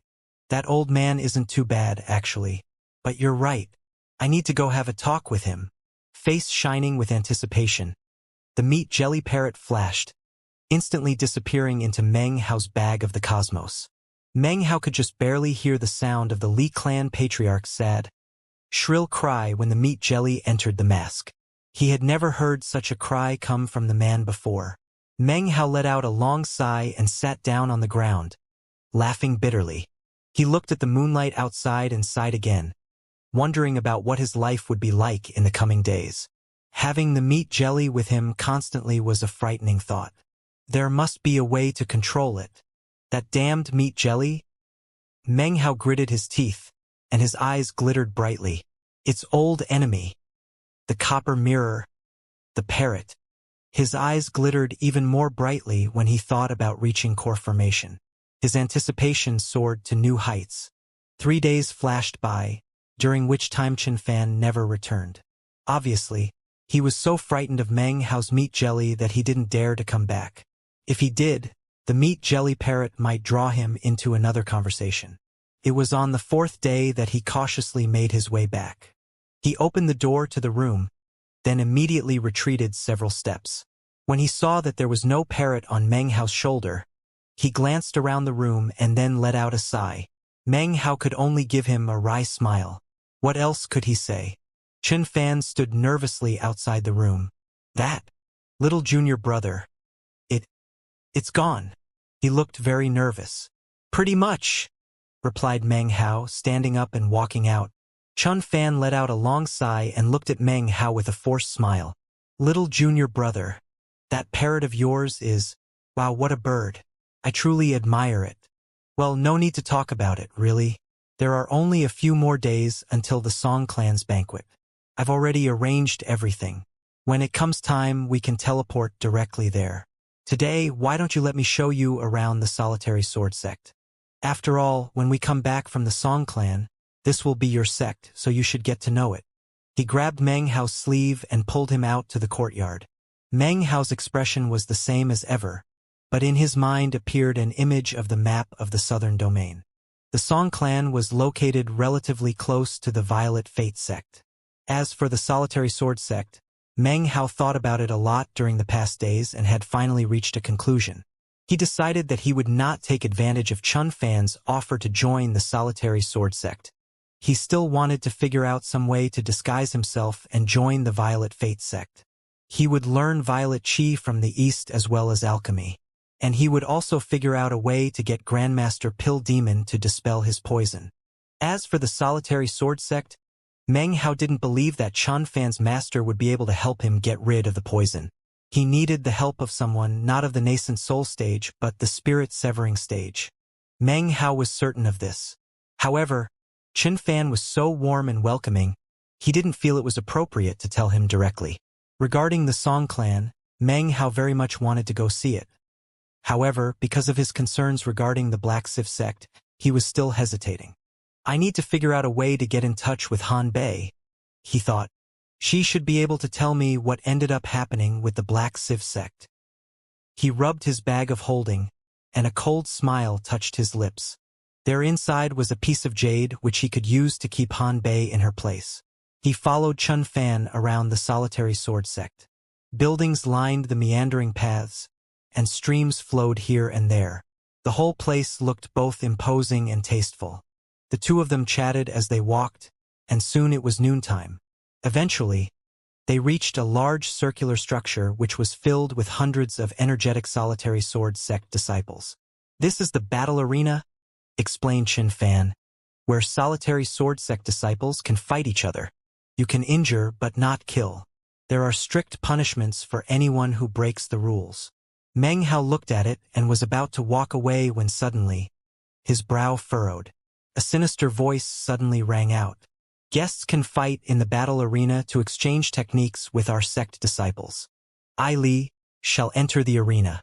I would like to invite this outsider guest to duel with me if he dares." It was none other the middle-aged man named Li. A hypocritical smile covered his face as he strolled out from the crowd, staring mockingly at Meng Hao. "Will you hide behind your elder brother again? Can you even make a single attack, you good-for-nothing loser? If you don't dare to fight, then you'd better hope you don't have to face me again in the future." Everyone's eyes came to rest on Meng Hao and Chen Fan. Meng Hao's expression was the same as usual. He wasn't the least bit moved. He looked calmly at the sneering Li, and Zhou Xianxia, who stood next to him, face grim. Chen Fan looked angry. He knew that elder brother Li and Zhou Xianxia were on good terms, and that neither of them liked him very much. It was only because of his flying dagger that they never did much to him. However, having Meng Hao at his side had caused innumerable difficulties with this sinister pair. "If you want to fight, how about you two versus me?" said Chun Fan coldly. "As fellow sect members, we have nothing to learn from each other," laughed Li. "I want to see if I can pick up a move or two from this outsider. Junior brother Chun, you aren't really going to prevent such an exchange, will you?" Chun Fan gave a cold snort, grabbing Meng Hao to leave. Meng Hao smiled. He found the whole situation quite amusing. However, Chun Fan seemed devoted to keeping Meng Hao safe, and he didn't want to refuse his goodwill. He was just about to follow along with Chun Fan when Zhou Xianxua's dark voice rang out. "If you're scared, we understand." The surrounding solitary sword sect disciples all laughed loudly. "How about this? Elder brother Li will restrict his power to that of the mid-foundation establishment stage. That would make things fair. We really want to see what magic you outsiders have. Junior brother Chun, this matter has nothing to do with you. You can't keep him hiding behind you forever. Solitary sword sect cultivators generally stay away from outsiders." Many of them, although they didn't want to sneer at elder brother Chun, were getting excited at the scene which was playing out in front of them. Chun Fan ignored them, continuing to pull Meng Hao away. However, hearing Zhou Xianxua's words caused Meng Hao to suddenly stop in his tracks. He turned and looked at Li and Zhou Xianxua, forcing an outraged expression to appear on his face. "Since a battle to the death is out of the question, we need to make a wager," he said, making his voice seem out of control.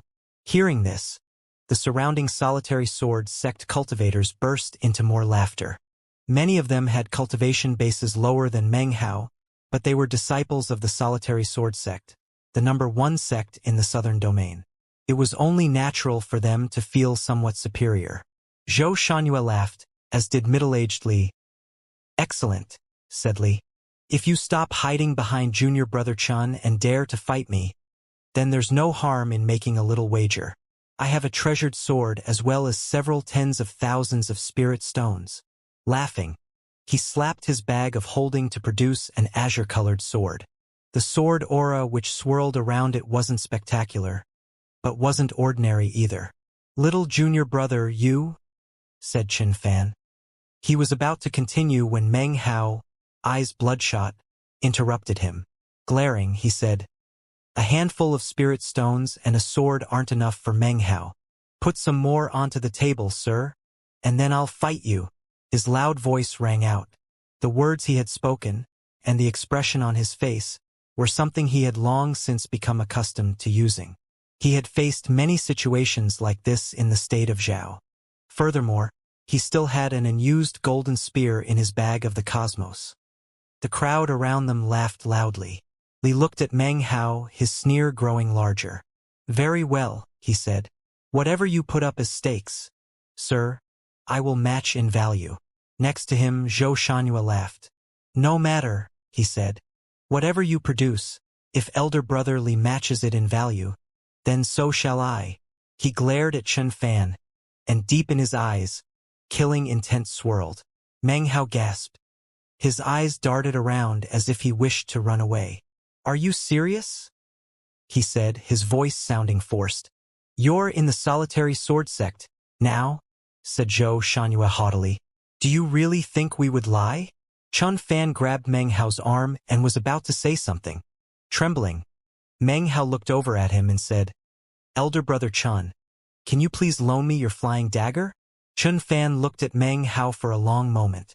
Finally, he lifted his hand up, and the black flying dagger appeared. A blade which could unleash the power of the core formation stage. This dagger was extremely important to Chen Fan. If he lost it, his position within the sect would immediately become unstable. The repercussions would be dire. However, it only took the space of a few breaths for him to make up his mind to place it in Meng Hao's hand. This display of brotherly affection caused Meng Hao to look deeply at Chen Fan. A warm feeling filled his entire body, creating a memory that would exist for the rest of his life. Junior brother, said Chen Fan, his eyes glowing with encouragement. If you're really going to fight, then do so with a light heart. If you lose, it won't matter. No big deal. And if you win, then win something good. Although he didn't have much faith that Meng Hao could win, this was his style. Everything was quiet around them as the crowd stared at the black flying dagger in Meng Hao's hand. The silence lasted only for a moment before a buzz of conversation filled the air. That's Patriarch Zhou's core formation flying dagger. That's the symbol of the 7 solitary sword sons, and elder brother Chen is actually giving it to a stranger to put up as stakes for a bet. These stakes are incredible. The surrounding disciples' eyes shone brightly, and more than a few produced transmission jade slips to notify other fellow disciples of what was happening. This is what I'm putting up. Now it's your turn. No bet, no fight. Meng Hao's voice was resolute, and his eyes shone with a do-or-die look. To the onlookers, however, it appeared that his coolness was forced, and that he was simply trying to bluff Zhou and Li into leaving him alone. Xianxia's body trembled as he glared at the black dagger in Meng Hao's hand. He panted, as did middle-aged Li. They exchanged an excited, shocked glance. They had never imagined that Chen Fan would actually take out the flying dagger and give it to his junior brother to put up as stakes in the bet. If you don't have anything to bet, then you can't blame me for not participating, repeated Meng Hao, preparing to hand the flying dagger back to elder brother Chen. Xianxia obviously couldn't allow this to happen. His hand shot up and he ripped open the top of his robe to reveal a jade pendant hanging around his neck. This is a life-saving jade forged by my father himself with blood from his cultivation base. It has no attack power, but it can stand up against an attack from the nascent soul stage. If you win, then it's yours. I'll even give you some of my cultivation-based blood to use to refine it. Zhou, never go back on my word. His tone of voice could chop nails and slice iron. As they rang out, Chen Fan, along with the rest of the onlookers, gasped. Chen Fan stared at the life-saving jade. It was a treasure his master had bestowed upon his son to protect him. In terms of value, it definitely exceeded his flying dagger. Meng Hao put on a look of complete shock. He began to breathe heavily, causing Xianxia to laugh coldly, his eyes shining coldly. In a seemingly forced voice, Meng Hao said, "That's not enough. You just said that both of you would match the value of whatever I put up." Hearing this, middle-aged Li laughed heartily. He glared coldly at Meng Hao, and then gave pale-faced Chen Fan a sinister look. At the moment, he was convinced of what to do. He knew Chen Fan and Chen Fan's personality. He wouldn't do anything devious, so clearly his expression revealed his true feelings. I, Li, don't have any precious treasures like junior brother Zhou. However, I do have some spirit stones saved up. Fellow disciples, if you are able to loan me some spirit stones, it will be to your benefit. I will pay them back with an additional 1 stone for every 100 you give. He laughed again, watching as the hundreds of surrounding cultivators saluted him respectfully. A few of them flew over to him and then more and more. No problem, elder brother Li. Of course we can help you. Ha ha ha. I don't have a lot of spirit stones, just a few thousand, my savings from the past few years. If you need them, elder brother Li, then they're yours. Don't worry, elder brother Li. We can definitely help you out. The voices of hundreds of cultivators filled the air. All of them produced spirit stones, in amounts ranging from hundreds to thousands. Soon, they had been piled together into a group of several tens of thousands of spirit stones. These spirit stones can't compare in value to Junior Brother Zhou's precious treasure. Fine, I won't try to take advantage of you. I have some magical items in my bag of holding that are worth tens of thousands of spirit stones. In total, their value is roughly 500,000. He flicked his sleeve and then shot into the air, transforming into a beam of light which shot toward the battle arena. Amidst the excited cries of the surrounding cultivators, he landed in the middle of the arena and turned to stare at Meng Hao. Chun Fan looked at Meng Hao with a forced smile. He was just about to give some advice when Meng Hao put the flying dagger on the ground and then flew up in the air toward the battle arena. No one made a move to stop him. As he entered, the surrounding cultivators craned their necks to watch. Middle-aged Li stood there arrogantly. He pressed his finger down onto the space between his eyebrows. Immediately, his cultivation base sank down from the late foundation establishment stage to the mid-foundation establishment stage, as if he had 6 Dao pillars. Li is not the sort of person who would bully you, he said, sticking his jaw out. So I'll only use the power of the mid-foundation establishment stage. Under no circumstances will I use the power of late foundation establishment. Actually, there's no need for that, murmured Meng Hao. He stood there in the battle arena, his expression very different than before. There was nothing fake about his expression now. He smiled, and within the smile was happiness, as well as a bit of shyness. The people here weren't familiar with this shyness. But the people from the Violet Fate sect who had traded with him years before in the state of Zhao would know it well. It would cause their scalps to grow numb if they saw it. They would think themselves to be in some kind of nightmare, and would most likely fly into a violent rage. In a bit, you'll have to eat your words, said Meng Hao shyly. He looked just like the young scholar that had stood there on Mount Daqing years ago. He seemed a little embarrassed as he took a step forward. This man named Li had no way to know how famous Meng Hao was in the state of Zhao, nor about the iron spear which was still located within the Violet Fate sect. Meng Hao's body flickered as he shot toward Li. He lifted his right hand and flashed an incantation sign. Immediately, a flame dragon roared out. It wasn't very large, only about 30 meters long, and its color was not normal. Instead of being the color of fire, it was dark and had 2 flapping wings. This was obviously a flying rain dragon. Power from Meng Hao's cultivation base was congealed inside of it, and not a drop seeped out. Only someone significantly more powerful than Meng Hao, someone of a higher stage, would be able to sense the slight fluctuations of the cultivation base power within it. From the look of it, it really did seem to be something that would be produced by the power of mid-foundation establishment, or perhaps even inferior to that. Sneers filled the faces of the cultivators outside the battle arena. They were clearly very amused by the whole scene. Chun Fan groaned inwardly. He didn't say anything, but his eyes were dull as he thought, not about his flying dagger, but the fact that this was a battle arena, and there was no way to tell what deadly moves Li might use. Zhou Xianxia watched on, a smile covering his face. He looked exceedingly pleased. He had never liked Chun Fan, not from the very beginning when his father had brought him back to the solitary sword sect. He felt that his father treated him far too well for the outsider that he was. As for the flying dagger that had been given to Chun Fan, Zhou Xianxia thought of it as his own. How could it be given to someone else? And how come he wasn't a member of the current generation of the 7 solitary sword sons?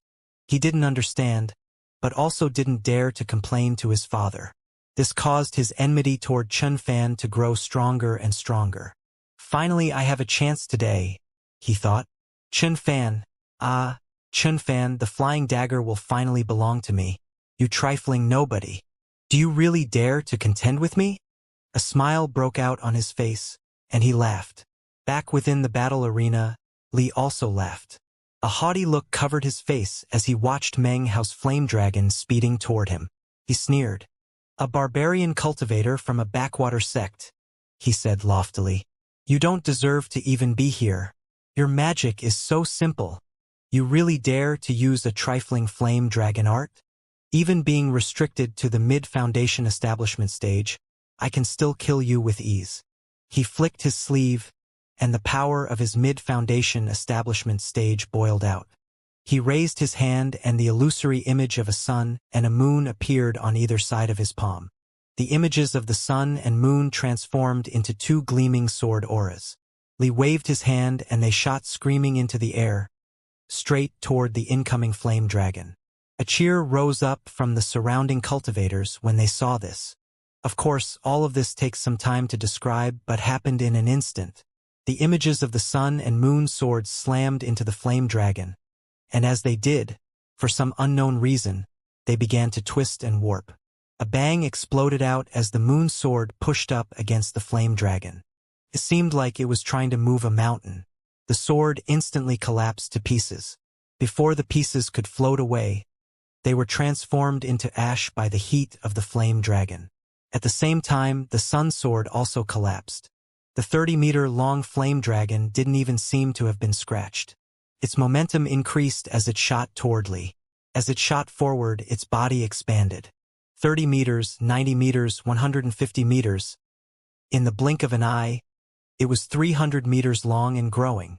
A mysterious power emanated out from the flame dragon, forming into a monstrous flame sea.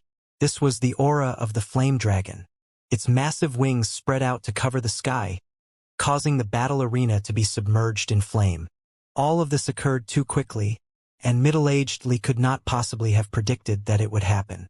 It was the same with Zhou Xianxia, as well as all the surrounding solitary sword sect disciples, who watched on with stunned faces.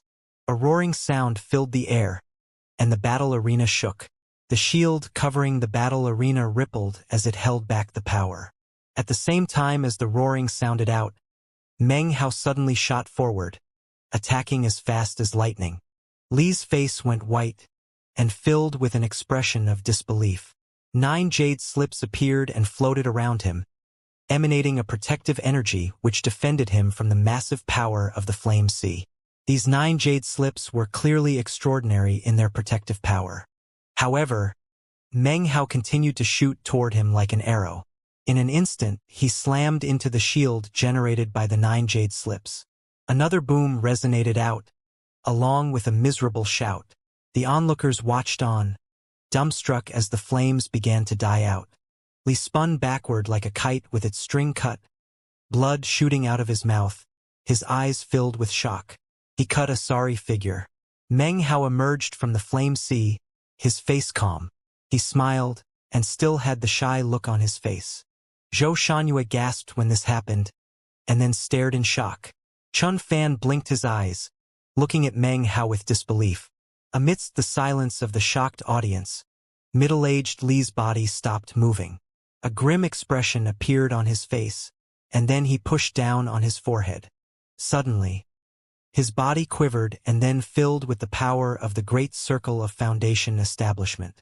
Pseudo-core stage power immediately exploded out from him. This power was far, far beyond what he had exhibited moments ago. His eyes radiating killing intent as he watched Meng Hao striding out from within the flame sea. A haughty look once again filled his face. You seem qualified to be slain by the true power of my cultivation base. Meng Hao's expression was the same as ever. He smiled shyly, but said nothing. Seeing the smile, Li felt a strong feeling of abhorrence. He shot forward, his hand lifting toward his bag of holding and retrieving a sword. The azure-colored sword spun rapidly above his head, forming the shape of a whale. It sucked in the power of Li's late foundation establishment stage power, whereupon a buzzing sound filled the air. Ghost images of the sword suddenly appeared, 7 of them. The buzz of conversation filled the air. 7 exterminations. Elder brother Li is using a killing move. That's one of the most powerful stances of Foundation establishment. A profound magic of the 7 solitary sword sons. Chun Fan's expression twisted. Solitary sword, 7 exterminations. He was about to take a step forward when Zhou Shanhua laughed and stretched out his arm to block the way. Junior brother Chun, it's prohibited to interfere with matches in the battle arena. You're not going to break sect rules, are you? As the observing solitary sword sect disciples discussed the proceedings. Within the battle arena, Li's hair whipped about wildly. He flashed incantation gestures, causing a cyclone to spring up. The cyclone merged with the azure sword, and a roaring sound filled the air. A vicious expression appeared on his face as he waved a finger. The azure sword seemed to split the air as it shot with incredible speed toward Meng Hao. This attack was one of the most powerful moves from a cultivator of the Great Circle of Foundation establishment, as well as one of the most powerful arts of the solitary sword sect. For Li to use it in this situation made it clear that he intended to strike a fatal blow. I plan to use this magic to win a place among the 7 sons. Today, I'll christen it with your head. His sinister voice echoed out as the sword screamed forward. The sword and its 7 ghost images bore down onto the Meng Hao. A smile appeared in Meng Hao's eyes. In terms of magical techniques, I'm still a bit deficient, he muttered to himself. He suddenly struck his hand forward. Immediately, everything began to shake, and the approaching sword suddenly stopped. Meng Hao then took a step forward and struck his hand out a second time, then a third and a fourth time. Each time he did, he took another step. By the time he reached the 5th strike, he was upon the sword. The ground quaked as the massive image of an illusory hand appeared in front of Meng Hao. He shot toward the sword. At the same time, Meng Hao's spiritual sense burst out. When he was in the early Foundation establishment stage, his spiritual sense could shock late Foundation establishment cultivators. But now he had an additional Tao pillar, which made him even more powerful. The spiritual sense merged into the giant illusory hand. When the hand slammed into the azure sword, a massive bang rang out. The azure sword shook. One by one, the ghost images surrounding it popped and disappeared. All of this takes some time to describe, but happened in an instant. The ghost images of the swords disintegrated, and then cracks began to cover the surface of the sword itself. The illusory hand passed through the sword and then continued on toward Li. There was no way for him to dodge it, so it slammed directly into his body. Blood sprayed from his mouth, and he staggered backward, his face pale. Meng Hao's 5th step placed him directly next to the azure sword. He reached up and pushed against it. A cracking noise sounded out and the sword split completely in half. You lose. Now pay up, said Meng Hao. He flicked his sleeve, sending the 2 pieces of the azure sword flying away to land at the feet of Li. Li's face was deathly pale, and he coughed up another mouthful of blood. His aura seemed to have weakened. He looked at Meng Hao, a look of disbelief and bitter anguish covering his face. He had lost. Silence reigned outside of the battle arena. Hundreds of solitary sword sect disciples stared at Meng Hao in shock and disbelief. As the seconds ticked by, their eyes filled with intense fear. In the cultivation world, respect is delivered to the powerful. Meng Hao was only at the mid-Foundation establishment stage, but the efficiency with which he had vanquished the great circle of late Foundation establishment left a deep impression on everyone. Their fear transformed into respect. Respect for Meng Hao. No one said anything. They watched him as he left the battle arena. The shy look still on his face as he walked back to Chun Fan. Chun Fan gaped at him for a long moment. And then, a smile broke out on his face and he started to laugh. His laughter shattered the silence, and a hubbub immediately broke out. Who is that guy? He's at the mid-Foundation establishment stage but actually defeated the great circle of Foundation establishment. This type of cultivation base, this type of power, he can't be a nobody. He seems almost like a Tao child. The magic he just used seemed somewhat familiar. It was like the Black Civ Sect's 19 black cloud strikes. The sound of discussion echoed about. Zhou Shanhua's face was pale as he staggered back a few steps. He tilted his head and stared closely at Meng Hao, the first time he had done so. Previously, he had thought Qin Fan was the one he needed to pay most attention to. His eyes filled with an intense, venomous hatred and rage. "You despicable, shameless bastard. You're a swindler. You obviously know the power of your cultivation base and pretended to be weak. You avoided battle before with the sole purpose of picking this fight. Your depravity knows no bounds." Zhou Shangyue was gnashing his teeth and cursing as middle-agedly exited the battle arena, his face pale. He chuckled bitterly, looking at Meng Hao with complex expression that included hatred and other emotions. He still didn't understand. Clearly, he had been played. He'd thought he had the situation completely under control, and yet it turned out that his opponent had effortlessly tricked him. Then he thought of the spirit stones he had wagered, which weren't even his. He had borrowed them from surrounding fellow sect members and had to pay back everything with interest. His face grew even more ashen. Meng Hao gave a light cough. His expression bashful, he said, "You were the ones who insisted on the match." Zhou Shangyue trembled. With the flick of a sleeve, he turned to leave, clearly intending to go back on his word and not hand over the jade pendant. Qin Fan gave a cold snort. "Junior brother Zhou," he said coolly, "the stakes of a bet mean nothing, but the prestige of the solitary sword sect is everything. Don't tell me you intend to break your word?" Instantly, the eyes of all the surrounding cultivators came to rest on Zhou Shangyue. They were all solitary sword sect disciples. They might not always be able to measure up to others in terms of skill, but the importance of upright conduct had been drilled into them from the moment they joined the sect. One's word could not be broken. Zhou Shangyue felt the eyes of hundreds of his fellow disciples upon him, and his expression flickered. He stamped his foot angrily on the ground. Heart aching, he took off his life-saving jade pendant and threw it toward Meng Hao. He also tossed out a drop of his own blood. He glared at Meng Hao, his eyes filled with fury and disgrace. If he could, he would kill Meng Hao hundreds of times over. Finally, his body turned into a colorful beam that shot off into the distance. Meng Hao coughed lightly again. Such gazes were not unfamiliar to him, and he was actually used to them. His eager gaze next fell upon Li's bag of holding. Inside were the tens upon tens of thousands of spirit stones which he had put up as stakes in the bet. Pale-faced, Li couldn't help but wonder how he would possibly pay back his fellow sect members. Then he thought about how he owed literally hundreds of people, and his vision grew dim. Without the slightest trace of politeness, Qin Fan walked up and grabbed the bag of holding. Li did nothing to stop him. He could only smile sadly. Qin Fan was just about to turn and walk back, when Meng Hao coughed again. "Elder brother, there's also a sword worth tens of thousands of spirit stones." Could Meng Hao really forget that? Considering how much he cared about spirit stones, as well as desire to join a sect, he might be able to forget about other things. But he could never forget matters related to spirit stones. "The sword," Qin Fan said to pale-faced Li, holding his hand out. Face bitter, Li produced the sword. His heart trembled, and felt as if it would tear in half.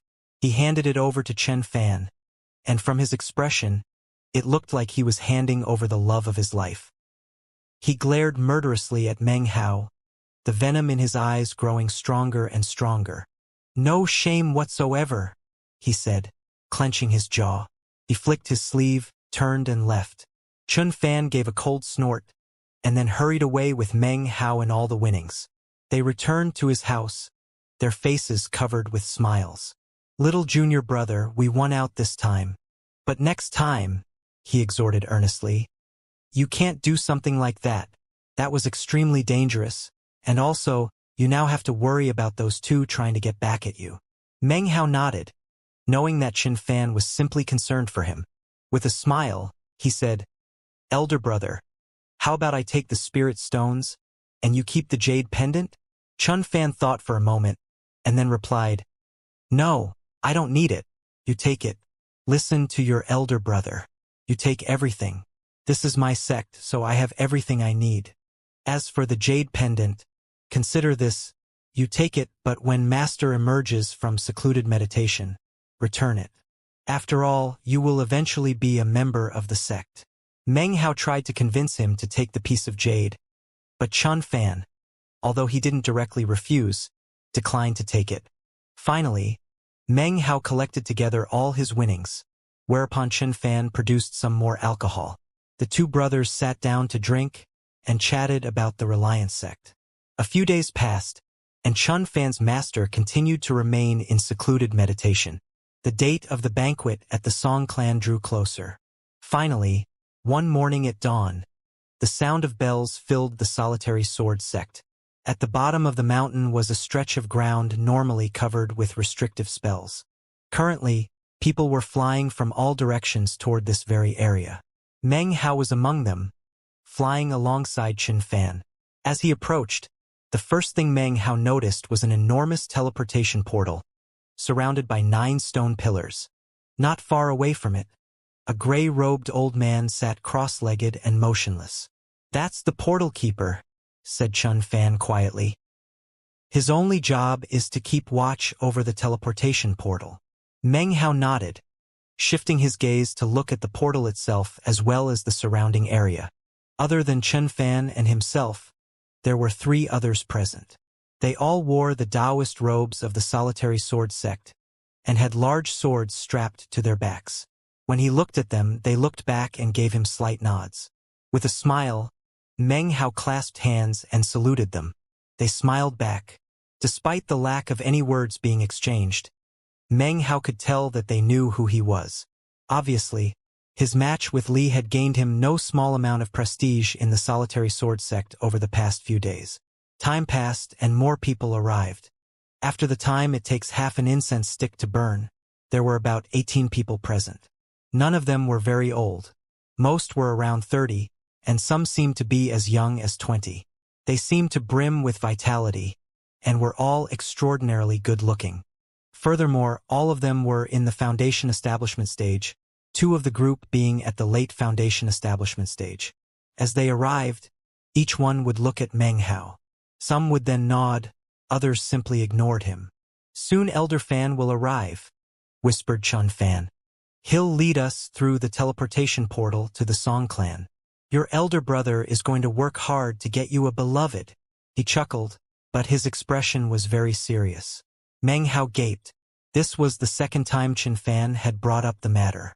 Meng Hao had a strange feeling about this trip to the Song clan. Time passed, and soon a beam of light appeared in the sky, a few dozen meters wide. In an instant, it had reached them, and an old man appeared, wearing a voluminous Taoist robe. His face was ruddy, and he had a full head of long white hair. He carried a gourd of alcohol in his hand, and strapped to his back was a huge pitch-black sword. He had a brandy nose, and his entire body emanated the smell of alcohol.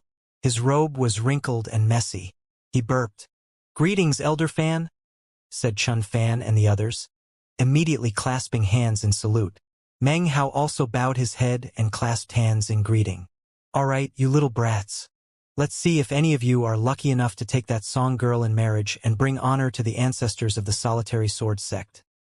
The old man's sonorous voice echoed out, shaking Meng Hao and even the very ground, it seemed, when he said the words, "bring honor to the ancestors." His voice grew especially loud, causing the gray-robed man to open his eyes and then slowly shake his head. He seemed to find the wording somewhat inappropriate. However, he said nothing. "He's definitely not a core formation cultivator," thought Meng Hao, taking a deep breath. He had seen nascent soul eccentrics before, and it seemed, that's exactly what this man was. Nascent soul stage. Chun Fan stepped forward. Raising hands again in a respectful salute, he said, "Elder Fan, this is a disciple from my former sect, my junior brother who—" "Got it. No problem. Don't forget to bring me a few jugs of your master's alcohol when we get back." The old man clapped Chun Fan on the shoulder. He glanced at Meng Hao, and then strode forward toward the teleportation portal. Meng Hao hesitated for a moment and then said, "Elder brother, this trip to the Song clan?" Chun Fan hurriedly replied, "The Song clan has an urgent need for a son-in-law, so they've invited the 5 sects and 2 clans to visit." Little junior brother, if you play your cards right, you might have a chance. Whether you join the solitary sword sect, or become a member of the Song clan, you will soon have a proper foundation upon which to practice cultivation. He grabbed Meng Hao's sleeve and dragged him toward the teleportation portal. Meng Hao was hesitant for a moment, and then made his decision. The people from the solitary sword sect are here, so I can't try to get the meat jelly to help me change my appearance. This isn't really working out how I want it to. Oh well, once we get to the Song clan, I'll think of an excuse to get away. The Song clan was one of the 3 great clans of the southern domain, and was somewhat isolated in its position. It had a history stretching back tens of thousands of years, and was deeply rooted in the society of the southern domain. It existed on the edge of a wide plain which contained some rolling hills, but few mountains. In the southeast of the plain, however, was a mountain range called Neck of Heaven, under which flowed a river. Look down on it from the sky, and it had the appearance of a woman resting her head on her arm. It was quite pretty and charming. The Song clan was situated atop the chain of mountains. It was different from other clans. Its main gate was actually an ancient castle, connected to which was an enormous wall that snaked throughout the various surrounding mountains, creating a very spectacular sight. As for the castle of the capital city, it was pitch black and had the appearance of an enormous wild beast, filled with indescribable ferocity. Anyone who saw it for the first time would be left with the impression that the Song clan was not to be provoked. The capital city was surrounded by 81 smaller cities, which were constructed according to the rise and fall of the mountains. Each city was densely populated by clan members. In the sky above the Song clan was an enormous rotating sun and moon. When it was pitch black in the outside world, the sun blazed in the Song clan. When it was bright and sunny outside, the moon shone in the Song clan. This sun and moon was a precious treasure of the Song clan. Every great sect and clan possessed some valuable treasure. Only in this way could their continued status and glory be maintained. For example, the Black Civ sect had their incense burner, and the Solitary Sword sect its enormous sword. They were all precious treasures.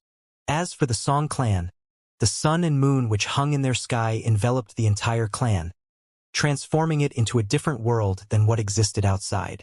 It was likely because of this treasure that for so many years, the Song clan had not experienced any friction with outside sects and clans, and held such a lofty position. They did not provoke others, and others did not dare to provoke them. The Song clan was not as powerful as the Solitary Sword sect, nor as mysterious of the Blood Demon sect. It was not as extravagant as the Violet Fate sect, nor did they have a vast array of magics like the Golden Frost sect. They were not as erudite as the Black Civ sect, either. Amongst the 3 great clans, the Song clan maintained the lowest profile. Their Dao children did not perform sensational acts, nor did the clan struggle for glory. They were relatively quiet. What they did have, though, was information collected over many, many years. They did not provoke others, and others did not dare to provoke them. The mountains they occupied left others with a profound impression. If incredible change rocked the southern domain in the future, other sects and clans might very well collapse. The one organization that was most likely to remain was the Song clan. The degree of their inconspicuousness was such that people knew almost nothing about them. This in turn created a sense of fear and terror. In the past few hundred years, the only person to venture out of the Song clan was eccentric Song One, who everyone in the southern domain knew about. He had an odd personality, and enjoyed the collection of wild beasts. His occasional excursions gave him plenty of opportunities to interact with other sects and clans. At this moment within the Song clan capital city, dazzling lights flickered and people bustled about preparing for an ancient tradition of the Song clan. Women of the Song clan were not permitted to marry outsiders. Instead, a husband would be sought from the outside, who would then marry into the family. Upon marriage, the new son-in-law would then become a conclave cultivator of the Song clan. Throughout the years, many sects had desired to infiltrate the Song clan. However, because of their strange and ancient marriage custom, those sects had long since vanished. The Song clan, however, still remained. Of course, there were problems with the arrangement. Xianxia stood quietly at the window, looking out. The outside world was awash with sunlight, but inside the Song clan, the sky was dark. Wind blew against her face, lifting up her hair and revealing her spectacular beauty. Right now, she wore a sad look and seemed to be apprehensive. Her apprehension was because of her fate as a woman of the Song clan. She felt melancholy for the same reason. There was nothing she could do to resist. It was useless to struggle. The Song clan's rules had been laid down by the ancestors and could not be changed. The soft voice of a woman could be heard from behind her. We're different from the other sects and clans. As a girl of the Song clan, it's impossible to maintain your purity forever. You can't change that, nor can I. The voice belonged to a middle-aged woman who gazed affectionately at Xianxia.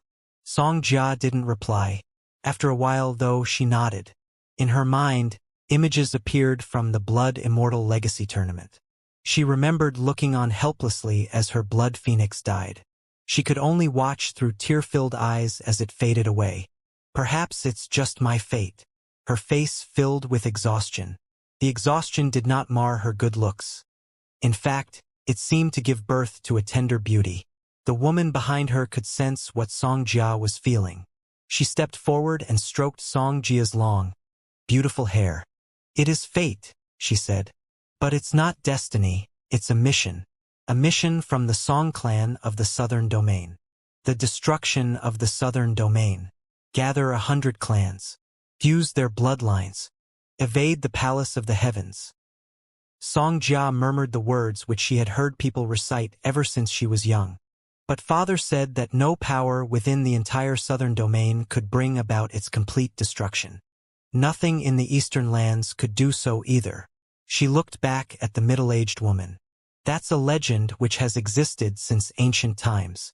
Mother doesn't know what it means either." Mother and daughter were silent for a while after that. Meanwhile, outside of the Song clan, the sun blazed brightly in the sky. On the plains below the Song clan, a glittering light shined out, which grew in intensity over the space of about 10 breaths. Then it gradually disappeared, revealing a dozen or more people. Meng Hao sucked in a deep breath and rubbed the bridge of his nose.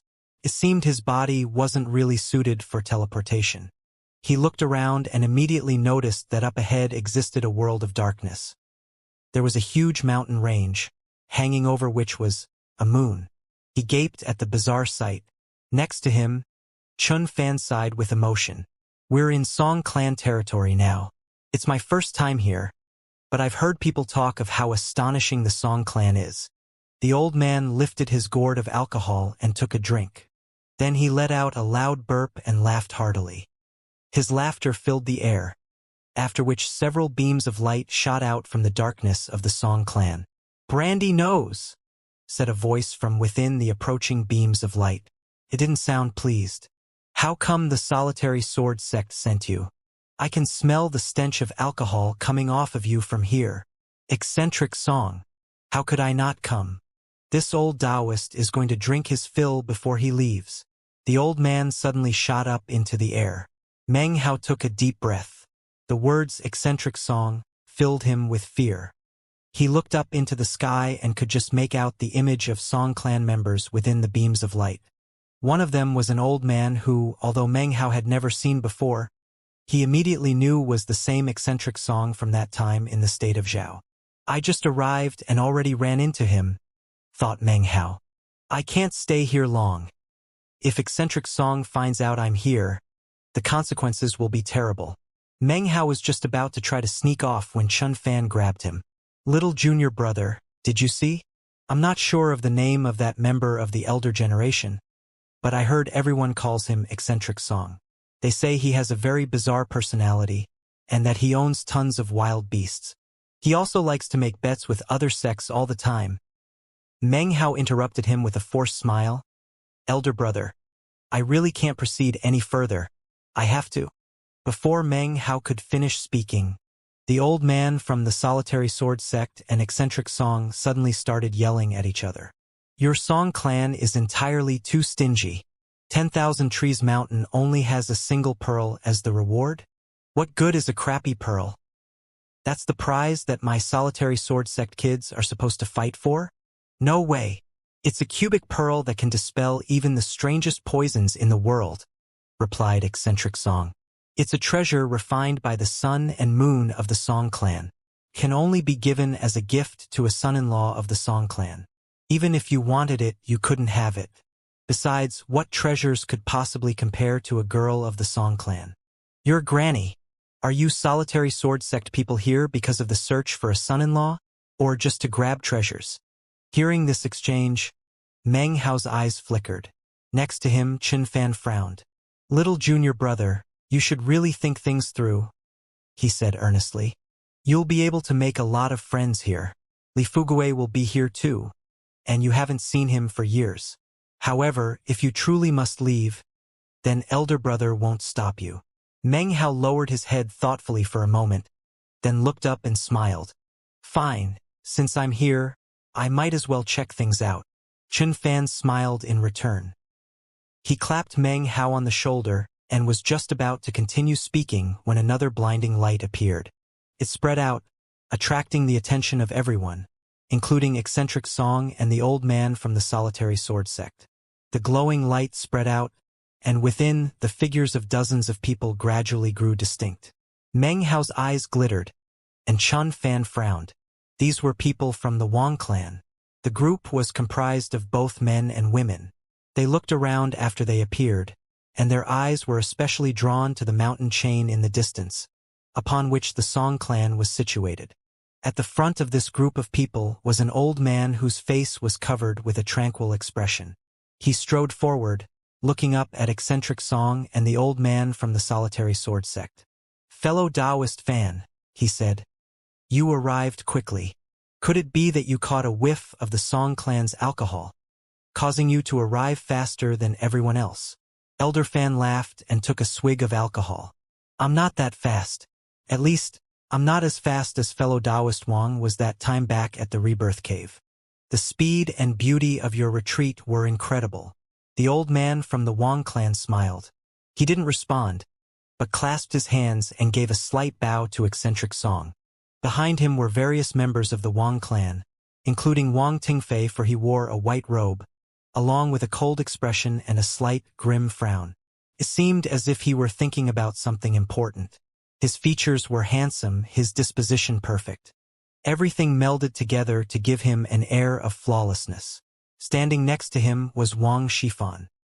His expression was proud and aloof as he gazed at the Song clan mountains. Then his gaze shifted to the group from the solitary sword sect. He frowned when he caught sight of Meng Hao. "He looks a bit familiar." His gaze passed by before he could recall who Meng Hao was. However, it was at this moment that Wang Tingfei's surprised eyes fell onto Meng Hao. A look of disbelief appeared. Meng Hao looked back at him. They were in different groups of people, hundreds of meters away from each other, and yet their gazes locked, just like they had years ago in the Reliance sect. "Meng Hao," thought Wang Tingfei, his eyes instantly shining with a mysterious glow. He felt a sudden stab of pain from the index finger of his right hand. The finger was pitch black, and inside, a pulsating black aura could be seen. Seeing Meng Hao here was not something Wang Tingfei had ever imagined would happen. Many years had passed, but he recognized him immediately.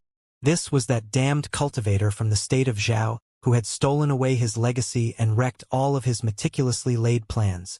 As soon as he saw Meng Hao, Wang Tingfei's breath quickened. He had assumed that Meng Hao disappeared along with the state of Zhao. How could he have predicted that he would suddenly appear here? Furthermore, he was in a group from the solitary sword sect. Many thoughts ran through his head during the space of a few breaths. Then he recovered his composure and looked away. "Since he's here," thought Wang Tingfei, "I'll have to find an opportunity to sacrifice him to my poison finger." His expression calm, he slowly began to exhibit the same disregard for Meng Hao that he had years ago. It was as if he would eternally be above Meng Hao. It didn't matter if they were in the state of Zhao or the southern domain. He didn't care at all about Meng Hao. He was a member of the Wang clan. He was chosen. He was superior, and as for Meng Hao, it didn't matter what relationship he had with the solitary sword sect. To him, Meng Hao was nothing more than an insect.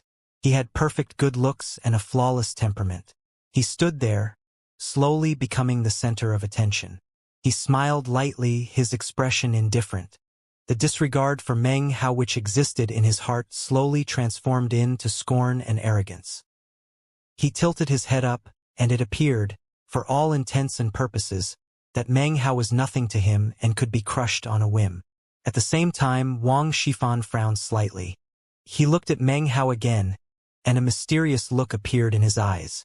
A smile tugged at the corners of his mouth. It was a smile similar to Wang Tingfei's, filled with scorn and disregard. Now he remembered the scene from years ago. He remembered this ant that he almost crushed on the top of the East Mountain of the Reliance sect, only to be stopped by He Luohua. Interesting, he said with a chuckle. His words did not echo out, and could only be heard by Wang Tingfei. So we once again run into this insolent kid. Tingfei, now is your chance to conclude matters from all those years ago. Kill him and prove that everything I've told you is true. You are chosen, and he is nothing more than an insect. Wang Tingfei smiled. I've long since stopped thinking about the things that happened that year, he said coolly. However, I really should take his head. He looked at Meng Hao once again, and his eyes brimmed with confidence in his ability to kill him. It would be as easy as turning over his hand. He looked away, ignoring Meng Hao and staring off into the distance. He appeared thoughtful once again, as if he were wrestling with some matter in his heart. Don't overthink things, said Wang Shifan, his voice low. You need to trust Chu Yuyan. Wang Tingfei was quiet for a long moment, then growled. If I ever find out who it was, I'll tear him into 1,000 pieces. His eyes were filled with cold, callous hatred, as well as humiliation. Killing intent roiled out of him, much more intense than when he had seen Meng Hao. This matter was something he could not ignore, something he could not cool down from. Meng Hao's expression was the same as ever. Seeing Wang Tingfei here wasn't completely unexpected. However, it naturally caused various emotions to bubble up within him. The enmity between him and Wang Tingfei was not something he cared much about anymore. Years had passed, and as of now, Meng Hao actually felt that he had been a bit too hot-blooded in his youth. There were definitely some areas in which he was in the wrong. Now, Meng Hao's cultivation base was at the mid-foundation establishment stage, and his battle prowess put him in the same league as Dao children, although few people knew that. In Meng Hao's estimation, if he could defeat Wang Tingfei when in the qi condensation stage, then nowadays it wasn't even worth thinking about. What concerned him most was the Song clan's search for a husband, and the cubic pearl that eccentric Song had mentioned moments ago. It could dispel the strangest poisons in the world, and that made Meng Hao's heart palpitate with eagerness. He wasn't sure if the cubic pearl could dispel the poison of the resurrection lily, but considering the Song clan was offering it up as a prize, it was surely no ordinary object. I wonder if it really can dispel the poison. If it can, then maybe I won't need to infiltrate the Violet Fate sect after all. Staying in the Solitary Sword sect wouldn't be bad. His heart pounded in anticipation. As he traveled the path of cultivation, his next big hurdle would be core formation. That was a difficult bridge to cross, and joining a powerful sect would surely help. After a long moment of thought, his eyes filled with determination. Up above, eccentric Song, Elder Fan, and the nascent soul cultivator from the Wang clan turned into beams of prismatic light that shot toward the darkness which surrounded the Song clan. 2 other Song clan members had come out with eccentric Song. They split, one walking toward the Solitary Sword sect's group, the other to the Wang clan's group. They clasped hands and bowed. Smiling, they said, "Fellow Taoists of the Solitary Sword sect and Wang clan, please follow us. We will enter the mountains of the Song clan together." Everyone flew up into the air. Various members of the Solitary Sword sect and the Wang clan were obviously acquainted. The 2 groups merged into a larger group. Talking and laughing could be heard as they transformed into beams of light and shot toward the Song clan. Meng Hao and Chen Fan were on the edge of the group, some distance away from the Wang clan cultivators. Wang Tingfei flew along, expression cold. He frowned, apparently too busy being lost in thought to pay any attention to Meng Hao. They flew at high speed, and very soon reached the area where the brightness of the outside world gave way to the darkness of the Song clan.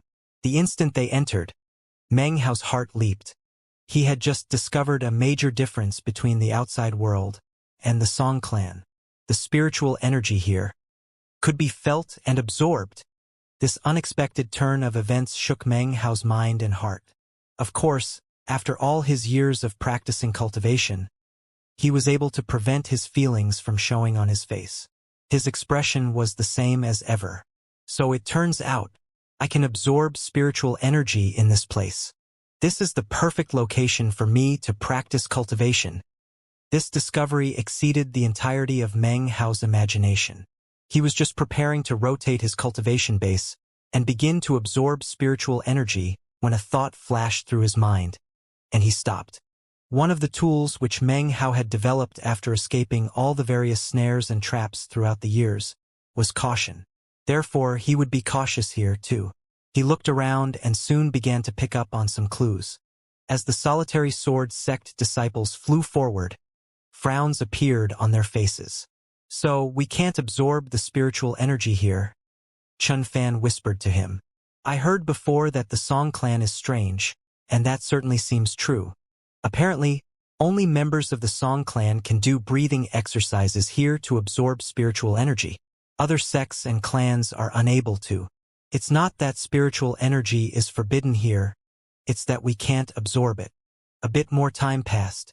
Seeing all the mountains and cities filled with cultivators pass by beneath him, Meng Hao was filled with a sense of mystery. After passing scores of mountains, they reached the Song clan's capital city. Within the capital city was an enormous square. Already, many cultivators from outside the Song clan had arrived there. Present were members of the Golden Frost sect and the Blood Demon sect.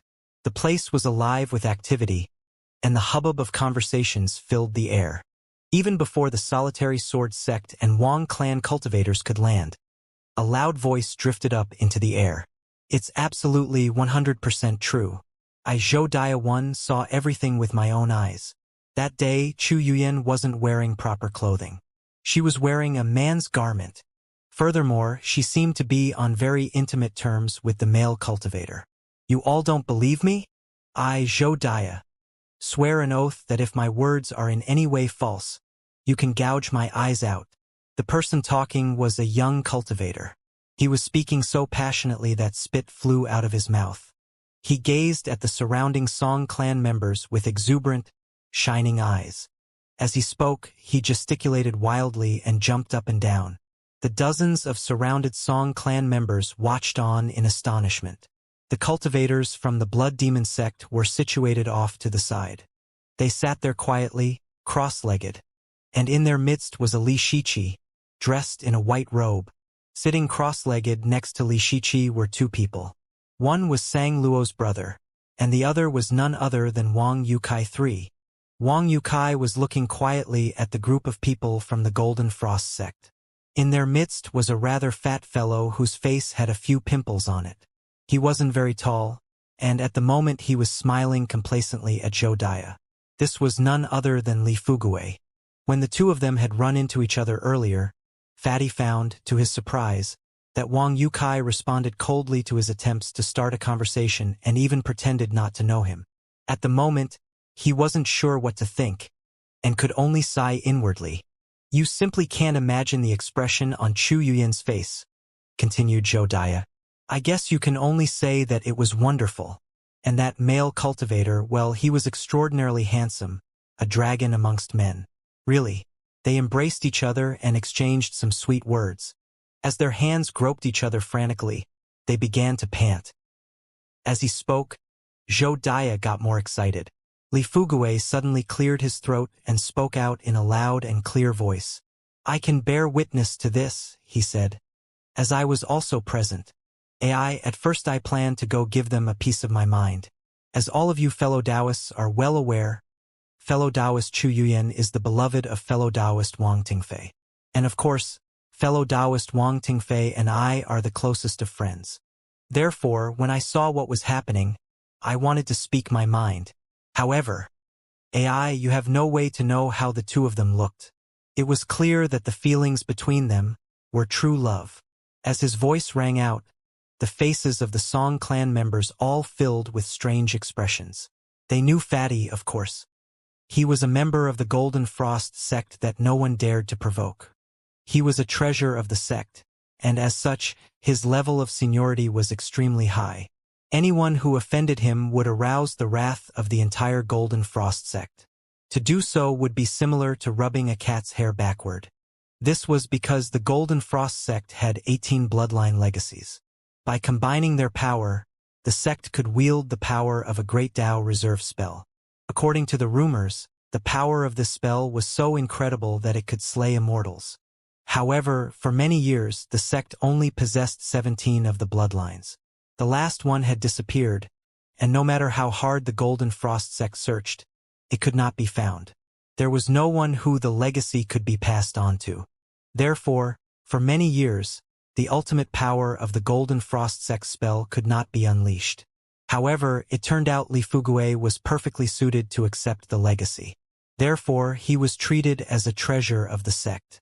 Usually, the sect priest would treat him very amiably and was very protective of him.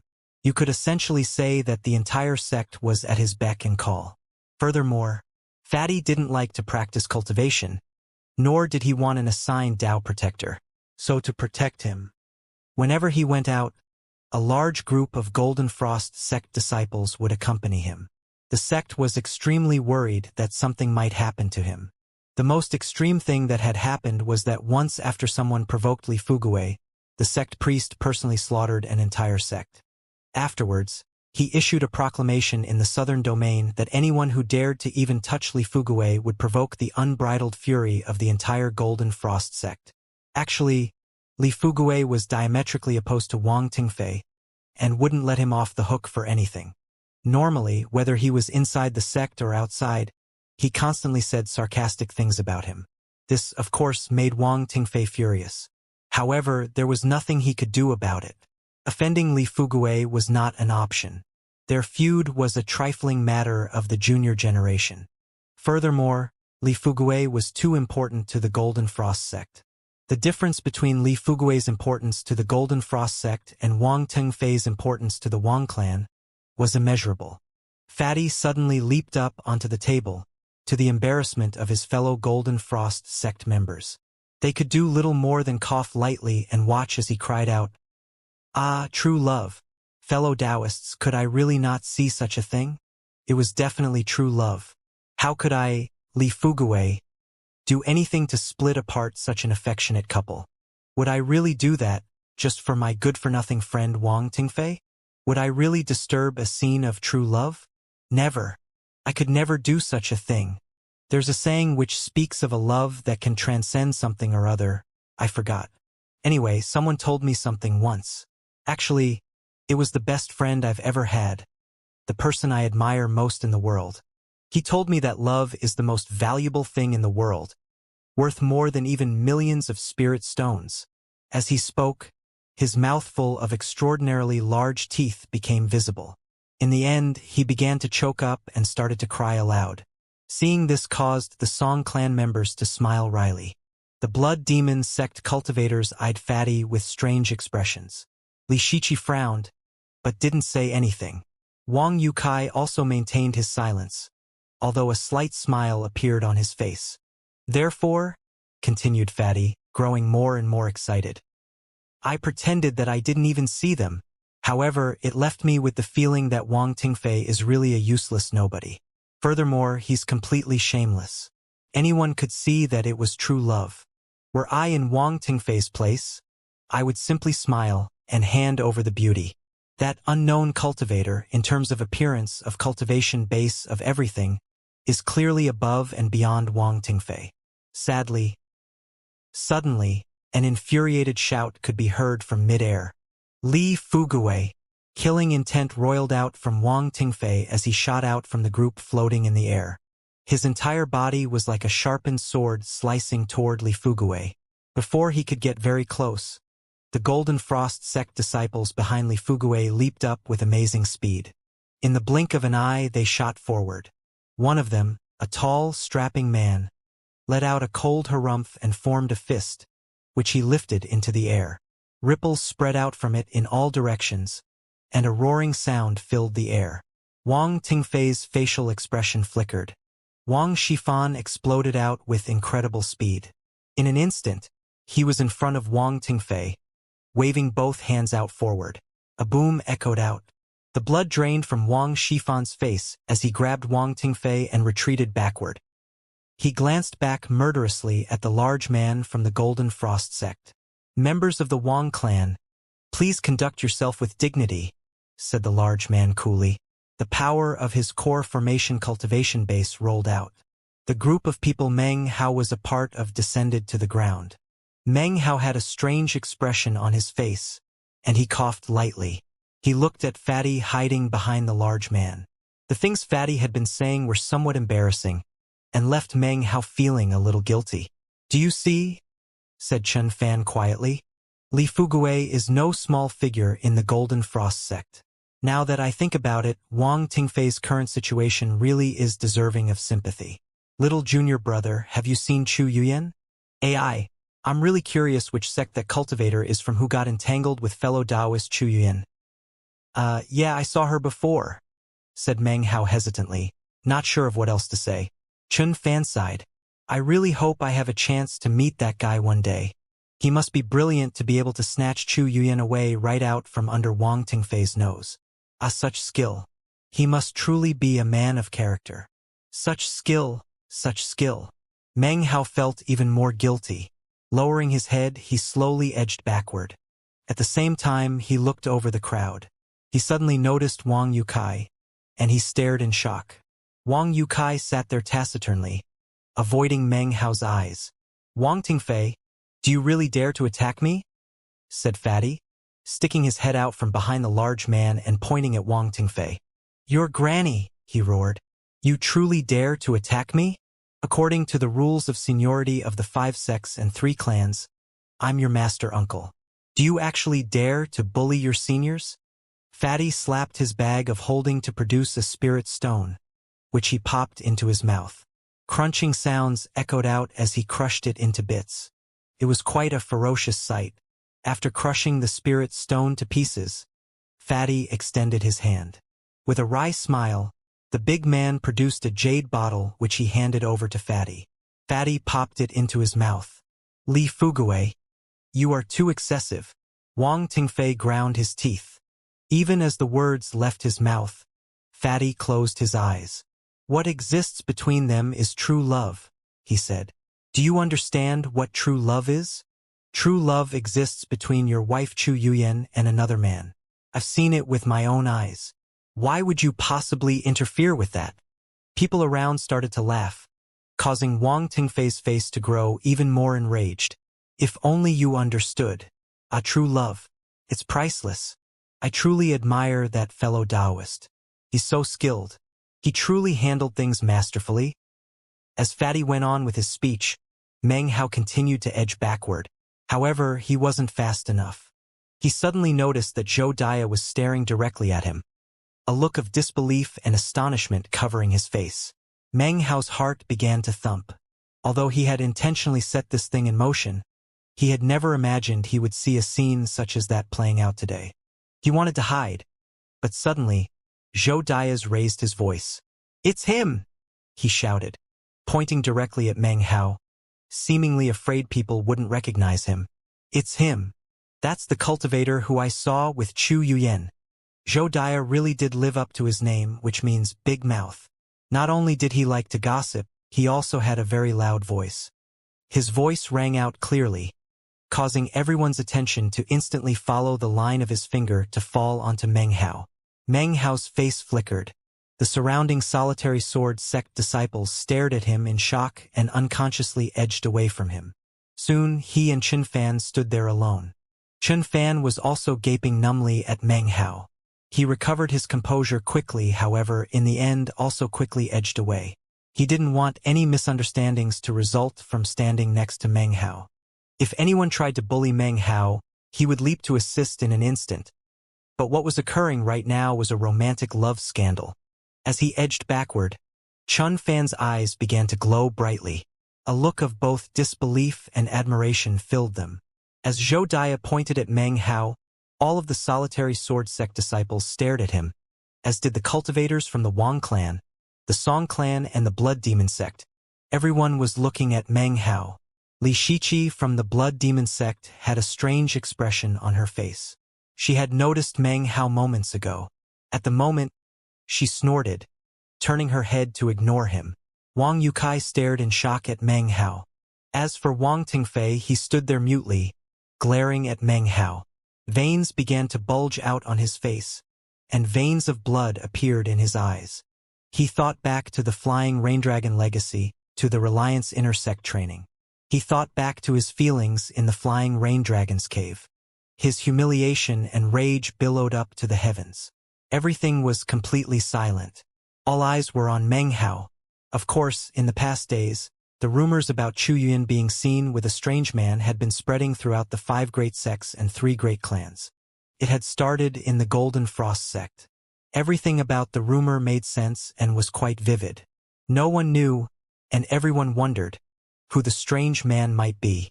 Now here, in front of all these eyes, Meng Hao had been pointed out. Fatty stared in shock. He stood blankly for a moment, and then rubbed his eyes vigorously. Suddenly, he started to look very excited. Just as he was about to rush over, a dozen or so colorful beams of light approached from off in the distance. As they whistled down, it was clear that this was the Violet Fate sect. Chu Yuan was not with them, however. There were 2 people whom Meng Hao did recognize. They were none other than Chen Shuihen and Lu Songwen, who were now in the early foundation establishment stage. They flew on either side of a young man with a cool expression. His body radiated the power of late foundation establishment, and seemed to occupy a position of great respect amongst the other Violet Fate sect disciples. At the same time, 10 more beams appeared. This was the Black Civ sect. The beautiful Han Bei was among them. She was dressed in men's clothing, but a single glance was enough to see that she was a woman. She was chatting and laughing with a Song clan member as she flew down to the square. The arrival of the Violet Fate sect and Black Civ sect would normally cause various members of other sects to seek out friends and catch up. But a strange atmosphere now filled the air. Most people just glanced momentarily at the new arrivals from the other 2 sects. As soon as Zhou Dia saw more people arriving, he once again cried out, his voice even louder, "It's him! That's the cultivator I saw with Chu Yuan. She was putting on his clothes." In actuality, there is a vast difference between wearing his clothes and putting on his clothes. The cultivators from the Violet Fate sect all stopped in their tracks and stared at Meng Hao. As disciples of the Violet Fate sect, how could they not be aware of the rumors swirling about regarding Chu Yuan? As for Chen Shuihen and Lu Song, the instant they caught sight of Meng Hao, their eyes grew wide and they stared in shock. Then their eyes grew hateful. It had been years since they had seen Meng Hao, but the blow they had received that year was enormous. Even down to this very day, people still talked about what had happened. The events had caused hatred to seep down into their bones. It was the greatest humiliation they had ever experienced in their lives. Chen Shuihen stared at Meng Hao, and he started breathing heavily. Killing intent began to roil within Lu Song's eyes. "Damn it, it's you! So, it's you!" The 2 of them roared, filling the spectators with even more shock. The details of the matter with Chu Yuan were still not clear, but the intense rage of these 2 Violet Fate sect disciples was clearly no joke. They obviously hated Meng Hao down to the marrow of their bones. Meng Hao smiled wryly. The spot he occupied in the square had long since grown empty, making him especially conspicuous. His smile grew more bitter, and he sighed inwardly. "If I had known things would end up like this," he thought, "I wouldn't have let Zhou Dia go. AI, are all of my enemies going to appear today?"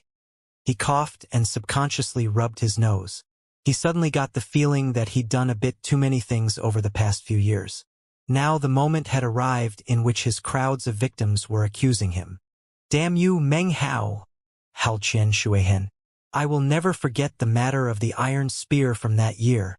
He immediately took a step forward. Next to him, Lu Song's eyes were red. Throughout the years, the 2 of them were often derided by fellow sect members because of the incident with the iron spear. They had often wished to go seek Meng Hao to exact revenge. However, the state of Zhao had disappeared, presumably Meng Hao along with it. They had never imagined that they would encounter him this day. Thoughts of vengeance immediately filled their hearts. Wang Tingfei also took a step forward, his face filled with murder. Meng Hao, I already loathed you back in the state of Zhao. You had better provide an explanation about what happened with Chu Yuyan. Wang Tingfei felt as if he were an object of laughter among the entire current generation of cultivators of the southern domain. It was something he couldn't accept. He wanted to slay Meng Hao where he stood. What a lively scene, Brother Meng, came a voice from within the Black Civ sect disciples. It was Han Bei. I never imagined I would find you here. So many interesting stories. She sighed. Don't forget the deal you and I made. She covered her mouth and laughed, winking at Meng Hao. Her words made the audience's eyes glitter even more brightly. Meng Hao's appearance seemed to be provoking the interest of one person after another. As of now, all the people who had never heard of him before were becoming intensely interested in the proceedings. A buzz of conversation filled the air. One voice rose up from within the Blood Demon sect. It was Li Shiqi. Fellow Taoist Meng Hao, you really do have a lot of interesting stories to tell. However, I'm curious about what happened to that annoying hat of yours. It was hard to tell what she was thinking, but her eyes shone with interest. Chun Fan stood gaping. He took a deep breath as he gazed at Meng Hao, an indescribable admiration growing in his eyes. Fatty looked at Meng Hao excitedly. It seemed that no matter where Meng Hao went, he would attract attention. It was the same back in the Reliance sect as it was right here and now. No wonder he's the elder brother, thought Fatty, taking a deep breath. His admiration for Meng Hao had reached such heights that he wanted to fall to his knees and bow down. Meng Hao gave a dry cough and continued to smile bitterly. He really did feel a bit guilty. However, before he could respond to anyone, 10 beams of light suddenly appeared off in the distance. It was none other than the Li clan. As of now, all 5 great sects and the 2 other great clans had arrived. In the middle of the Li clan people was Li Daoi. His arm had long since been replaced by the Li clan. He was a Dao child, so he couldn't marry into the Song clan. He had obviously not come because of the Song clan's search for a husband, but rather for some other reason. However, as soon as the Li clan people touched down into the square, his eyes fell upon Meng Hao. As soon as they did, he gaped. Almost immediately, his cultivation base rippled with power, and the aura of the great circle of late Foundation establishment filled the square. So you finally appear, he said grimly, taking a step toward Meng Hao. Fierce killing intent emanated from his eyes. It was obvious to everyone that there was some big secret between him and Meng Hao that he wasn't willing to talk about. Of course, their fight in the Blood Immortal Legacy Tournament had given birth to enormous enmity that could only be wiped away by death. To suddenly find Meng Hao here caused Li Daoi's killing intent to explode outward. Everyone else in the square who didn't know Meng Hao were now clamoring in excitement and shock at what was happening. First it was the matter with Chu Yuyan, and then Wang Tengfei's murderous intentions. Then something about the Violet Fate sect and an iron spear. After that, some agreement between him and Han Bei from the Black Civ sect. Next, Li Shiqi from the Blood Demon sect. And finally, he's provoked killing intent from the Dao child of the Li clan. How can this guy have gotten involved in so many situations? He seems to have provoked everybody. How come we've never heard of him before? What's going on? His name is Meng Hao. Huh? It seems like he really has the ability to piss people off. Of the 5 sects and 3 clans, the only ones who aren't involved are the Solitary Sword sect and the Song clan.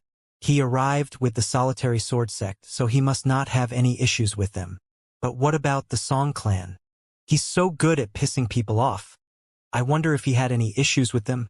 Amidst the buzz of conversation that filled the square, Fatty let out a roar and charged up to Meng Hao's side, his face filled with excitement. Meng Hao, I've missed you to death, he said. He hugged Meng Hao, tears streaming down his face. Years had passed and he had grown up quite a bit. He was now much stouter than before. Meng Hao smiled, although the smile was somewhat bitter. Everything that was happening was actually because of Fatty. Meng Hao, you will give me an explanation. Wang Tengfei's face was extremely grim as he stared at Meng Hao. Wang Tengfei felt as if he were wearing an enormous green hat, which filled his heart with indescribable humiliation. He took another step toward Meng Hao. Li Daoi also took a step forward. You still haven't provided an explanation for what happened that day. Now that you're here, you have an opportunity to speak. Damn you, Meng Hao. We will resolve our enmity this day. Qian Shuihen and Lu Song both began to walk toward him. It seemed chaos would break out at any moment. Meng Hao's eyes glittered. Fatty spun and let out a roar. Meng Hao is my brother. Who dares to attack him? Hearing this, the Golden Frost sect disciples exchanged glances and then strode over to stand next to Fatty. The big man from before simply shook his head, choosing not to say anything. Fatty's sudden appearance next to Meng Hao caused Wang Tengfei to frown. Chun Fan strode forward. Meng Hao is my little junior brother. Fellow Taoists, if you insist on acting this way, then I, Chun Fan, must also take my stand. Suddenly, his flying dagger appeared. The addition of Chun Fan caused Qian and Lu from the Violet Fate sect to hesitate. Han Bei moved forward with a laugh. Brother Meng, considering our friendship, how could I not join you as well? Without a single word, Wang Yukai stood up in the midst of the Blood Demon sect cultivators and walked over to stand next to Meng Hao. Li Shiqi's cold voice rang out next. Your hat is incredibly annoying. However, for the sake of my junior brother Wang Yukai, the Blood Demon sect will also stand by you. Let's see who dares to touch you this day. The crowd of people surrounding Meng Hao caused Li Daoi's brow to furrow. It was a delicate situation. In actuality, there could not be any killing on this day and place, considering they were in the Song clan. Also, he had never imagined Meng Hao would have so many powerful connections. The Golden Frost sect, the Solitary Sword sect, the Blood Demon sect, the Black Sieve sect. People from all of these sects supported him. Wang Tengfei's eyes shone with a cold light as he glared murderously at Meng Hao. Shock filled his heart. How could he ever have predicted that this former disciple of the Reliance sect could have accumulated such influence? There was Chun Fan and Li Fugue. Add to that Han Bei from the Black Sieve sect and Li Shiqi from the Blood Demon sect, who knew why they all supported him. But without uttering a single word, Meng Hao had suddenly made it impossible for anyone to attack him. Qian Shuihen and Lu Song were suddenly very nervous. They, too, could never have imagined that after all these years, Meng Hao would reappear in such a fashion, with such connections. The entire square grew silent, and it was at this moment that an impatient voice suddenly could be heard from off in the distance. What are you kids up to? What's riled everyone up? Everybody simmer down. The Song clan is throwing a feast to search for a husband. Why is everyone stirring up trouble? The voice belonged to eccentric Song, who was accompanied by the eccentric members of the other sects and clans. Smiles covered their faces, and they obviously didn't care about what was happening. The appearance of the old-timers caused the tension in the square to begin to dissipate. Everyone began to return to their original positions. As they did, Meng Hao lowered his head and began to walk away with Chun Fan. Suddenly, eccentric Song's eyes fell upon Meng Hao. Hold on, he said. Meng Hao froze, sighing inwardly. With a silent, bitter laugh, he turned to face eccentric Song. His mind spun as he tried to think of a way out of the situation. He placed his hand on his bag of holding. If necessary, he would try to use the good luck charm to escape. Kid, why do you look so familiar? Eccentric Song's brow furrowed. Elder Song, sir, cried Lu Song. This is the person from the state of Zhao with the iron spear. As soon as he heard the word, eccentric Song's eyes went wide. He stared at Meng Hao. So, it's you, you little brat. When they heard the words, the surrounding cultivators gasped. Previously they thought that the Song clan was the only one Meng Hao hadn't offended. One and all looked at Meng Hao with admiration in their eyes. Meng Hao hadn't managed to offend someone from the junior generation of the Song clan, but instead, a nascent soul eccentric. Meng Hao smiled, clasping his hands and bowing toward eccentric Song. Meng Hao of the junior generation extends greetings to Master Song of the elder generation. Senior, your cultivation base is extraordinary, your demeanor heavenly in nature. That year, I of the junior generation was ignorant and foolish. Senior, you have noble character and sterling integrity. I truly hope that on this joyous occasion for the Song clan, you will not cause difficulties for the junior generation. Eccentric Song gave Meng Hao a long, meaningful look. Although he didn't say anything, sometimes you can speak volumes without saying a single word. Wang Tingfei's eyes glittered, and he took another step toward Meng Hao. Elder Song, he said, there is enmity between I of the junior generation and this person. He humiliated my intended beloved. In the presence of all the various fellow Taoists, I implore you to permit me to put an end to the enmity this day. Meanwhile, in the towering castle in the Song clan capital city, Song Jia was looking at a glittering screen upon which played out the scene from down below. A smile covered her face, and it seemed she was paying close attention to Meng Hao's scholarly figure. What an interesting person, she said with a laugh.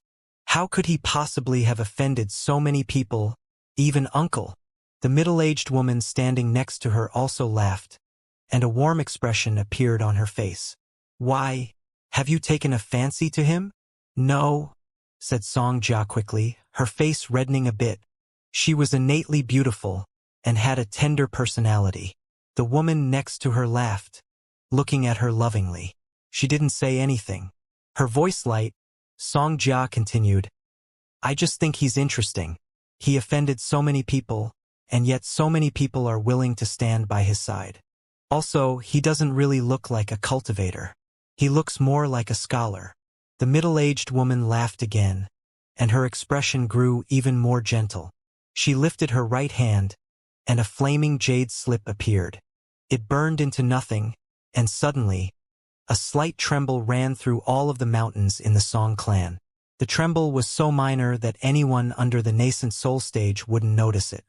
Up in the dark sky, the moon shimmered. Within the moon, countless magical symbols appeared that seemed to be deducing matters pertaining to both the past and the future. After a long moment, they faded away. It was then that, in front of the middle-aged woman, time seemed to move in reverse. The jade slip seemed to unburn as it reappeared in front of her. Song Jia watched this happen, not with surprise, but with anticipation. All right, said the woman, pressing her finger onto the jade slip. Let me take a look at the past of this person you find so interesting. As soon as she pushed down on the jade slip, it projected a screen into the air. On it could be seen a small county, and a boy sitting next to a window. He was reading a scroll by lamplight. As he read, he slowly shook his head and fanned himself with a feather fan. It was obviously summer. The boy was none other than Meng Hao. The screen flickered, and Meng Hao was now wearing a neat, clean scholar's robe. He walked out of his house and stood up against a nearby wall, looking a bit shifty-eyed. Soon, a sedan emerged from the courtyard opposite him. He craned his neck to look at it, an excited expression on his face. The screen shimmered, and now Meng Hao stood on top of Mount Daqing. He sighed and tossed a gourd bottle down into the river. Next, he was in the Reliance sect, holding aloft a medicinal pill, face filled with anxiety as he gave the pill away. When Song Jia saw this, she laughed out loud. The middle-aged woman smiled and shook her head.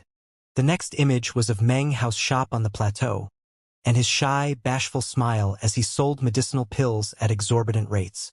There were many images from that time, but they suddenly flashed by quickly, making it difficult to make everything out quickly.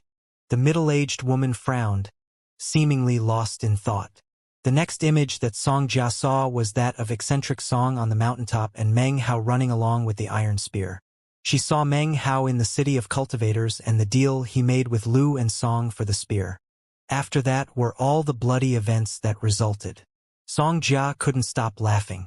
This Meng Hao is awful. He's nothing like a scholar. She continued to watch, her laughter causing her eyes to look like two crescent moons. The images again became somewhat blurry. By this time, he was in the southern domain. However, in this instant, the jade slip suddenly begun to crumble into pieces. In the blink of an eye, it was covered with cracks. A woman's cold snort could be heard from very far off in the distance. It filled not only the room, but the entire Song clan. The middle-aged woman's face filled with shock, and she coughed up a mouthful of blood. She grabbed the astonished Xianxia and staggered backwards several paces, a look of disbelief covering her face. All of the mountains within the Song clan began to tremble.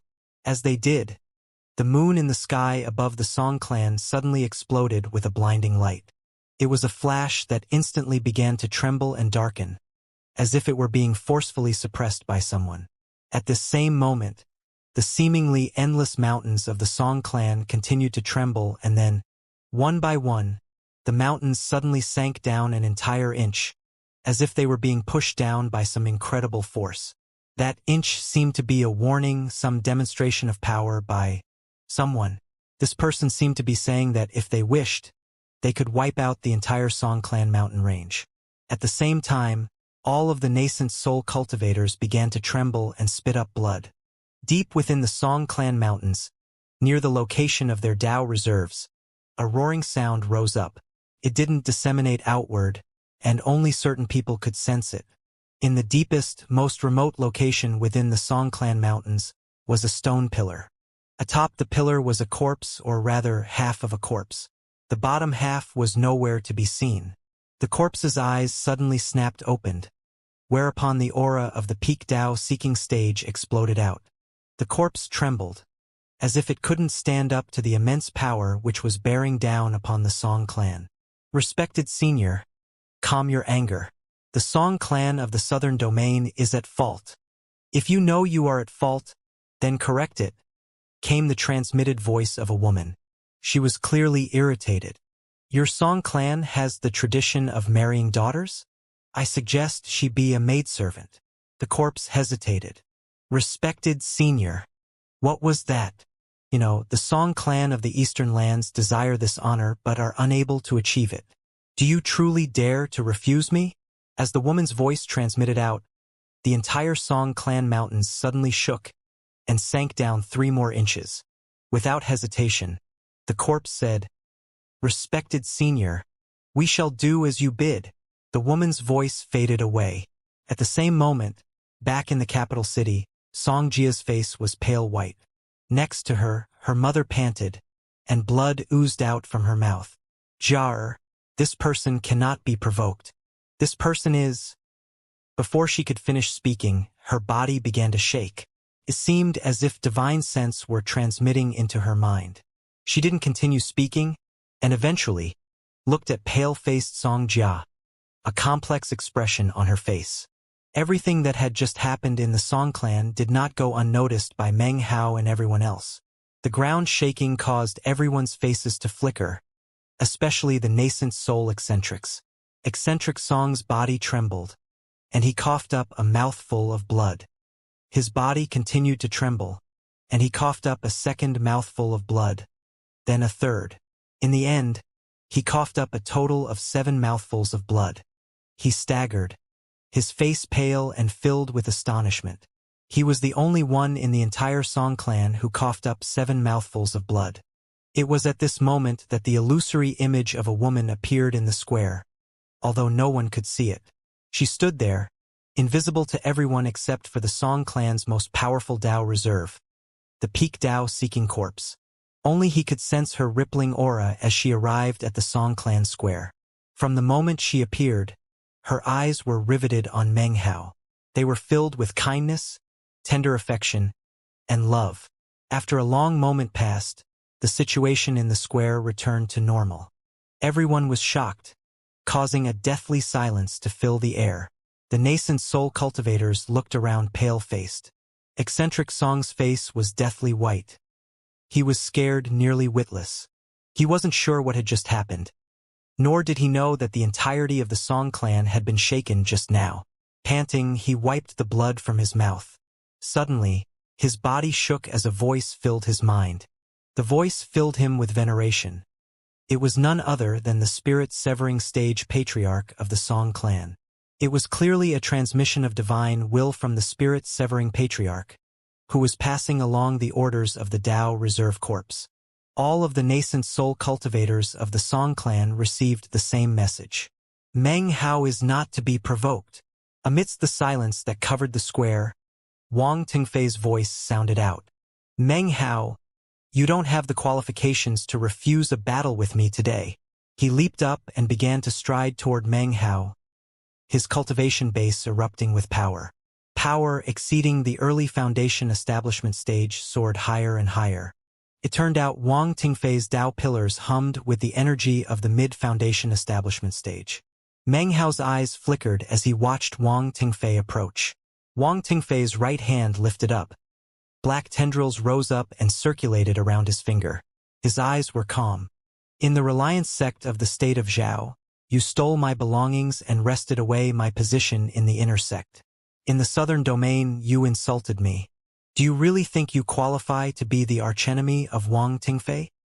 His hair whipped madly around his head and a mysterious black glow began to emanate from his poisoned finger. You don't deserve to be Wang Tingfei's archenemy.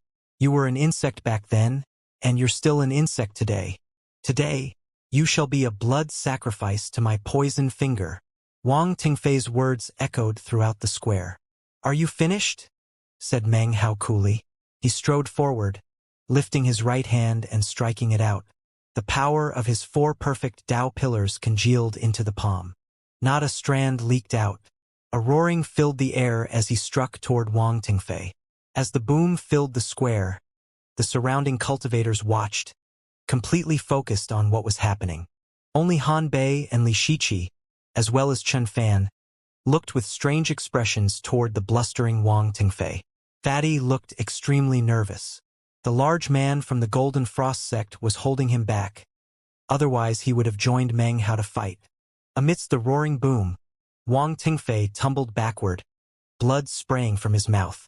The palm blow just now had actually not been a level strike, but a slap. The sound of the slap rang out as some of Wang Tingfei's teeth shattered. He flopped backward, an expression of shock on his face. Impossible! Meng Hao strode forward after him, striking with his hand again. A boom sounded out, and more blood sprayed from Wang Tingfei's mouth. This time, the slap struck the other side of his face. Impossible! Wang Tingfei's face was pale, and his eyes filled, not with confusion, but frenzied rage. He was no longer shocked or frightened. His humiliation washed away everything. He stared murderously at Meng Hao and then howled. At the same time, Wang Shifan began to move forward, as did the frowning old nascent soul cultivator from the Wang clan. But then, eccentric Song's eyes flickered. A look of discomfort and even disbelief covered his face as he reached out to prevent both of them from doing anything. The Wang clan nascent soul cultivator turned his head and stared at eccentric Song. Meng Hao continued to stride toward the retreating Wang Tingfei. He lifted his hand and grabbed Wang Tingfei's index finger. So, this is the finger I decimated that time, he said coolly. Wang Tingfei's eyes flashed with hatred, as well as pleasant surprise. He had developed this poison finger at great cost. He could have regrown a normal finger, but had instead mastered perseverance and endured the pain necessary to grow a poison finger. In his estimation, it was a metamorphosis. He had reached this conclusion in a flash of enlightenment. He would take his defeat and transform it into brilliant glory. The pain had caused him no small amount of torment, but he had suffered through it and created a poison finger which was like a personal precious treasure. Wang Tingfei knew that all people will endure setbacks in their lives. However, to transform a setback into a treasure can make life truly glorious. Maybe he was right, but sometimes fate can be cruel. Today he ran into Meng Hao. There were some things that Meng Hao didn't do intentionally. Like it or not, though, the 3-colored resurrection lily not only made him immune to all other poisons, it also made his body hypertoxic. When Wang Tingfei saw Meng Hao grab his poisoned finger, he began to laugh. The laugh contained both hatred and carefree cheer. He could just imagine how Meng Hao, in mere moments, would begin to wither up and then transform into a pool of blood. However, even as his laughter began to ring out, it screeched to a sudden stop. A look of absolute disbelief appeared on his face. His finger disappeared within Meng Hao's hand, and then after the space of a few breaths, A popping sound could be heard. A black mist appeared that seemed to be sentient. It trembled, as if it didn't dare to near Meng Hao. Meng Hao loosened his grip. Wang Tingfei's entire body shook, and blood sprayed from his mouth. He staggered backward, gazing numbly at the space his index finger had once occupied. He suddenly thought back to the scene from 7 or 8 years ago, when he had been defeated. He had always thought that he was chosen, and his opponent was a mere insect.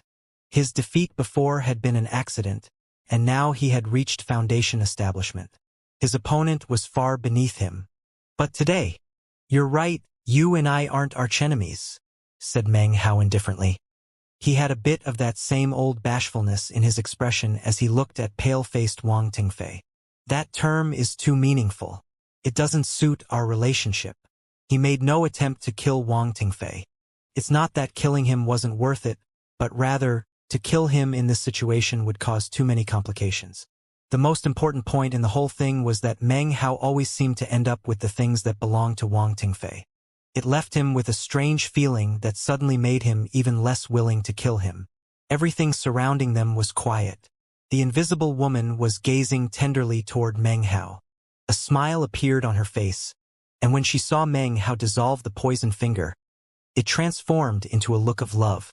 Seeing Meng Hao's shy smile, the woman laughed and shook her head. The loving look grew even stronger. "This kid has always been a player," the woman said quietly. "He just can't help but make girls like him."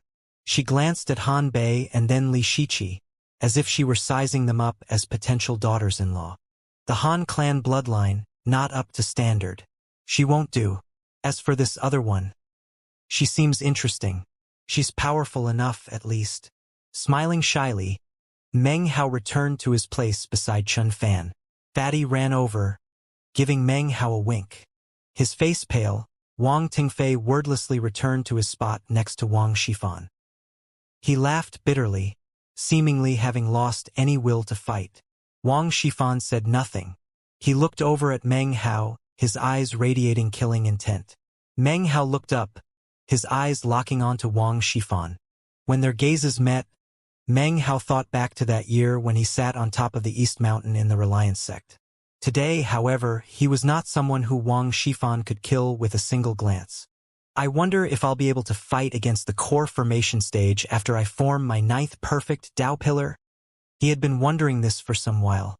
After seeing the incredible power of his perfect Tao pillars, it caused him to feel even more anticipation for the perfect core. In addition, he truly wanted to know if he could battle against the core formation stage while he was still in Foundation establishment. He wasn't sure. But as of this day, Wang Shifan was someone who Meng Hao decided must be killed.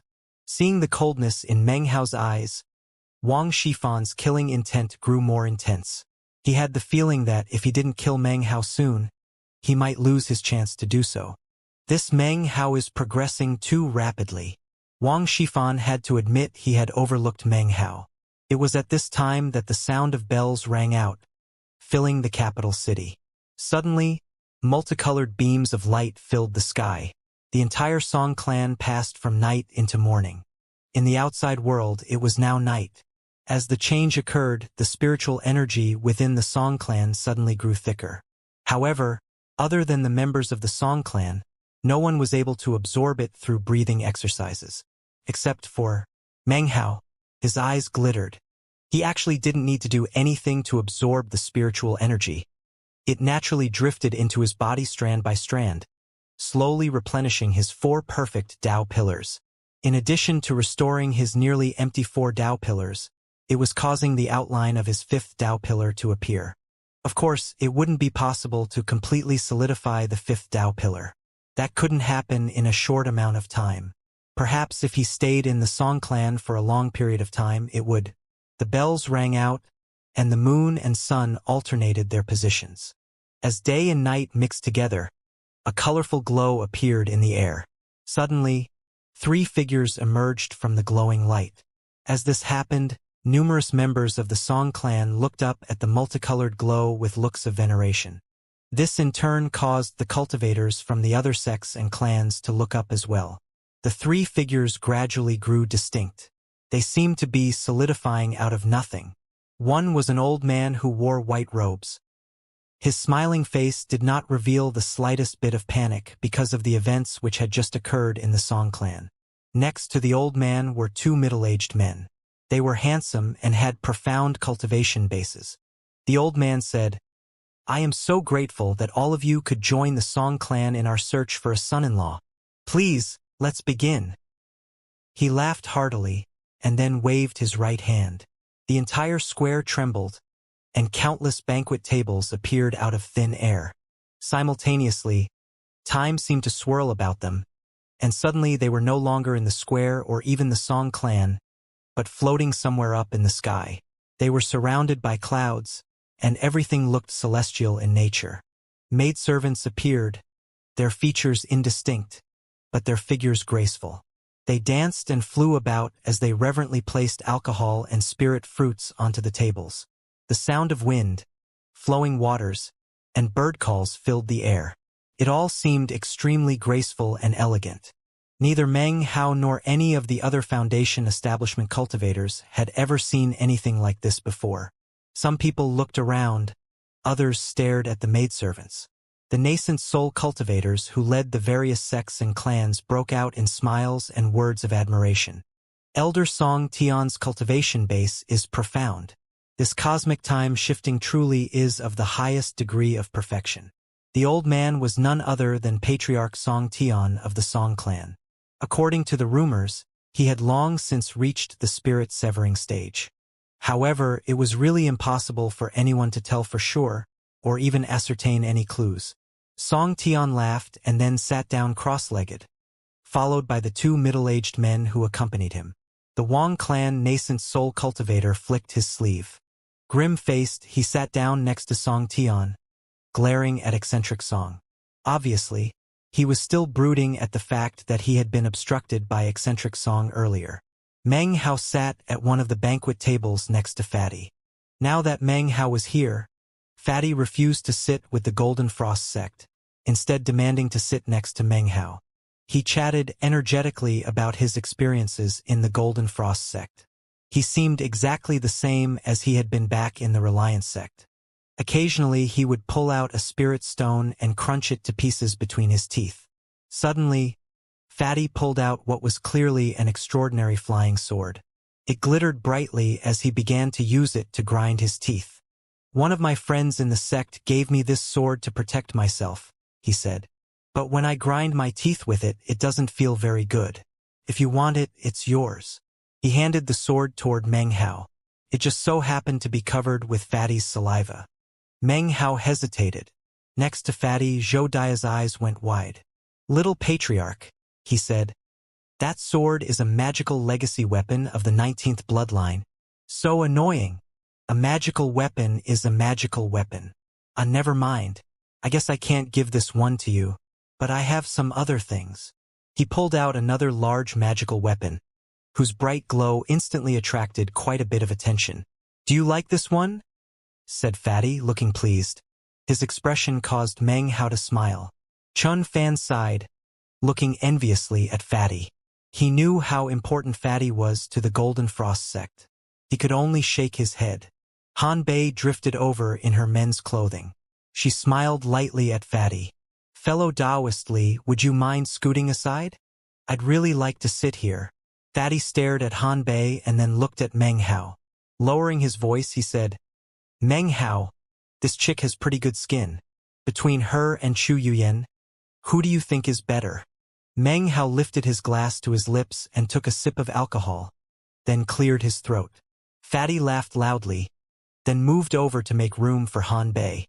She sat down, clearly not offended at all by Fatty. She looked at Meng Hao, blinked, and then laughed.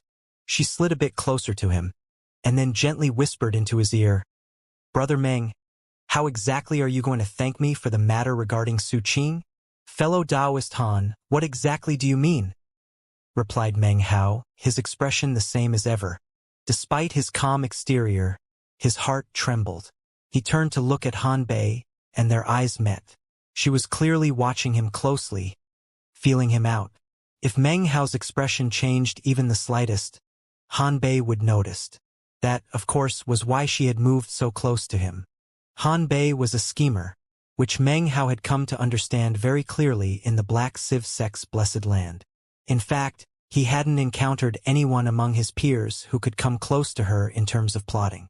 "Brother Meng," she said with a charming smile, "there's no need to ask questions you already know the answer to.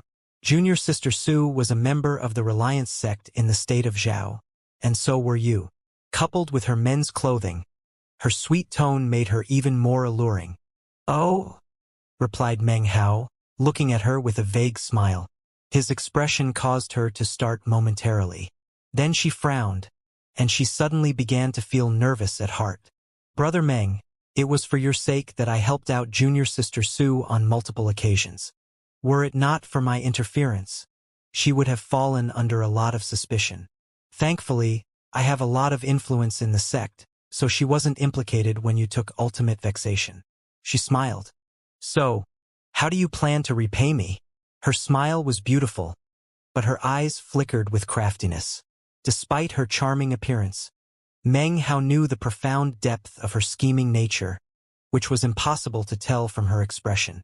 He would never forget how she had repeatedly called out to her Xia, dear that day, only to then exterminate him in an instant. The scene played out in Meng Hao's mind. She leaned a bit closer to Meng Hao. From the perspective of anyone looking at them, it would definitely seem they were on quite intimate terms. "Fellow Taoist Han," he said coolly, "aren't you worried about being seen so close to me? What if the Black Civ sect starts to suspect something? I imagine that they're looking for me right now. After today, they'll definitely send people after me." His words seemed casual, but he was in fact attempting to feel her out. "Brother Meng, you can just directly ask me what you want to know. There's no need to try to feel me out." She chuckled, looking at him. She breathed out slowly, and her breath brushed across him, carrying with it the aroma of orchids. Meng Hao frowned and edged away from her a bit. Seeing him move away, Han Bei smiled thoughtfully. She moved closer to him yet again. A delicate fragrance wafted off of her. Meng Hao frowned and edged away even further. Han Bei let out a soft laugh that carried a bit of derision with it. "The Black Civ sect is indeed looking for you. Don't worry, though. The other sects don't have any idea. The search for you is being done in secret. You do need to be careful, though." She smiled and, finally seeming to think she was a bit too close, to Meng Hao moved a bit further away. Suddenly, Meng Hao's hand snaked out and wrapped around her supple waist. He pulled her close to him. "How exactly did you want me to thank you?" he said. "You tell me." He was so close to her that she could feel him breathing. They looked into each other's eyes, and though their expressions both seemed warm, they were clearly locked in a combat of scheming. Han Bei suddenly looked a bit flustered. She had never anticipated that Meng Hao would do something like this. She recovered her composure quickly, however, and then her eyes shined with an unruly beauty. "It's simple," she said gently. "Give me the jade page you took from within the square cauldron. I want the entire thing. That's all." Her body suddenly twisted imperceptibly, and she pulled away from Meng Hao and stood up. "Brother Meng, think about it carefully," she said with a smile. Meng Hao looked back at her with a vague smile. He didn't say anything, but after a moment lifted his hand to his bag of holding to produce a jade slip. He tossed it toward her. She frowned. This was just an ordinary jade slip, not the jade page that she wanted. However, she also knew that Meng Hao was deeply skilled in scheming and wasn't someone she could easily trifle with. She accepted the jade slip, scanning it with spiritual sense.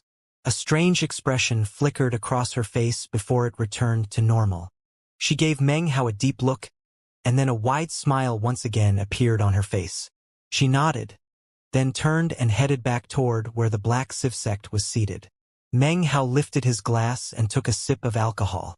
The only thing on the jade slip was an image of her killing Xianxia, which Meng Hao had secretly recorded that day. Actually, even if Han Bei hadn't come looking for him, he would have thought of a way to get in touch with her. He had prepared the jade slip as a way to get information, and also as a bit of insurance. Fatty watched Han Bei leave, then started peppering Meng Hao with questions. Chun Fan looked at Meng Hao admiringly. He suddenly realized that considering his junior brother's skills, there was no need to attempt to arrange a marriage for him. Some time passed. After a while, the sound of bells rang out, and the multicolored glow appeared once again. From within its midst emerged two people, one a man, the other a woman. The man was handsome, tall and slender, with eyes like lightning. He wore a white robe and had long black hair that gave him a sort of demonic beauty. He smiled toward everyone and raised clasped hands in greeting. It's the Song clan Dao child, Song Yunshu. Song Yunshu has an extraordinary cultivation base. As the Dao child of the Song clan, he is the #1 figure amongst their foundation establishment experts. The girl next to him is Song Jia. She's the girl the Song clan is finding a husband for. Meng Hao looked up, his gaze sweeping across the man and woman as they walked out from the multicolored glow. Song Jia was petite and delicate. She had long hair and clear, fair skin. She exuded a gentle femininity and had beautiful, bright eyes. Her eyes shone, not with the scheming of Han Bei, the admonishment of Li Shiqi, or the coldness of Su Qing. Her eyes shone with gentleness. Anyone who looked at Song Jia would be able to sense her purity and gentleness. She seemed like the type of girl who would never lose her temper. She looked out at the crowd. The instant Meng Hao looked in her direction, their gazes locked for a moment. Song Tian, who sat in the very front, laughed and called out, "The hour has arrived!" From generation to generation, the Song clan has practiced cultivation without excessive formalities. We prefer simplicity. Heroes and talented individuals of the various sects and clans, welcome to the Song clan. With the exception of those here to observe, all of you are here for the same reason. I won't waste time with further explanations. Even as his voice echoed out, he waved his right hand, and the clouds up ahead began to churn. In the blink of an eye, a massive vortex appeared, beyond which a strange world could be seen. Within this world was a vast sea, in the middle of which was an enormous tree that rose up into the sky. The colossal tree was taller than even a mountain. Thick vines wrapped around its trunk, snaking up with it toward the heavens.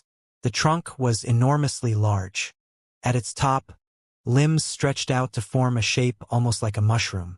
Vines hung down, some of them even reaching down into the sea. A wild wind whipped across the waters, giving rise to seething waves. Up above in the sky, black clouds billowed, and lightning crashed. The sound of thunder echoed out.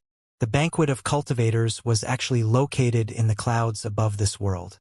With a laugh, Song Tian said, "At the top of this tree is the cubic pearl. Whoever is the first to acquire the pearl will be the newest son-in-law of this generation of the Song clan." He looked out across the crowd, and then at Song Jia. His eyes glowed with the love of an elder for a junior. Then his gaze fell upon Meng Hao. Just as quickly he looked away. Eccentric Song hadn't spoken during this entire time. It was impossible to tell what he was thinking. Han Bei didn't move, but the Black Civ sect disciples who surrounded her seemed itching to go. They had come to the Song clan for the sole purpose of winning a place as a son-in-law of the Song clan. Success would mean instant benefit not for the sect but for themselves. It was hard to say who was first. Multiple figures leaped up and flew toward the cloud vortex and the sea below. Li Daoi didn't make a move. As a Dao child, he had come only to observe. He obviously couldn't marry into the Song clan. The rest of the Li clansmen around him, though, were different. One by one, they flew toward the vortex. Wang Tingfei sat there thoughtfully, hesitating. Wang Shifan held out a hand to bar his way.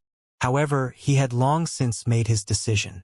He strode forward and then transformed into a colorful beam that shot toward the vortex. His participation was different from that of the others. Looks of astonishment appeared on the faces of the Violet Fate sect disciples, especially their nascent soul cultivator. His eyes flickered. Next to him, the Wang clan nascent soul cultivator frowned.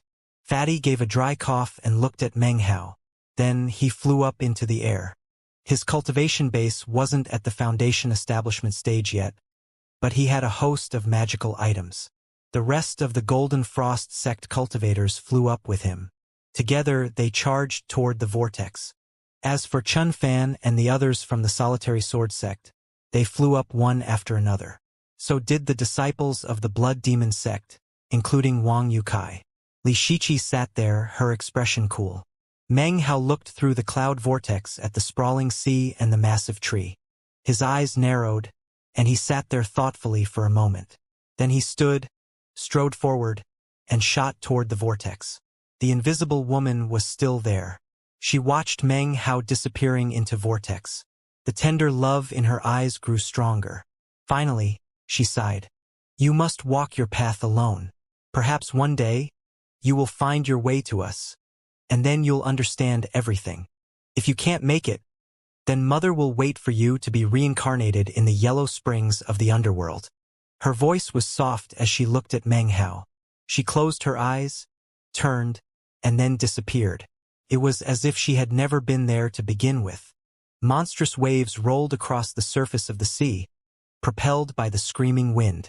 It threatened to blow away all of the approaching cultivators, making it incredibly difficult to even reach the gigantic tree. Compared to the tree, they were like crickets or ants, tiny to the extreme. Meng Hao looked down at the waters and his eyes narrowed.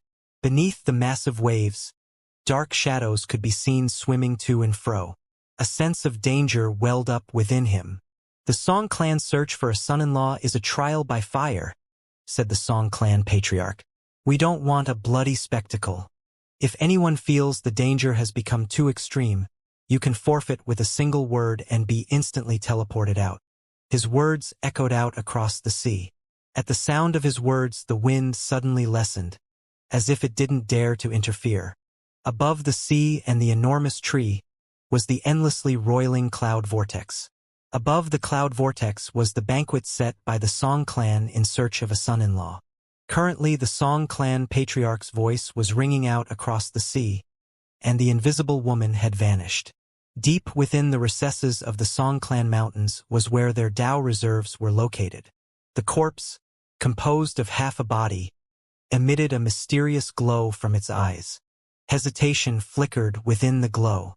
Just who was she? She seems to have the spirit of an immortal, but yet is not qualified to be one. She was looking toward that young man Meng Hao with deep love and affection. However, the object of her gaze was not Meng Hao, but that resurrection lily inside of him. She said that he would come before them and would understand everything. Why did those simple words cause my hair to stand on end? The old man's eyes emanated an archaic light, and he sank into thoughtfulness. She said that if he failed, she would wait for him to be reincarnated in the yellow springs of the underworld. How very logical. It seems she's accustomed to such things. This is not something a cultivator can do. There is no reincarnation in cultivation. For a cultivator to attempt to reincarnate is useless. Otherwise, why would the rebirth cave have appeared? Rebirth is possible, which means the ability to live another life. However, there is no such thing as reincarnation. In terms of reincarnation, this is only possible for the legendary Resurrection Lily. The Resurrection Lily merges with a person as a form of reincarnation. This is why it's called a Resurrection Lily. Once the flower merges with a person, the person disappears, but the flower remains. However, things are never so absolute in this world. If the Resurrection Lily were to be tamed and consumed, 7-colored immortal ascension is possible. This Song clan patriarch, who had just recently revealed himself to the rest of the Song clan, suddenly flew up into the air. His eyes glittered as the indistinct image of the lower half of his body appeared. His hair whipped around his head as he kneeled atop the pillar. Immortal, your origin is full of mystery. The Song clan has watched over the southern domain for generation after generation. Immortal, I beg you to clear up my confusion. He bit down on his tongue and spit up some blood from his heart. The blood flew out and instantly disappeared. However, the sun-moon treasure in the sky above the Song clan suddenly flickered, and a glow appeared that no outsider would be able to notice. It shot down through the mountains until it was directly in front of the old man. It transformed into a partially transparent figure. It was impossible to tell whether it was male or female. It was blurry as if it were both there and not there. When the old corpse caught sight of the figure, an expression of veneration appeared on his face. He knew that this was the spirit of the clan treasure. This spirit was also an ancient patriarch of the Song clan. According to legend, after achieving immortality, he had left behind a fragment of his spirit here. The figure lifted its hand and gently tapped the top of the old man's head. The man's body trembled, and suddenly his eyes shone with disbelief. He looked up and watched as the illusory figure slowly disappeared. It was as if it had never been there. The old corpse took a deep breath. The flower blooms at dawn and achieves immortality on the day of vicissitude. The mother of the resurrection lily, the dawn immortal. This Meng Hao is too dangerous. He was silent in thought for a moment. However, he gave no orders, nor did he do anything to reverse the words he had been forced to transmit earlier by the woman. Meanwhile, in the roaring ocean beneath the cloud vortex, the wind screamed. The cultivators who had entered this place numbered in the dozens. They circled the region of the enormous tree. Whoever could break through the massive winds and actually reach the tree itself would snatch the first-place position in the race. To be able to earn a place within the Song clan would earn the right to practice cultivation within the profound clan regions. Almost all of the cultivators present thirsted for such an opportunity. That was why they were here, and that was what they were fighting for. Meng Hao, on the other hand, was not here for any supposed chance to marry into the Song clan. Although this place was incredibly suitable for cultivation, he wasn't the type to be inclined to depend on others. Unless he had an important purpose, he preferred to be like the sea and the sky, free to roam as he wished, alone. For a man to roam under the heavens, enjoy the scenery, observe the beauty of the earth and the animals, that was what life meant to Meng Hao. His eyes glittered as he looked up at the massive tree in the distance. At its vast top existed a pearl. The others didn't value the pearl itself, but rather what it represented. Only Meng Hao cared about the former. Were it not for the pearl, Meng Hao wouldn't even be here. I hope that pearl can dispel my poison. If it can, I won't have to go through all the trouble of infiltrating the Violet Fate sect. Meng Hao's eyes flickered, and his heart trembled as he shot forward. He narrowed his eyes and stopped flying for a moment. So, I can absorb spiritual energy in this place too. Furthermore, it's even more dense here than outside. What big secret does the Song clan have? How come the spiritual energy here is like that in the Blood Immortal Legacy Zone? Why can I absorb it? His eyes filled with thought, he once again shot forward at high speed. At the same time, he rotated his cultivation base. His 4 perfect Tao pillars hummed, and his body became like a black hole. Immediately, the spiritual energy in the area began to rush toward him. Meng Hao didn't suck it in with unbridled speed, but cautiously, gradually. Off in the distance, Wang Tingfei's face was grim, his heart filled with bitterness and even a bit of insanity. Ever since he was young, he had been chosen. Because of the blood of the flying rain dragon which had fallen from the heavens, his path had been set as he grew up. It seemed he always had the same type of good fortune. However, thanks to his brother Wang Lihai, he hadn't been able to become a Dao child of the Wang clan. All the focus gradually drifted further and further away from him. In fact, for his entire childhood, he had lived within the shadow of his brother. He wanted to resist, to fight back. He wanted to exceed his brother. He wanted to prove that he was worthy to be Dao child of the Wang clan. Because of that, he had left the clan and gone to the state of Zhao in search of the flawless foundation. He knew that if he stayed in the Wang clan, it would be difficult to rise to prominence. Filled with idealism and aspiration, he went to the state of Zhao to find the flawless foundation and the legacy of the flying rain dragon. His plan was to return from the state of Zhao and then challenge his brother to battle. However, everything had been ruined by Meng Hao. He had been defeated, utterly and thoroughly, but he refused to give up. Thanks to Wang Shifan's encouragement and the support of Chu Yuyan, he had emerged from the shadows with his poison finger. In fact, it was only with the help of Chu Yuyan that he had achieved the cracked foundation that he had.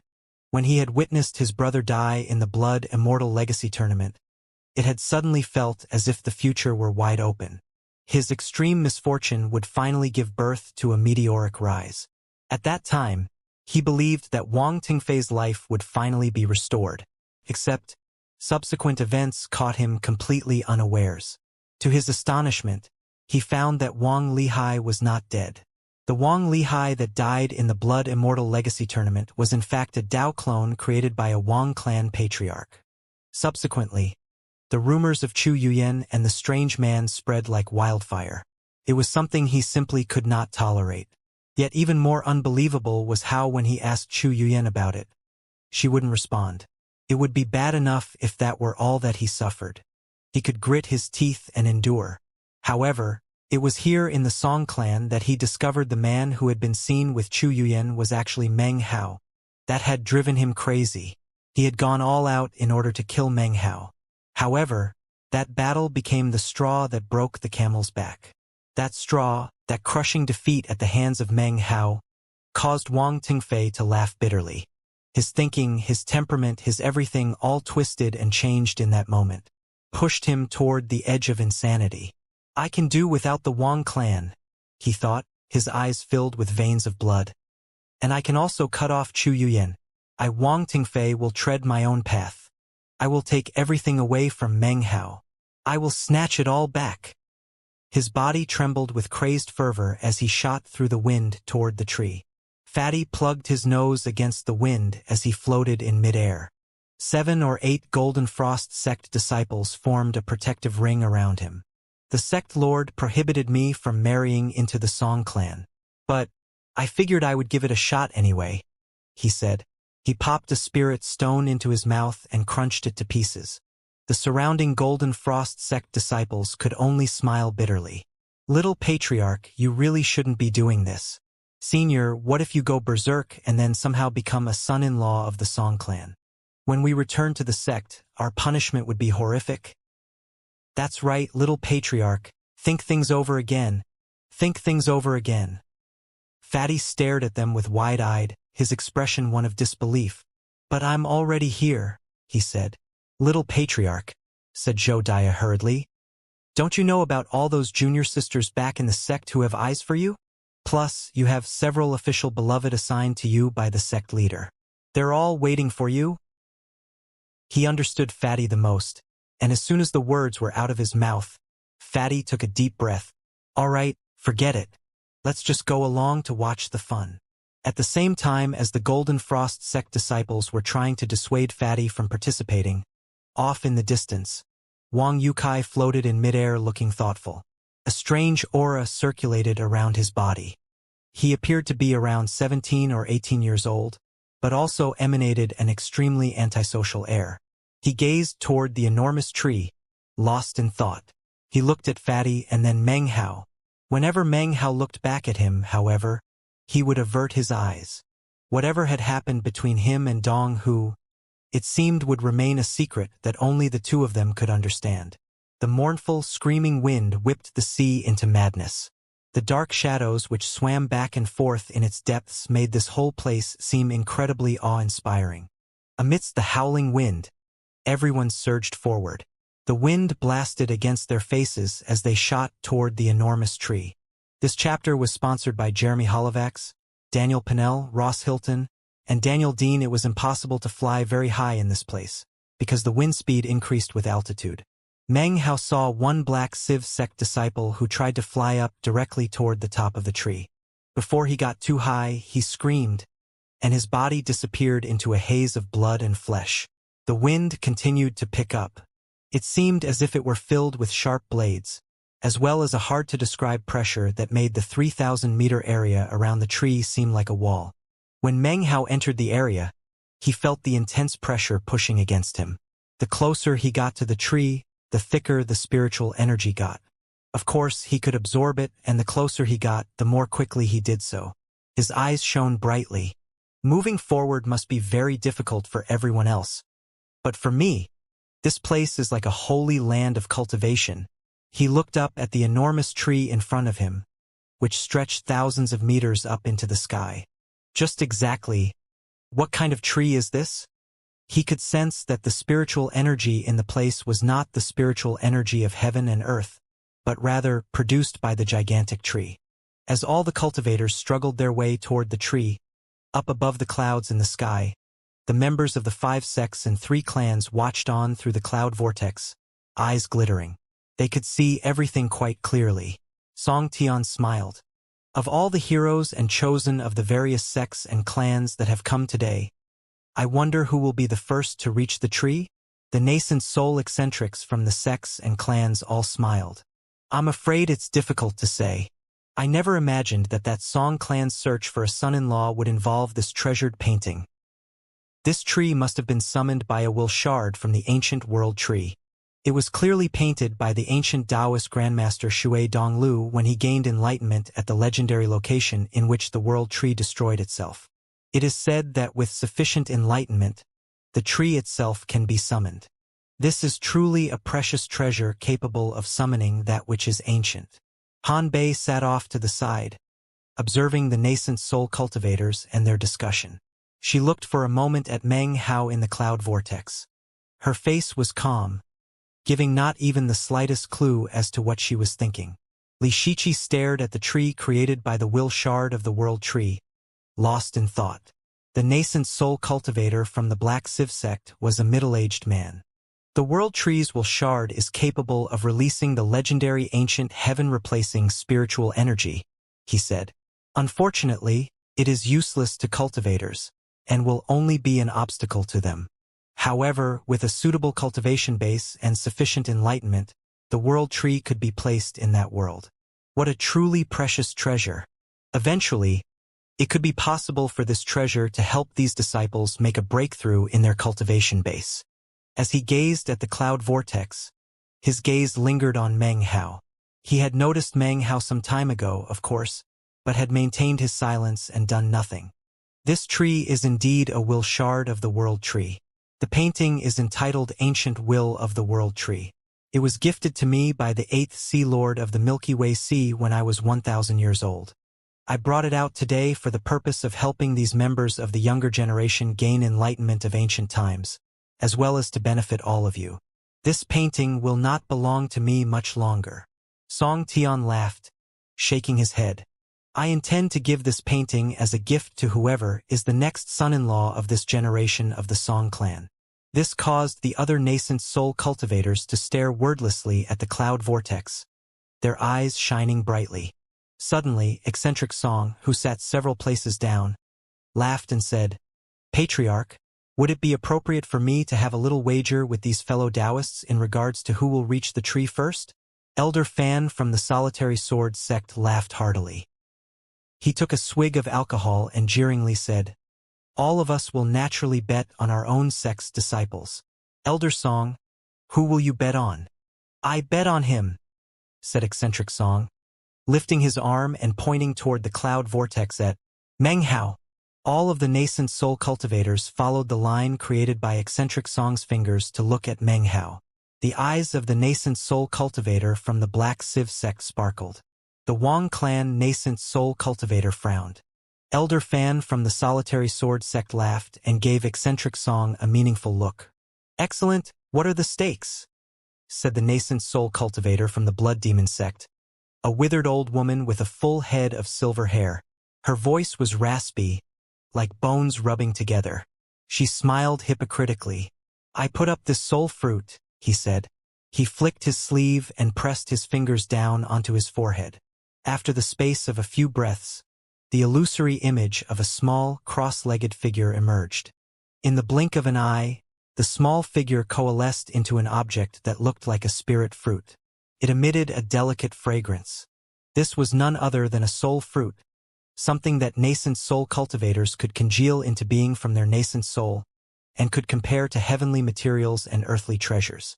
Heaven and earth could produce spirit fruits, but to nascent soul cultivators, their bodies were their own heaven and earth, and could naturally produce such fruits. Soul fruits are like good fortune from heaven and earth, and are the most precious treasures of nascent soul cultivators. Soul fruits from others have replenishing powers, and to nascent soul cultivators, are the most optimal source of healing and restoration. Hearing eccentric song's words caused thoughtful expressions to appear on the faces of the other nascent soul cultivators. Not much time passed before all of them coalesced soul fruits of their own. Soon, 8 of them hovered together in mid-air. 8 soul fruits. To any nascent soul cultivator, such stakes would be incredibly tempting. All of the cultivators pretended not to be moved, but inwardly, they shook with excitement. They gazed through the cloud vortex at the various disciples. Song Tian smiled and did nothing to prevent the proceedings. Of the 2 men sitting next to him, one was meditating with eyes closed, the other was closely watching the cultivators in the cloud vortex, his face grim. The Song clan Dao child, Song Yunshu, sat calmly near Patriarch Song Tian. He said nothing, just smiled. Within his eyes flickered an intense light. Eccentric Song seemed enlivened. His eyes shone as he gazed at Meng Hao in the cloud vortex. "All right, boy," he thought. "I want to see the same skills you used that day in the state of Zhao. If you win, I'll gift you with one of these soul fruits as a reward." Because of what had happened in the state of Zhao, as well as various rumors he had heard in the Song clan, eccentric Song keenly anticipated Meng Hao's performance. As the people above placed their bets, the dozens of cultivators down by the enormous tree continued to forge ahead. Because of the pressure pushing against them, they couldn't move very quickly. But they continued forward nonetheless. At the moment, the fastest of the group was Wang Tingfei. His eyes were red, and he moved forward recklessly. To him, this was his only chance. If he joined the Song clan, then he could start everything anew and begin a new rise to prominence. "Chu Yuyan, you slut. And you, Meng Hao, just wait for me." He ground his teeth as he pushed forward a few dozen meters. After Wang Tingfei was Wang Yukai, who approached quietly. Behind him was a group of cultivators including Chun Fan, who had taken the lead among them. Fatty, with his entourage of protectors, moved along neither quickly nor slowly. Meng Hao was obviously a bit behind. However, his expression was calm as he proceeded forward. Every so often, he would pause and cautiously suck in a bit of the thick spiritual energy around him. Soon, an hour had passed. Wang Tingfei was only about 30 meters from the tree. Wang Yukai was roughly 60 meters away. Everyone else was about 300 meters or closer. Up above in the clouds, eccentric Song was getting nervous. Around him, the other nascent soul cultivators began to smile. 300 meters away, Meng Hao took a deep breath. He had been carefully absorbing spiritual energy the entire way. The effect was the same as consuming a handful of Civ Earth pills. Despite his caution, he was able to absorb more and more spiritual energy. Meng Hao's eyes suddenly glittered. "This is a rare opportunity," he thought. "I might as well absorb all of it."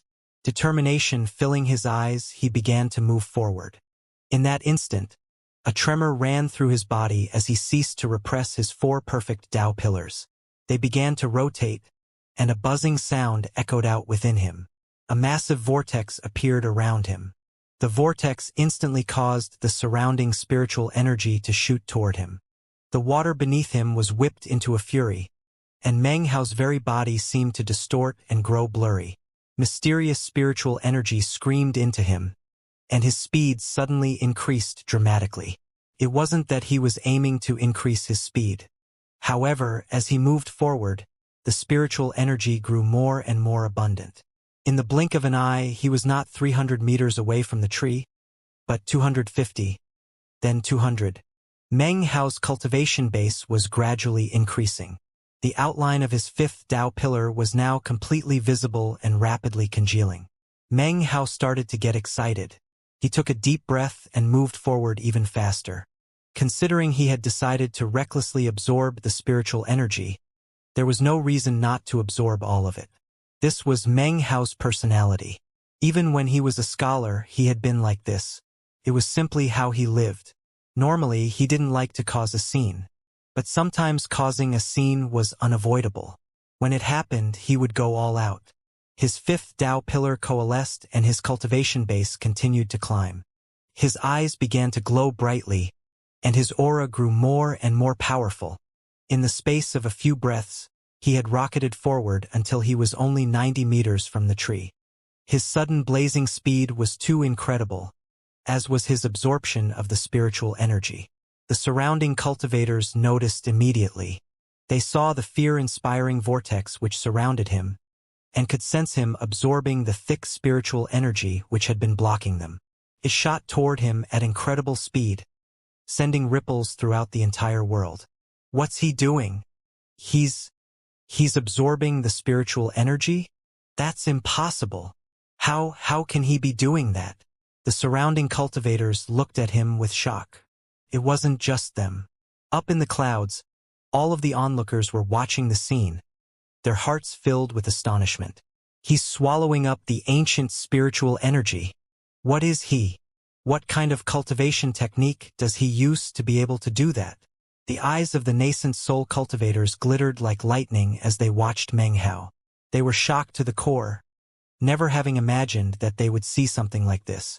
Interestingly, even though they were nascent soul cultivators who should easily be able to see a person's cultivation base, Meng Hao's Tao pillars were currently obscured from their vision. It was as if some bizarre force were interfering, making it impossible for them to pick up even the slightest clue. The middle-aged man from the Black Civ sect watched thoughtfully, his eyes narrowed. He had noticed the strange obscuration of Meng Hao's Tao pillars even before he entered the cloud vortex. As the alarmed nascent soul cultivators watched Meng Hao's advancement, the Song clan patriarch Song Tian looked at him, his eyes glowing brightly. In fact, his eyes hadn't left Meng Hao from the beginning. He stared wordlessly at Meng Hao in the cloud vortex, eyes flickering with surprise. Eccentric Song laughed loudly. He also found the scene to be unbelievable, but on the other hand was incredibly happy. As his laughter rang out, Han Bei sucked in a deep breath, thinking about how Meng Hao had been able to enter the square cauldron even though the name Meng did not exist in the 9 great families. Li Shiqi's phoenix-like eyes flashed as she watched Meng Hao thoughtfully. Down by the enormous tree, the spiritual energy roiled, causing the wild wind to grow in intensity. The wind buffeted Wang Tingfei, causing him to spin backward from 30 meters to about 125 meters. The others were blown back as well. With this reversal, Meng Hao was now the closest person to the tree, being only 90 meters away. Wang Tingfei raised his head up and howled. He couldn't accept such a situation. He pushed forward with all his strength. However, at that same time, Meng Hao took a deep breath and also pushed forward. He moved forward about 30 meters, and then another 30. In 2 short bursts, he was now only 30 meters away from the tree. Compared to the tree, he was like a cricket. The vortex around him swirled, causing the boundless spiritual energy in the area to suck toward him. The full shape of his 5th Tao pillar was now visible. If he continued at this rate, he would most likely be able to complete it. When he formed his 5th perfect Tao pillar, Meng Hao would definitely be the most powerful person in the foundation establishment stage. Whether it be chosen or Tao children, the entire foundation establishment stage would be like dry weeds that could be crushed beneath his feet. The chance Meng Hao had now was sudden and unexpected. Thanks to this lucky break, his cultivation base was climbing upward at incredible speed. Furthermore, the closer he got to the tree, the thicker the spiritual energy became. He took a deep breath, completely ignoring the strange looks everyone was giving him. He was completely focused on the enormous tree and the bizarre spiritual energy it emitted that only he could absorb. It had been a long time since he had been able to enjoy the refreshing feeling of absorbing spiritual energy. His eyes glistened brightly as his body flashed onward. The spiritual energy beneath the tree roiled madly. His body was like a whirling black hole, sucking all the spiritual energy in, without exception. His cultivation base continued to climb, and the image of his 5th Tao pillar grew clearer. Soon it would no longer be illusory. 10%, 20%, 30%. Meng Hao grew more and more excited as he absorbed the increasingly thick spiritual energy. He leaped forward, heading directly toward the base of the enormous tree. Next to the towering tree, Meng Hao was little more than an insect, tiny and weak. It was essentially impossible to even compare. They were as different as a firefly and the shining moon. Meng Hao was the first to step into the tree itself. The other cultivators closed in. Within the space of about 10 breaths, Wang Tingfei and Wang Yukai also stepped onto it. They, of course, could not absorb the spiritual energy of this place, and therefore had no way to replenish themselves. There is no need to even mention how difficult it was for them to proceed forward.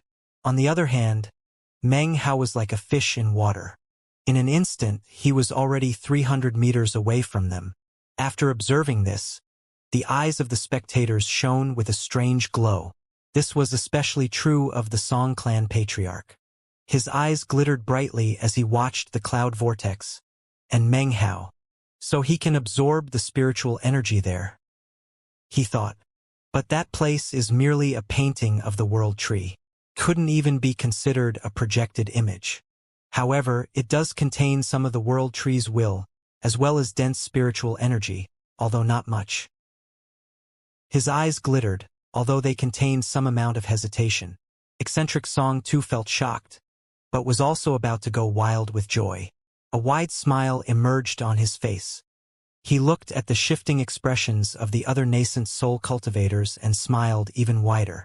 He flicked his sleeve to collect the soul fruits together. Fellow Taoists, I shall collect my winnings. Do you wish to make another wager? I bet this kid will become the next son-in-law of the Song clan. What do you say? Wager or no wager? The other nascent soul cultivators ignored him, refusing to be provoked, and instead focused on what was happening in the cloud vortex. They gazed thoughtfully as Meng Hao ascended the gigantic tree. Eccentric Song continued to prod a few more times, but seeing that the others refused to speak, he simply put away the soul fruits and laughed. The ill feelings toward Meng Hao from years ago were now completely gone. This Meng Hao kid isn't bad, said Eccentric Song, eyeing the cloud vortex. If I had known he was like this, I would have bet on him against Wu Dingqiu all those years ago.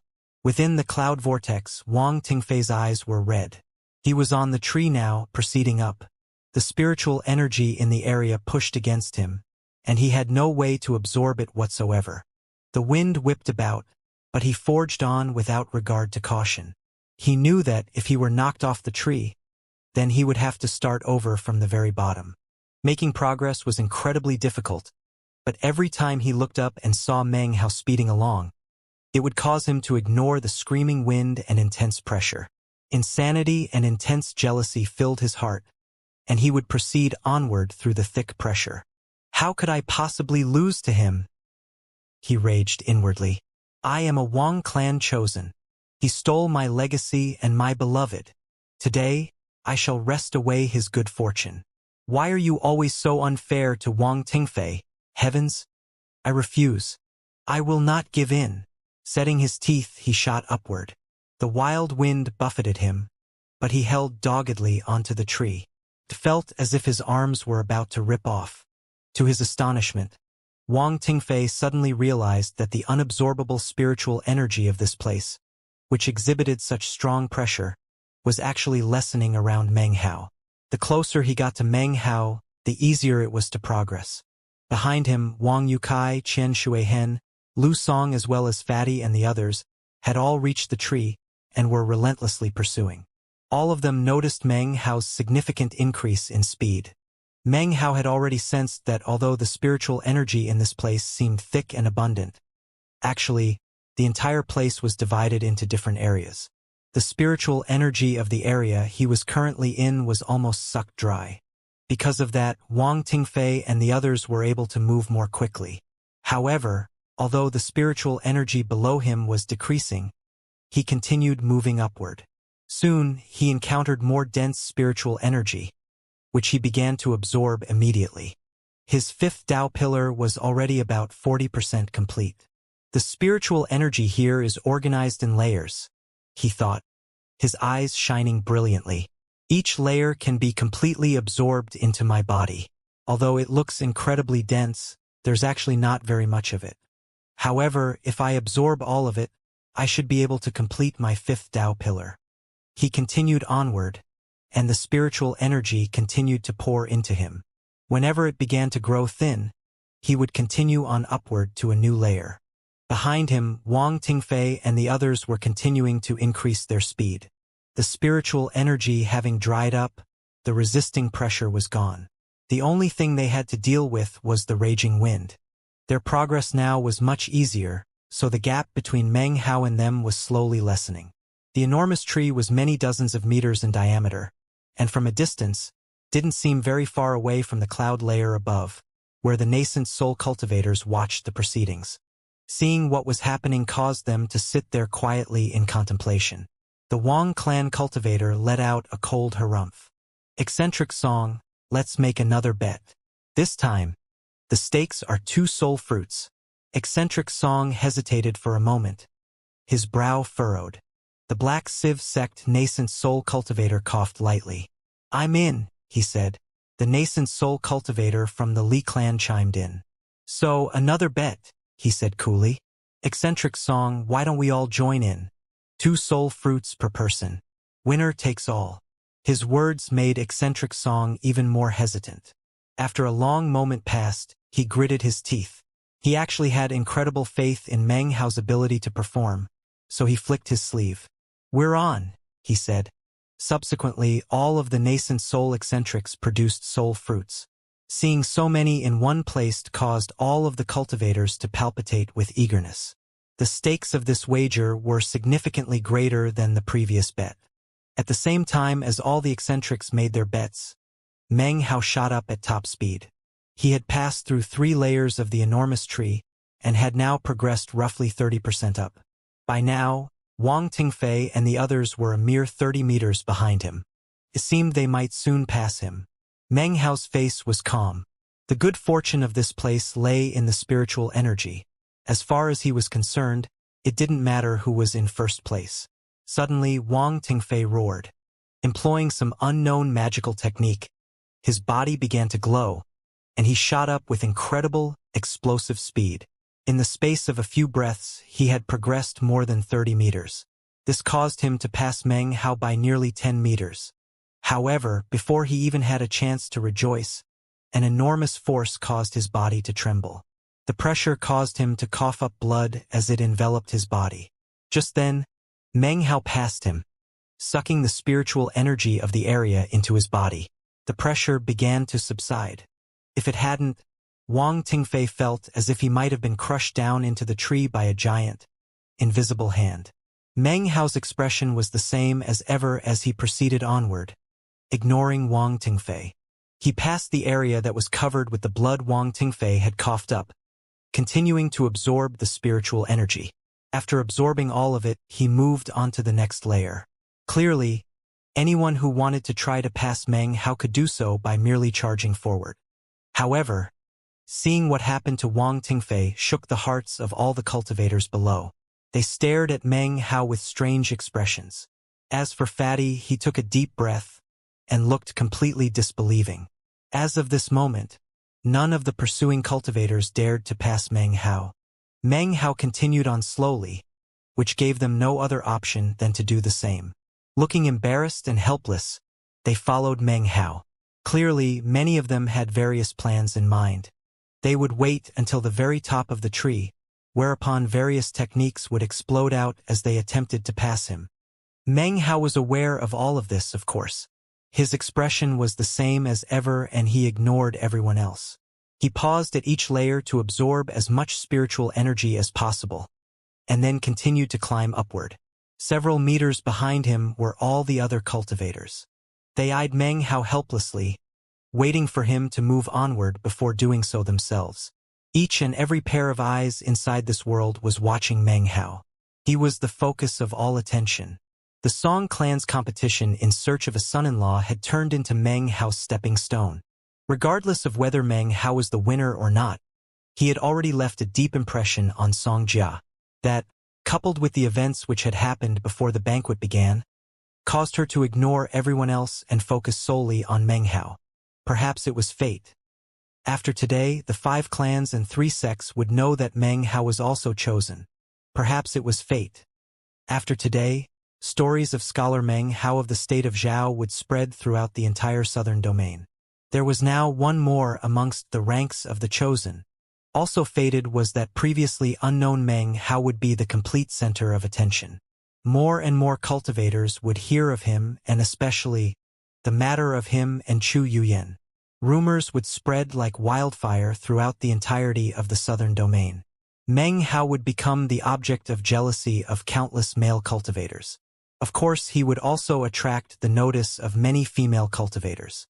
He was now the subject of a huge scandal involving one of the 4 most beautiful women in the southern domain. Everyone was paying attention to him now. At the same time, anyone who hadn't heard about Meng Hao's dealings with the Violet Fate sect back in the state of Zhao would surely know about it now. Meng Hao's name would only become more and more well known. In actuality, if people knew about the feud between the Black Civ sect and Meng Hao, or how he had taken the Blood Immortal legacy, then he would instantly become the most famous cultivator in all of the southern domain. After all, he could now sweep across Chosen and push down Dao children. Today was only the first sign of what was to come, though. This was Meng Hao cutting into the southern domain. Time passed.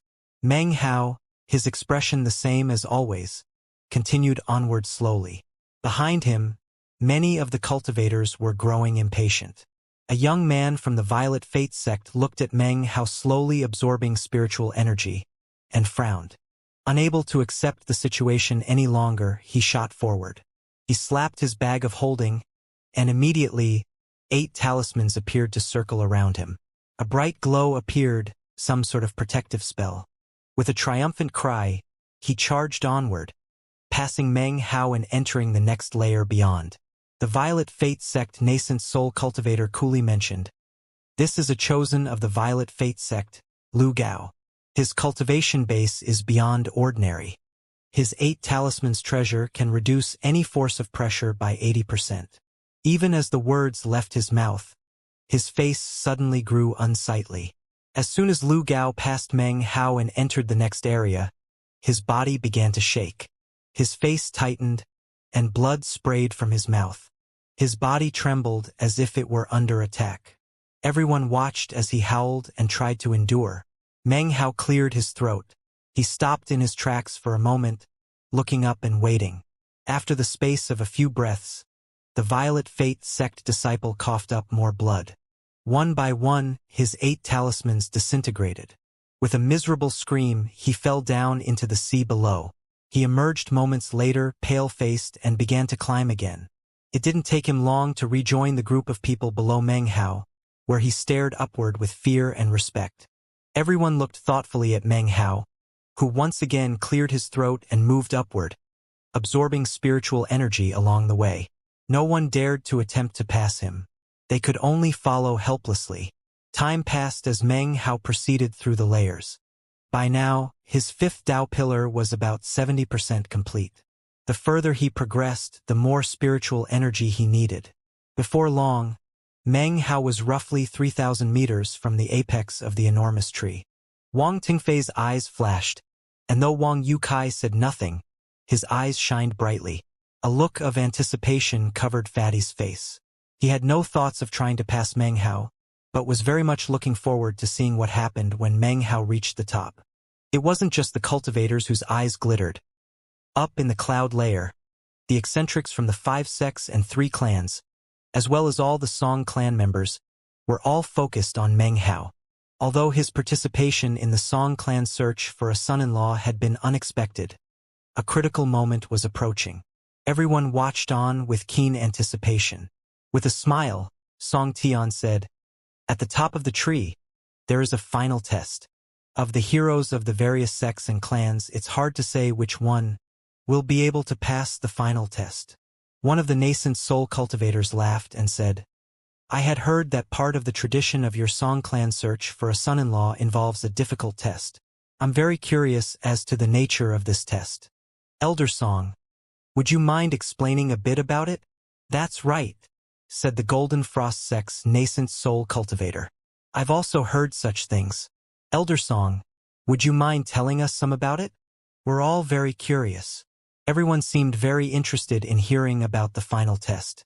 Song clan patriarch Song Tian laughed loudly.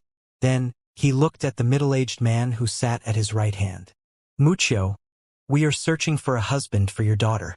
Why don't you explain the final test? The middle-aged man was handsome and dashing. Hearing the words of the patriarch, he clasped his hands respectfully and then looked at the group of people, eyes flashing like lightning. Then he glanced at Xianxia, and a warm, loving expression filled his face. His voice cool, Song Mucho said, "The final test in our search for a son-in-law is a bit different than the tests in previous generations. This is a test of a cultivator's Tao heart." The nascent soul cultivators frowned. Elder Fan from the Solitary Sword sect frowned and took a drink of alcohol. "Matters of Tao hearts aren't even clear to us, let alone these foundation establishment pups. That is why this test is special," replied Song Mucho. Elder Fan is correct. Tao hearts are mysterious and unfathomable. Actually, the Song clan believes that one of the most important aspects of the Tao heart is determined by personality and behavior. The combination of the two, as well as a person's stubbornness. That is the Tao heart. Therefore, although today's test is not conclusive, it will give us some inkling of what will be. Actually, as it relates to Tao hearts, this test is actually a choice. Having said this much, Song Mucho closed his mouth and declined to comment further. Everyone else sank into deep thought. As for Xianxia, she continued to watch Meng Hao within the cloud vortex, very curious as to what choice he would make during the final test. Song Yunshu's eyes flickered as he calmly watched the cloud vortex. He was Tao child of the Song clan, and yet, as he watched Meng Hao, an uneasy feeling welled up in his heart. He was used to concealing his emotions, though. His exterior was calm. But he was extremely curious to see what choice Meng Hao would make. As Tao child of the Song clan, I was able to take the test myself ahead of time. My choice. Song Yunshu was lost in thought. He had only succeeded on his second try. Succeeding in such a fashion had earned him the praise of Patriarch Song Tian. With a smile, Patriarch Song Tian said, "Mucho makes it sound very complicated. The final test is a choice and also a test of observation. I should make clear that the Tao child of our Song clan succeeded on his second attempt." He glanced at Song Yunkai with a look of praise. This caused everyone to grow even more curious. They all looked back down, waiting for Meng Hao to break through. They also peered at the group of cultivators behind him, all of whom were waiting for their chance to spring forward. Meng Hao began to move faster and faster. His fifth Tao pillar was now 80% complete, and he now needed even more spiritual energy than before. Remembering the horrific scene that had accompanied the completion of his last Tao pillar, Meng Hao wanted to be certain there was enough spiritual energy in this place before he reached the point of no return. Otherwise, when the critical juncture arrived, then he would have no choice but to consume the other cultivators. That was a path that Meng Hao refused to tread. Cautiously but quickly he absorbed the spiritual energy. He proceeded, leaving behind some of the spiritual energy and moving on to the next layer. He was rapidly approaching the top of the tree. Because he had left behind some spiritual energy, the cultivators behind him suddenly encountered the resisting pressure, and had no choice but to slow down. They trudged on desperately. However, there was now more and more distance between them and Meng Hao. Wang Tingfei's eyes were completely red. He pursued madly. Meng Hao was now only 1,500 meters from the top of the tree. 1,000 meters. 500 meters. 250 meters. 150. 50. Meng Hao leaped up, surpassing the final gap to stand on top of the tree. At this moment, all eyes were upon him. At this moment, the Song clan patriarch and eccentric Song both stared at Meng Hao. In fact, without exception, all of the Song clan members in the cloud layer were looking at him. The attention of the nascent soul cultivators of the 5 sects and 3 clans were all fixed on him as well. To garner such attention showed how famous Meng Hao now was in the southern domain. Members of the Song clan such as Song Yunshu, as well as Han Bei, Li Shiqi, Li Daoi, everyone's attention was focused solely on Meng Hao. The chosen from the various sects and clans, regardless of their frustration or helplessness, regardless of what thoughts were running through their heads, were looking up at Meng Hao. Wang Tingfei, Fatty, Wang Yukai, Qian Shuihen, Lu Song. Atop the tree, At the pinnacle of this world, Meng Hao stood alone, the focus of all the heavens. As soon as he stepped foot on the top of the tree, he felt the boundless spiritual energy in the area sucking toward him. It was definitely enough to complete his fifth Tao pillar. Far below the top of the tree, the massive sea seemed smaller.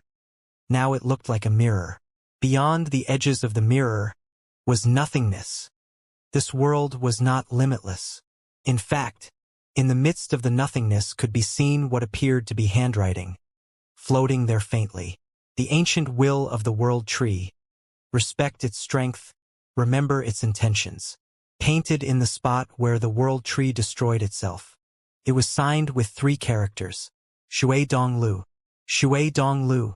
Could it be that this entire world is a painting? Meng Hao's eyes flickered as he stared at the words. Then he took a deep breath and allowed the spiritual energy to flow into him. The instant his fifth Tao pillar reached 90% completion, a person suddenly appeared up ahead of him. It was an old man who had the demeanor of a transcendent being. He wore a long gray robe, and it was impossible to tell exactly how old he was. He was clearly ancient, although it was impossible to tell how many countless ages he had lived. Meng Hao could sense no ripples emanating from the man's cultivation base. It seemed as if he were a mortal, not a cultivator. And yet, considering how ancient he was, how could he possibly be mortal? The old man looked at Meng Hao, his face calm and filled with unspeakable dignity. It seemed as if even the heavens would flee from before him. The old man spoke, his voice cool. The heavens are not the heavens. The earth is not the earth. The stars are eternal, and the Tao will always be. His words floated out gently, much the same as his hair floated gently around his body. This place does not belong to the heavens, nor to the earth. This painting of the world tree contains endlessly flowing memories. Drink of them, and the great Tao in front of you will lead you to the utmost heights. Select a path upon which to approach me. Suddenly, 9 snaking paths appeared among the twisted leaves of the tree's crown. They all led toward the old man, who stood only a few hundred meters up ahead. Each path led to the same destination, the old man. The old man lifted his hand. There between his fingers was a thumb-sized pearl. Select a path upon which to approach me, and then take the pearl. Choose wrong, and you must start over. The pearl was white, and seemed to contain an entire world within its depths. Looking at it, Meng Hao noticed that it was not round. For some reason, it seemed to be the shape of a cube. It was very bizarre. Suddenly, Meng Hao could sense the 3-colored resurrection lily inside of him being suppressed slightly. 9 paths, and I have to pick one. He frowned. By this time, Wang Tingfei and the others were approaching. However, they weren't able to step onto the treetop. It seemed that there was some invisible force that prevented more than one person from being atop the tree. Meng Hao thought for a while as he looked over the 9 paths. He had no clue how to select a path. He looked at the man up ahead, and then his eyes gleamed. The man was holding the pearl with 3 fingers. After thinking for another moment, Meng Hao took a deep breath and then walked forward onto the 3rd path. The instant his foot stepped down on the path, the world seemed to turn upside down. A roaring filled his ears, and everything grew blurry for a moment. When everything became clear, he found that he was now at the very bottom of the tree. He was only a few hundred meters from the surface of the sea, falling downward. His mind reeled, and he forced himself to a stop. Looking up, he saw Wang Tingfei climbing up onto the top of the tree. I chose wrong, so I have to start over. He frowned. Selecting a path seemed to involve little more than random guessing. How could one pick other than going through the paths one by one? Meng Hao muttered to himself for a moment. Then, his eyes flashed as he saw Wang Tingfei falling down from the top of the tree like a shooting star.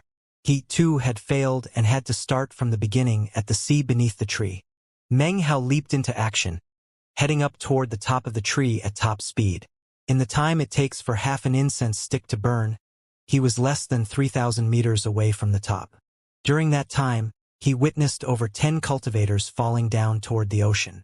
Meanwhile, up in the cloud layer, The nascent soul cultivators watched on with furrowed brows. Having seen everything that happened, they broke into discussions. 9 paths. How can one know which path to choose? It must involve careful observation. The answer doesn't lie in blind luck, but with that old man. He is not emanating any cultivation-based ripples, and yet emanates a profound air. Perhaps the answer to the riddle is hidden in the words he spoke. No wonder this test requires careful observation. There doesn't seem to be any clear solution. For the Song Clan Dao child to have passed the test in 2 tries really is worthy of admiration. Han Bei looked at the scene playing out on the tree. Her eyes shined with interest. After thinking for a moment, she said, "The 4th path from the left." Li Daoi's eyes flashed. Having heard that the Song Clan Dao child passed the test in 2 tries, he felt a sense of competition rising within him. He slowly said, "The 4th path from the right. That path doesn't look special. But the leaves there are somewhat thicker. Furthermore," the old man seemed to pause slightly after every 4th word he spoke. Li Shiqi's eyes also flickered, but she said nothing. She was lost in thought as she stared at the 9 paths. Song Yunshu's expression was placid, but in his heart, he sighed. He had succeeded in 2 tries, but in fact it had all been a matter of luck. He actually had no idea how he had succeeded. Patriarch Song Tian laughed but said nothing. Hearing the discussions, he shook his head and fixed his attention to the top of the tree. Meng Hao was nearing it again. Meng Hao moved quickly, and the 3,000 meters whizzed by. The only people left at the top of the tree were Fatty and others from the Golden Frost sect. Seeing Meng Hao approach, Fatty immediately made way for him. Meng Hao nodded. Another person up above failed, after which Meng Hao's body flashed and appeared for a second time on the treetop. By this time, his 5th Dao pillar was more than 90% complete. There wasn't much spiritual energy left, but Meng Hao was certain it was enough to complete the Dao pillar. He took a deep breath as he stood there atop the tree.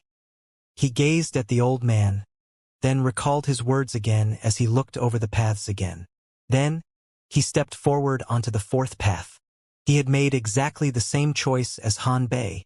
However, the moment he stepped onto it, everything turned upside down, and he was again shooting down toward the sea beneath the tree. "I'm really starting to dislike this place," he thought, his eyes filling with both frustration and determination. All of the chosen from the various sects and clans who had failed once were now making their second attempts. And yet, one after another, they failed, falling downward just like Meng Hao. Meng Hao went up to try a 3rd time. By this time, everyone was watching with strange expressions. They were all lost in thought, trying to figure out what they had overlooked. Which path was correct? More discussions broke out among the nascent soul cultivators. "This place is very mysterious. These kids have all had 2 chances each, and between the lot of them have tried every one of the 9 paths. Clearly, the correct path changes. The route is not fixed. It seems that luck does have quite a bit of a role." Han Bei frowned, continuing to look on. She was now starting to form another opinion on which path was the correct one. "There's no need to get anxious, friends," said Patriarch Song Tian. He laughed. "To find the correct path, each person must observe matters carefully. It will all depend on their Dao heart." Atop the massive tree beneath the cloud vortex, Meng Hao shot back upward. He was currently about 9,000 meters from the top of the tree when suddenly his Dao pillar reached the point where it was only a sliver away from being completed. The same phenomenon that had appeared in the Shao clan once again began to occur. His body immediately began to wither. Thankfully, there was plenty of spiritual energy in this place. The unbridled gravitational power of the Dao pillar began to absorb all of the spiritual energy, no matter how far away it was. Each and every bit of it rushed toward Meng Hao. His face was ruddy as he felt his cultivation base climbing upward. He shot upward, and was soon only 3,000 meters from the top. His mind began to reel. A booming sound could be heard, and Meng Hao's face flickered as suddenly a golden light began to collect inside of him. His cultivation base started rotating, causing the light to shine outward. It seemed as if it wished to eclipse the world tree. Amidst the golden glow, streams of magical symbols appeared. They were indistinct, but the instant they appeared, they caused the entire world to be filled with a golden color. Up above, looks of disbelief appeared on the faces of the nascent soul cultivators. One by one they stood up. "That's the sublime spirit scripture," said one of the other nascent soul cultivators breathlessly. This chapter was sponsored by Fan from WA. The nascent soul cultivators couldn't keep their cool. One by one, they began to speak, their eyes shining with unprecedented brightness. That's definitely the power of one of the three great classic scriptures. That golden glow. It's a sign of the sublime spirit scripture. That kid cultivates with the sublime spirit scripture. That scripture has supposedly been lost for years. There are only fragments left. How did this kid get the whole scripture? From the looks of it, he acquired the Qi condensation manual of the sublime spirit scripture. Supposedly, it appeared a few hundred years ago in the state of Zhao, and was used by a man named Patriarch Reliance. His cultivation base was unfathomable. Their eyes were on Meng Hao, but what they were really paying attention to was the sublime spirit scripture. Each and every one of them could crush Meng Hao between their fingers like he was nothing. He wouldn't be able to fight back in the least. Whichever one of them got their hands on Meng Hao would actually be acquiring the sublime spirit scripture. Such a text would be indescribably useful to any sect. Whoever acquired it would be in the position to sweep across the southern domain with impunity. That sect would become incomparable, and would without fail become the overlord of the southern domain. How could these nascent soul cultivators not be excited? Even if Meng Hao succeeded in becoming a son-in-law of the Song clan, they would still no doubt crazily pursue him regardless of anything. In any case, Meng Hao currently was not a member of the Song clan, and was only one participant among many. It wasn't appropriate to make a move at the moment, but once Meng Hao emerged, all of the sects and clans in the southern domain would want to grab him. In such an event, his life wouldn't be important. To get the sublime spirit scripture, there wasn't a single nascent soul cultivator who would hesitate to use soul search on Meng Hao to drag out the sublime spirit scripture. The result of such a soul search would kill him. As soon as the sublime spirit scripture appeared, Meng Hao instantly became the prey of all of these super sects of the southern domain. It was obvious what everyone was thinking. The nascent soul cultivator's eyes glittered. This was the Song clan, but sooner or later someone would make a move. They all glanced over at the Song clan patriarch. Meng Hao had openly revealed his secret of possessing the sublime spirit scripture. It would without fail arouse the lust of any sect or clan. However, in terms of positioning, the Song clan currently had the clear advantage. As the nascent soul cultivators looked over at the Song clan patriarch, they discreetly retrieved transmission jade slips and crushed them between their fingers. This instantly sent notifications back to their various sects and clans. Eccentric Song watched the scene in shock. The rest of the Song clan members all seemed to be in shock. Patriarch Song Tian suddenly stood up. His eyes shone mysteriously, and he was breathing heavily. However, he then recalled what had happened within the clan earlier, along with the warning transmitted by the Dao Reserve Patriarch, and his eyes filled with determination. "This Meng Hao," he said, "must not be provoked. Whoever causes problems for him is seeking death." He flicked his sleeve. "Ladies and gentlemen, you are in the Song clan." His words echoed out like thunder, causing the faces of the nascent soul cultivators to tighten. Blood seeped out of the corners of their mouths. Their eyes glistened with fear as they stared at the Song clan patriarch. "Regardless of what objectives you might have, this is the Song clan's search for a son-in-law," he said, his eyes shining. "Whoever succeeds will become a son-in-law of the Song clan. Once everyone emerges, there will be time for your greed. However, if Meng Hao becomes the son-in-law of the Song clan, then it must be viewed as the will of the heavens."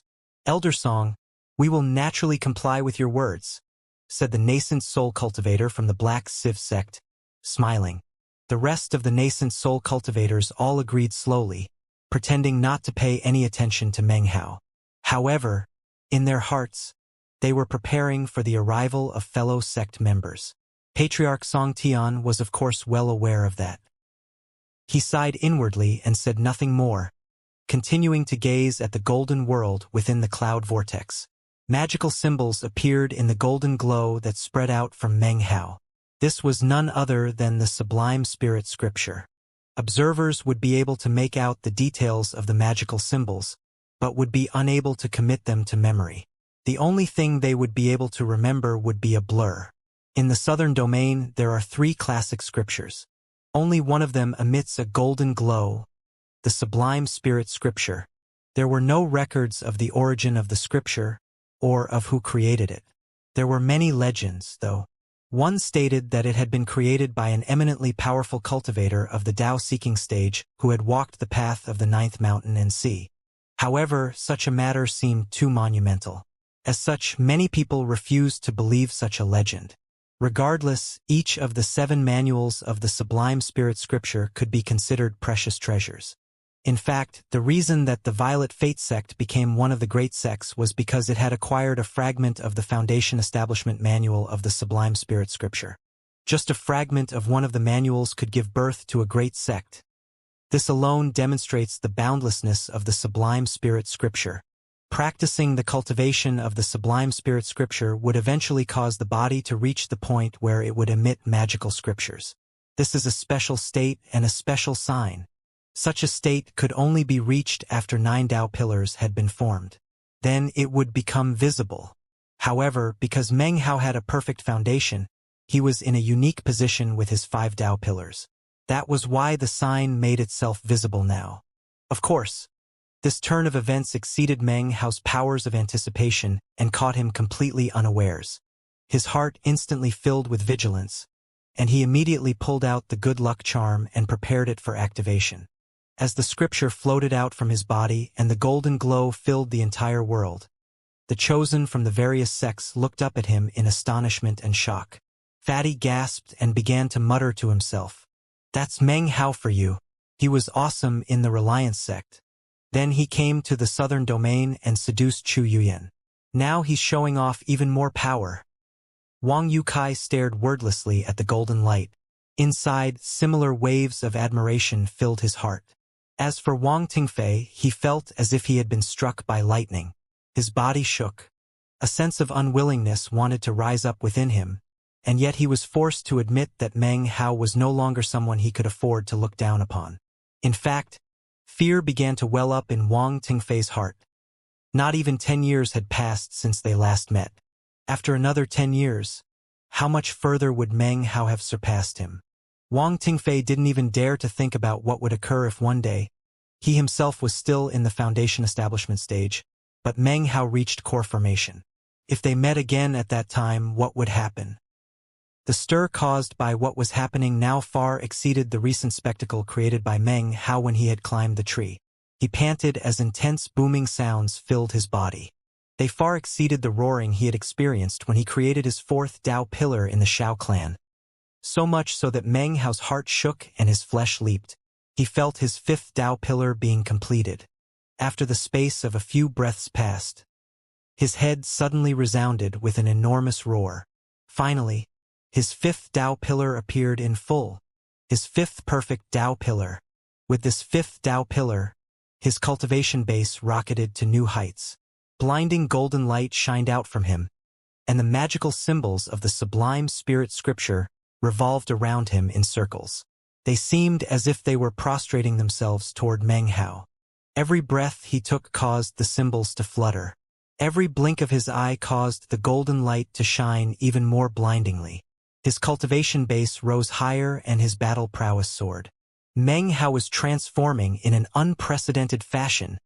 Suddenly, tribulation clouds appeared in the mountains of the Song clan, and they lingered for some time before dissipating. Meng Hao's long hair floated about him, and his body filled with an indescribable might. As the roaring continued to echo out, his heart began to thump. He took a deep breath as he allowed all the feelings to wash over him. The explosive growth of his cultivation base caused his battle might to far exceed his previous pinnacle. Meng Hao was now convinced that, at the moment, he could easily sweep across the entire Foundation Establishment stage. Regardless of chosen or Dao children, all of them were beneath him. He had a perfect foundation and 5 Dao pillars. He was invincible within the foundation establishment stage.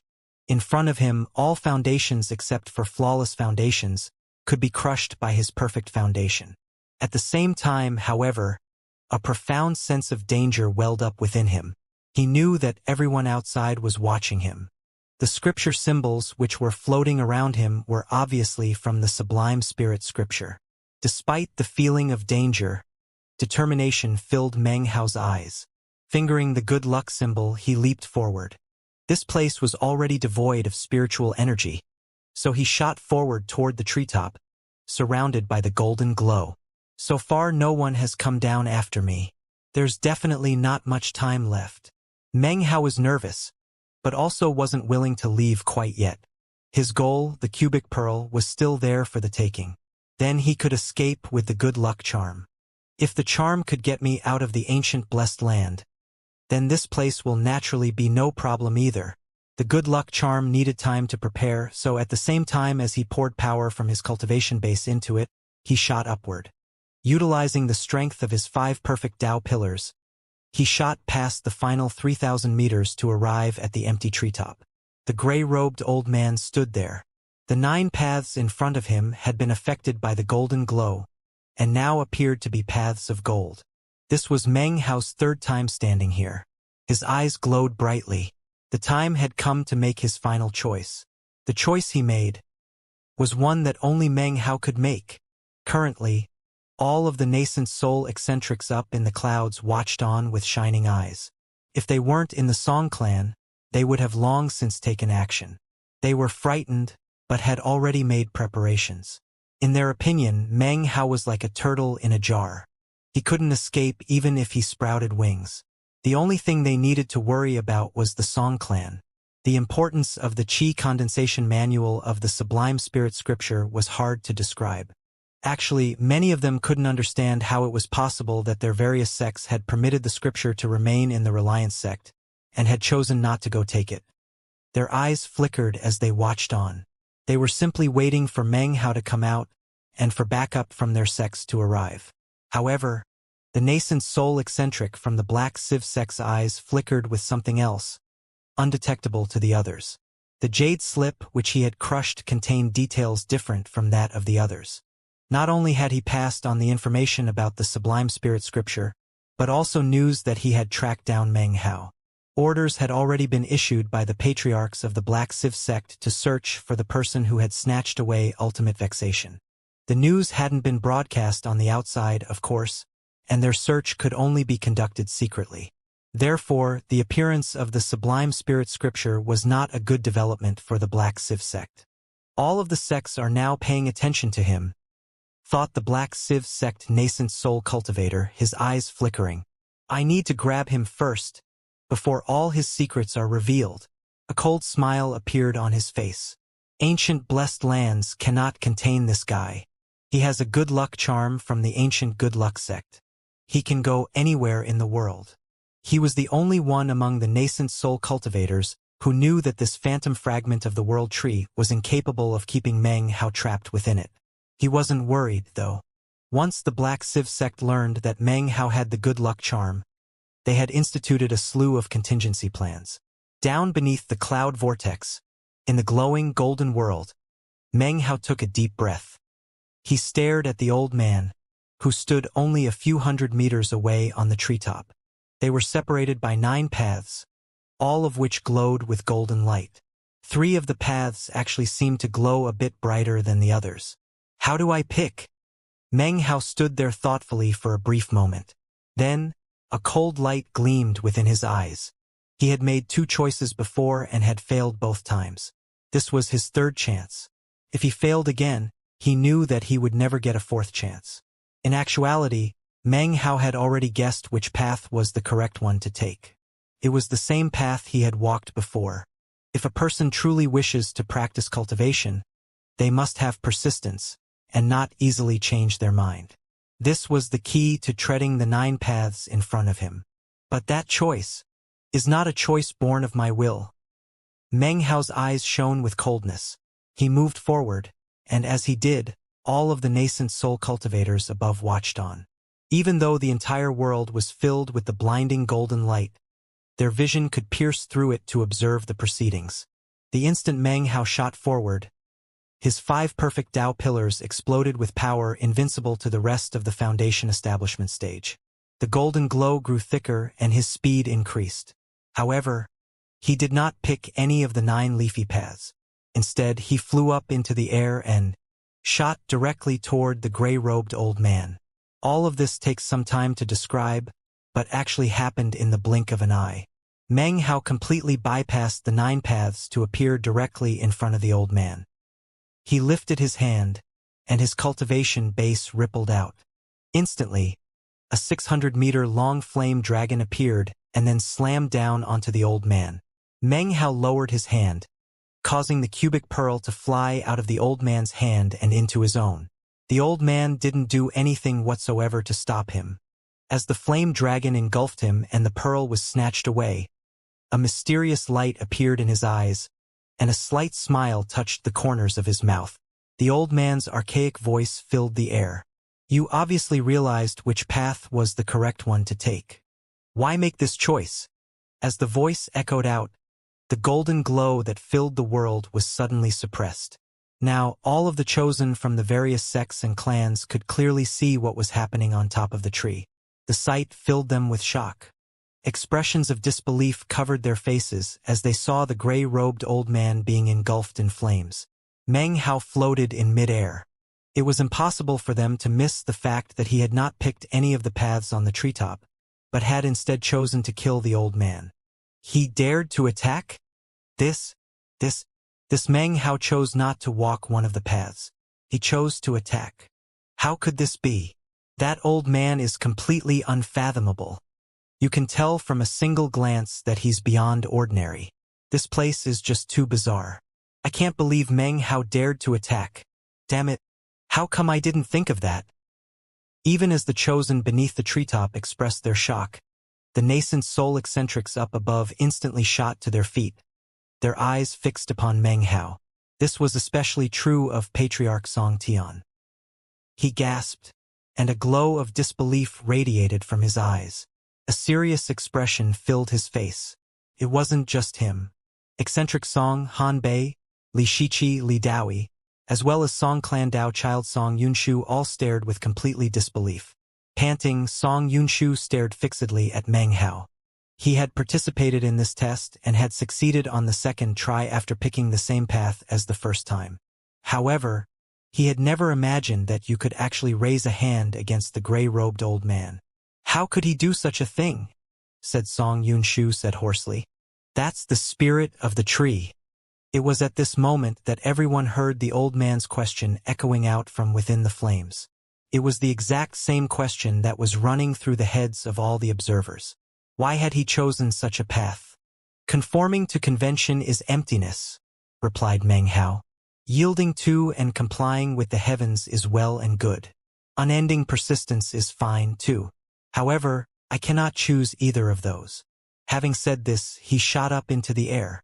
He would not comply with rules of this place, but would instead create his own path. He was like the perfect foundation not permitted by heaven and earth, and the target of extermination by tribulation lightning. However, he would continue onward. That was how he differentiated himself from others. His path was not one of inflexible adherence to the rules. As such, why would he follow the rules of this place? Why would he pick the correct path out of the 9? He had chosen to break through and take the pearl by force, by slaughtering. He knew that he could succeed by persisting in treading the path from before. However, this so-called persistence was actually just a method of following the rules. It was not true persistence. The old man's laughter rang out from within the flames. His ancient smile was filled with happiness, as well as anticipation. He gave Meng Hao a deep look, allowing the flames to consume him. Soon his body was gone. As the old man disappeared and Meng Hao shot up into the air, the chosen down below in the tree looked up mutely. They stared at Meng Hao in shock, their hearts in turmoil, incapable of calming down. Meng Hao's choice had been simple, but not many people were capable of simplicity such as this. They lived lives of compliance, lives in which rules must be followed. Perhaps the subconscious desire existed within them to break out of the rules, but they would never be able to imagine how to do so. Meng Hao, however, was different. Wang Tengfei's face was pale white, and Wang Yukai was speechless. Fatty's face slowly filled with even deeper admiration. Meng Hao's words just now had left a permanent impression on all of their hearts. When they heard his words, the nascent soul cultivators in the clouds above all gasped. As they looked at Meng Hao, the same thought filled each and every one of them. If this kid lives, he will definitely achieve a high position within the southern domain. Such a personality, such mentality, such tactics, all of it led the nascent soul cultivators to the same conclusion.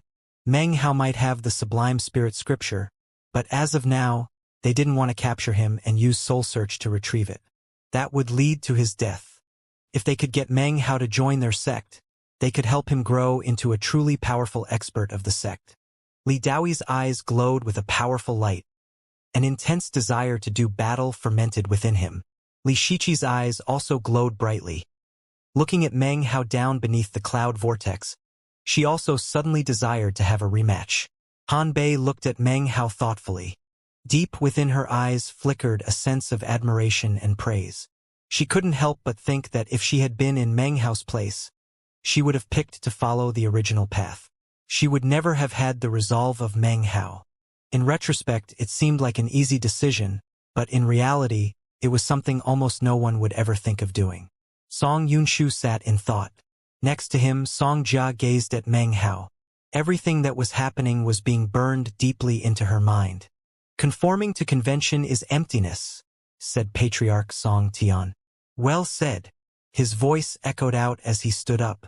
The surrounding nascent soul cultivators' hearts began to thump. The situation was not unfolding well for them. This kid has managed to take the cubic pearl. Whoever he is, whoever he has offended in the past, this daughter of the Song clan is now his. Who here dares to touch him? Hearing his words caused everyone to sit there thoughtfully. And yet, none of them seemed to notice the meaning within Patriarch Song Tian's words. What he had said was strange. He never mentioned anything about marrying into the family. The words seemed to have a deeper meaning.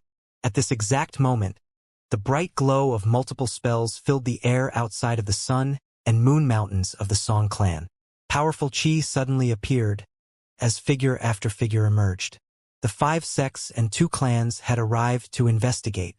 This chapter was sponsored by Fan from WA at the same moment that the 5 sects and 2 clans appeared outside of the sun and moon mountains of the Song clan. Meng Hao was inside the world of the cloud vortex, shooting upward. All eyes were upon him as he pressed down on the good luck charm in his hand, pouring power from his cultivation base into it. He had begun to prepare the good luck charm much earlier, so the instant he poured spiritual energy into it, an enormous black hole appeared just in front of him in the sky. All of the chosen and nascent soul eccentrics saw this happen. The swirling vortex seemed to transform into a gaping mouth that instantly swallowed up Meng Hao. From below, the chosen of the various sects watched on in open-mouthed shock. The nascent soul cultivators could only watch as he disappeared right in front of them. How could they ever have predicted that this would happen? Seeing Meng Hao disappear, the nascent soul cultivators were incapable of maintaining their calm. At almost the exact same time, they shot to their feet and flew toward the cloud vortex. Patriarch Song Tian sighed inwardly. He'd had no choice but to speak the words he had just now. However, even if this was Song clan territory, it would be difficult to stand up against all the 5 sects and 2 clans. For Meng Hao to make an escape on his own was actually for the best. At the moment, Song Tian couldn't really prevent the nascent soul cultivators from attempting to pursue Meng Hao. However, moments later, unsightly expressions appeared on their faces. They could clearly see that Meng Hao had used some sort of powerful magic to teleport away. It turns out a trifling foundation establishment cultivator like him has a precious teleportation treasure. What other mysteries is this Meng Hao hiding? The sublime spirit scripture, a precious teleportation treasure. The Violet Fate sect will definitely get our hands on him. The nascent soul cultivators returned, and the representatives of the 5 sects and 2 clans approached. Meng Hao's good luck charm teleported him away. Meanwhile, in the Black Civ sect, in the number 1 mountain which was situated in the very center of the 100,000 mountains, smoke curled into the air above a massive incense burner. At the moment, dozens of cultivators began to shoot up and disappear into the smoke. Down below, Patriarch Violet Civ and the beautiful, middle-aged woman stood there grimly. They watched as the cultivators above began to vanish. Patriarch Violet Civ frowned and said, "He's using that good luck charm, which makes him difficult to track. If we dispatched core formation disciples, or magical items that can employ the power of core formation, then it would interfere with the tri-black incense burner, making it difficult to accurately pinpoint the teleportation ripples. The slightest mistake, and we could be hundreds of kilometers off. Furthermore, the tri-black incense burner can only be used once per month." "It doesn't matter," replied the beautiful woman coolly. "We may not be able to use core formation disciples, but Zhou Jie is among the foundation establishment disciples we sent. Considering his cultivation base as well as his status as Dao Child, he'll be able to distract Meng Hao. He only needs to keep him in place for a bit. The others can prepare the spell, and then we can be there in an instant. At that time, Meng Hao wouldn't be able to escape even if he was given wings. Don't forget, we don't know how many times he can use the good luck charm. If it was complete, then he would be able to use it 7 times in total." He watched thoughtfully as the last of the disciples vanished into the smoke above the tri-black incense burner. "Don't worry," replied the beautiful woman, smiling. "Meng Hao is only at the mid-foundation establishment stage. Based on the information in the ancient records, I did some calculation. Based on his cultivation base, it should take him the time it takes 2 incense sticks to burn to be able to activate the good luck charm. As long as Zhou Jie and the others can hold him off for that amount of time and prepare the spell, then Meng Hao is doomed. He's nothing but a trifling foundation establishment cultivator. Don't worry, elder brother Violet Civ. After that much time passes, we will be there in front of Meng Hao." As they continued their discussion, somewhere in an unnamed part of the southern domain, in the midst of a mountain range filled with hundreds of mountains, dark clouds filled the sky and lightning crashed down. A roaring filled the sky, causing the wild beasts in these desolate mountains to tremble, seemingly awed by the heavens. Great, bean-sized drops of rain poured down from the sky in a torrent. It was currently sunset, but the sun was completely covered by the clouds, making everything completely dark and hazy. A lightning bolt slashed through the sky, and then suddenly ripples expanded out into the air, splitting the sheets of rain. A massive, swirling black hole appeared, and out staggered Meng Hao, his face pale. He immediately looked around. The black hole disappeared, and rain fell onto Meng Hao. He didn't even seem to notice it as he examined his surroundings. Finally, he let out a sigh of relief. A cracking sound emanated from his hand. He looked down and could see that another large fissure had appeared on the surface of the good luck charm. It seemed he would only be able to use it a few more times before it shattered. "This is a life-saving treasure," he thought. "I can't just use it lightly." He hesitated for a moment, and then took a deep breath. His body suddenly vibrated. The rainwater shot away from him, and his clothes were no longer soaked. "At the moment, I imagine all the sects and clans are looking for me." He frowned. The golden glow of the sublime spirit scripture had not been something he'd anticipated. Of course, he'd had no other choice than to flee. "Thankfully, I got the cubic pearl. I wonder if it will be able to dispel the poison of the 3-colored resurrection lily?" His eyes began to glow, and he decided to go search for a quiet place in the mountains to carve out an immortal's cave and test out whether or not the poison could be dispelled. He had just taken a step when suddenly his expression flickered. The place where the black hole had appeared moments ago had already returned to normal. And yet suddenly, he could see that another hole was opening up.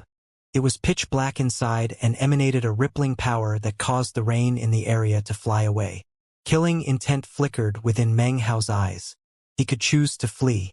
After all, the sudden appearance of this vortex could not be a coincidence. It must be someone pursuing him by tracking the ripples of his teleportation.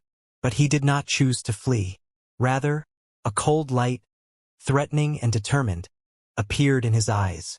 He could flee for 10 or so breaths worth of time, but instead, he decided that he might as well stay and attack. As the thought coalesced into his mind, he began to stride forward. He waved his hand, and an enormous wind blade and flame dragon appeared, which shot toward the black hole and then slammed into it. As the roaring flame dragon slammed into the black hole, a booming sound filled the air.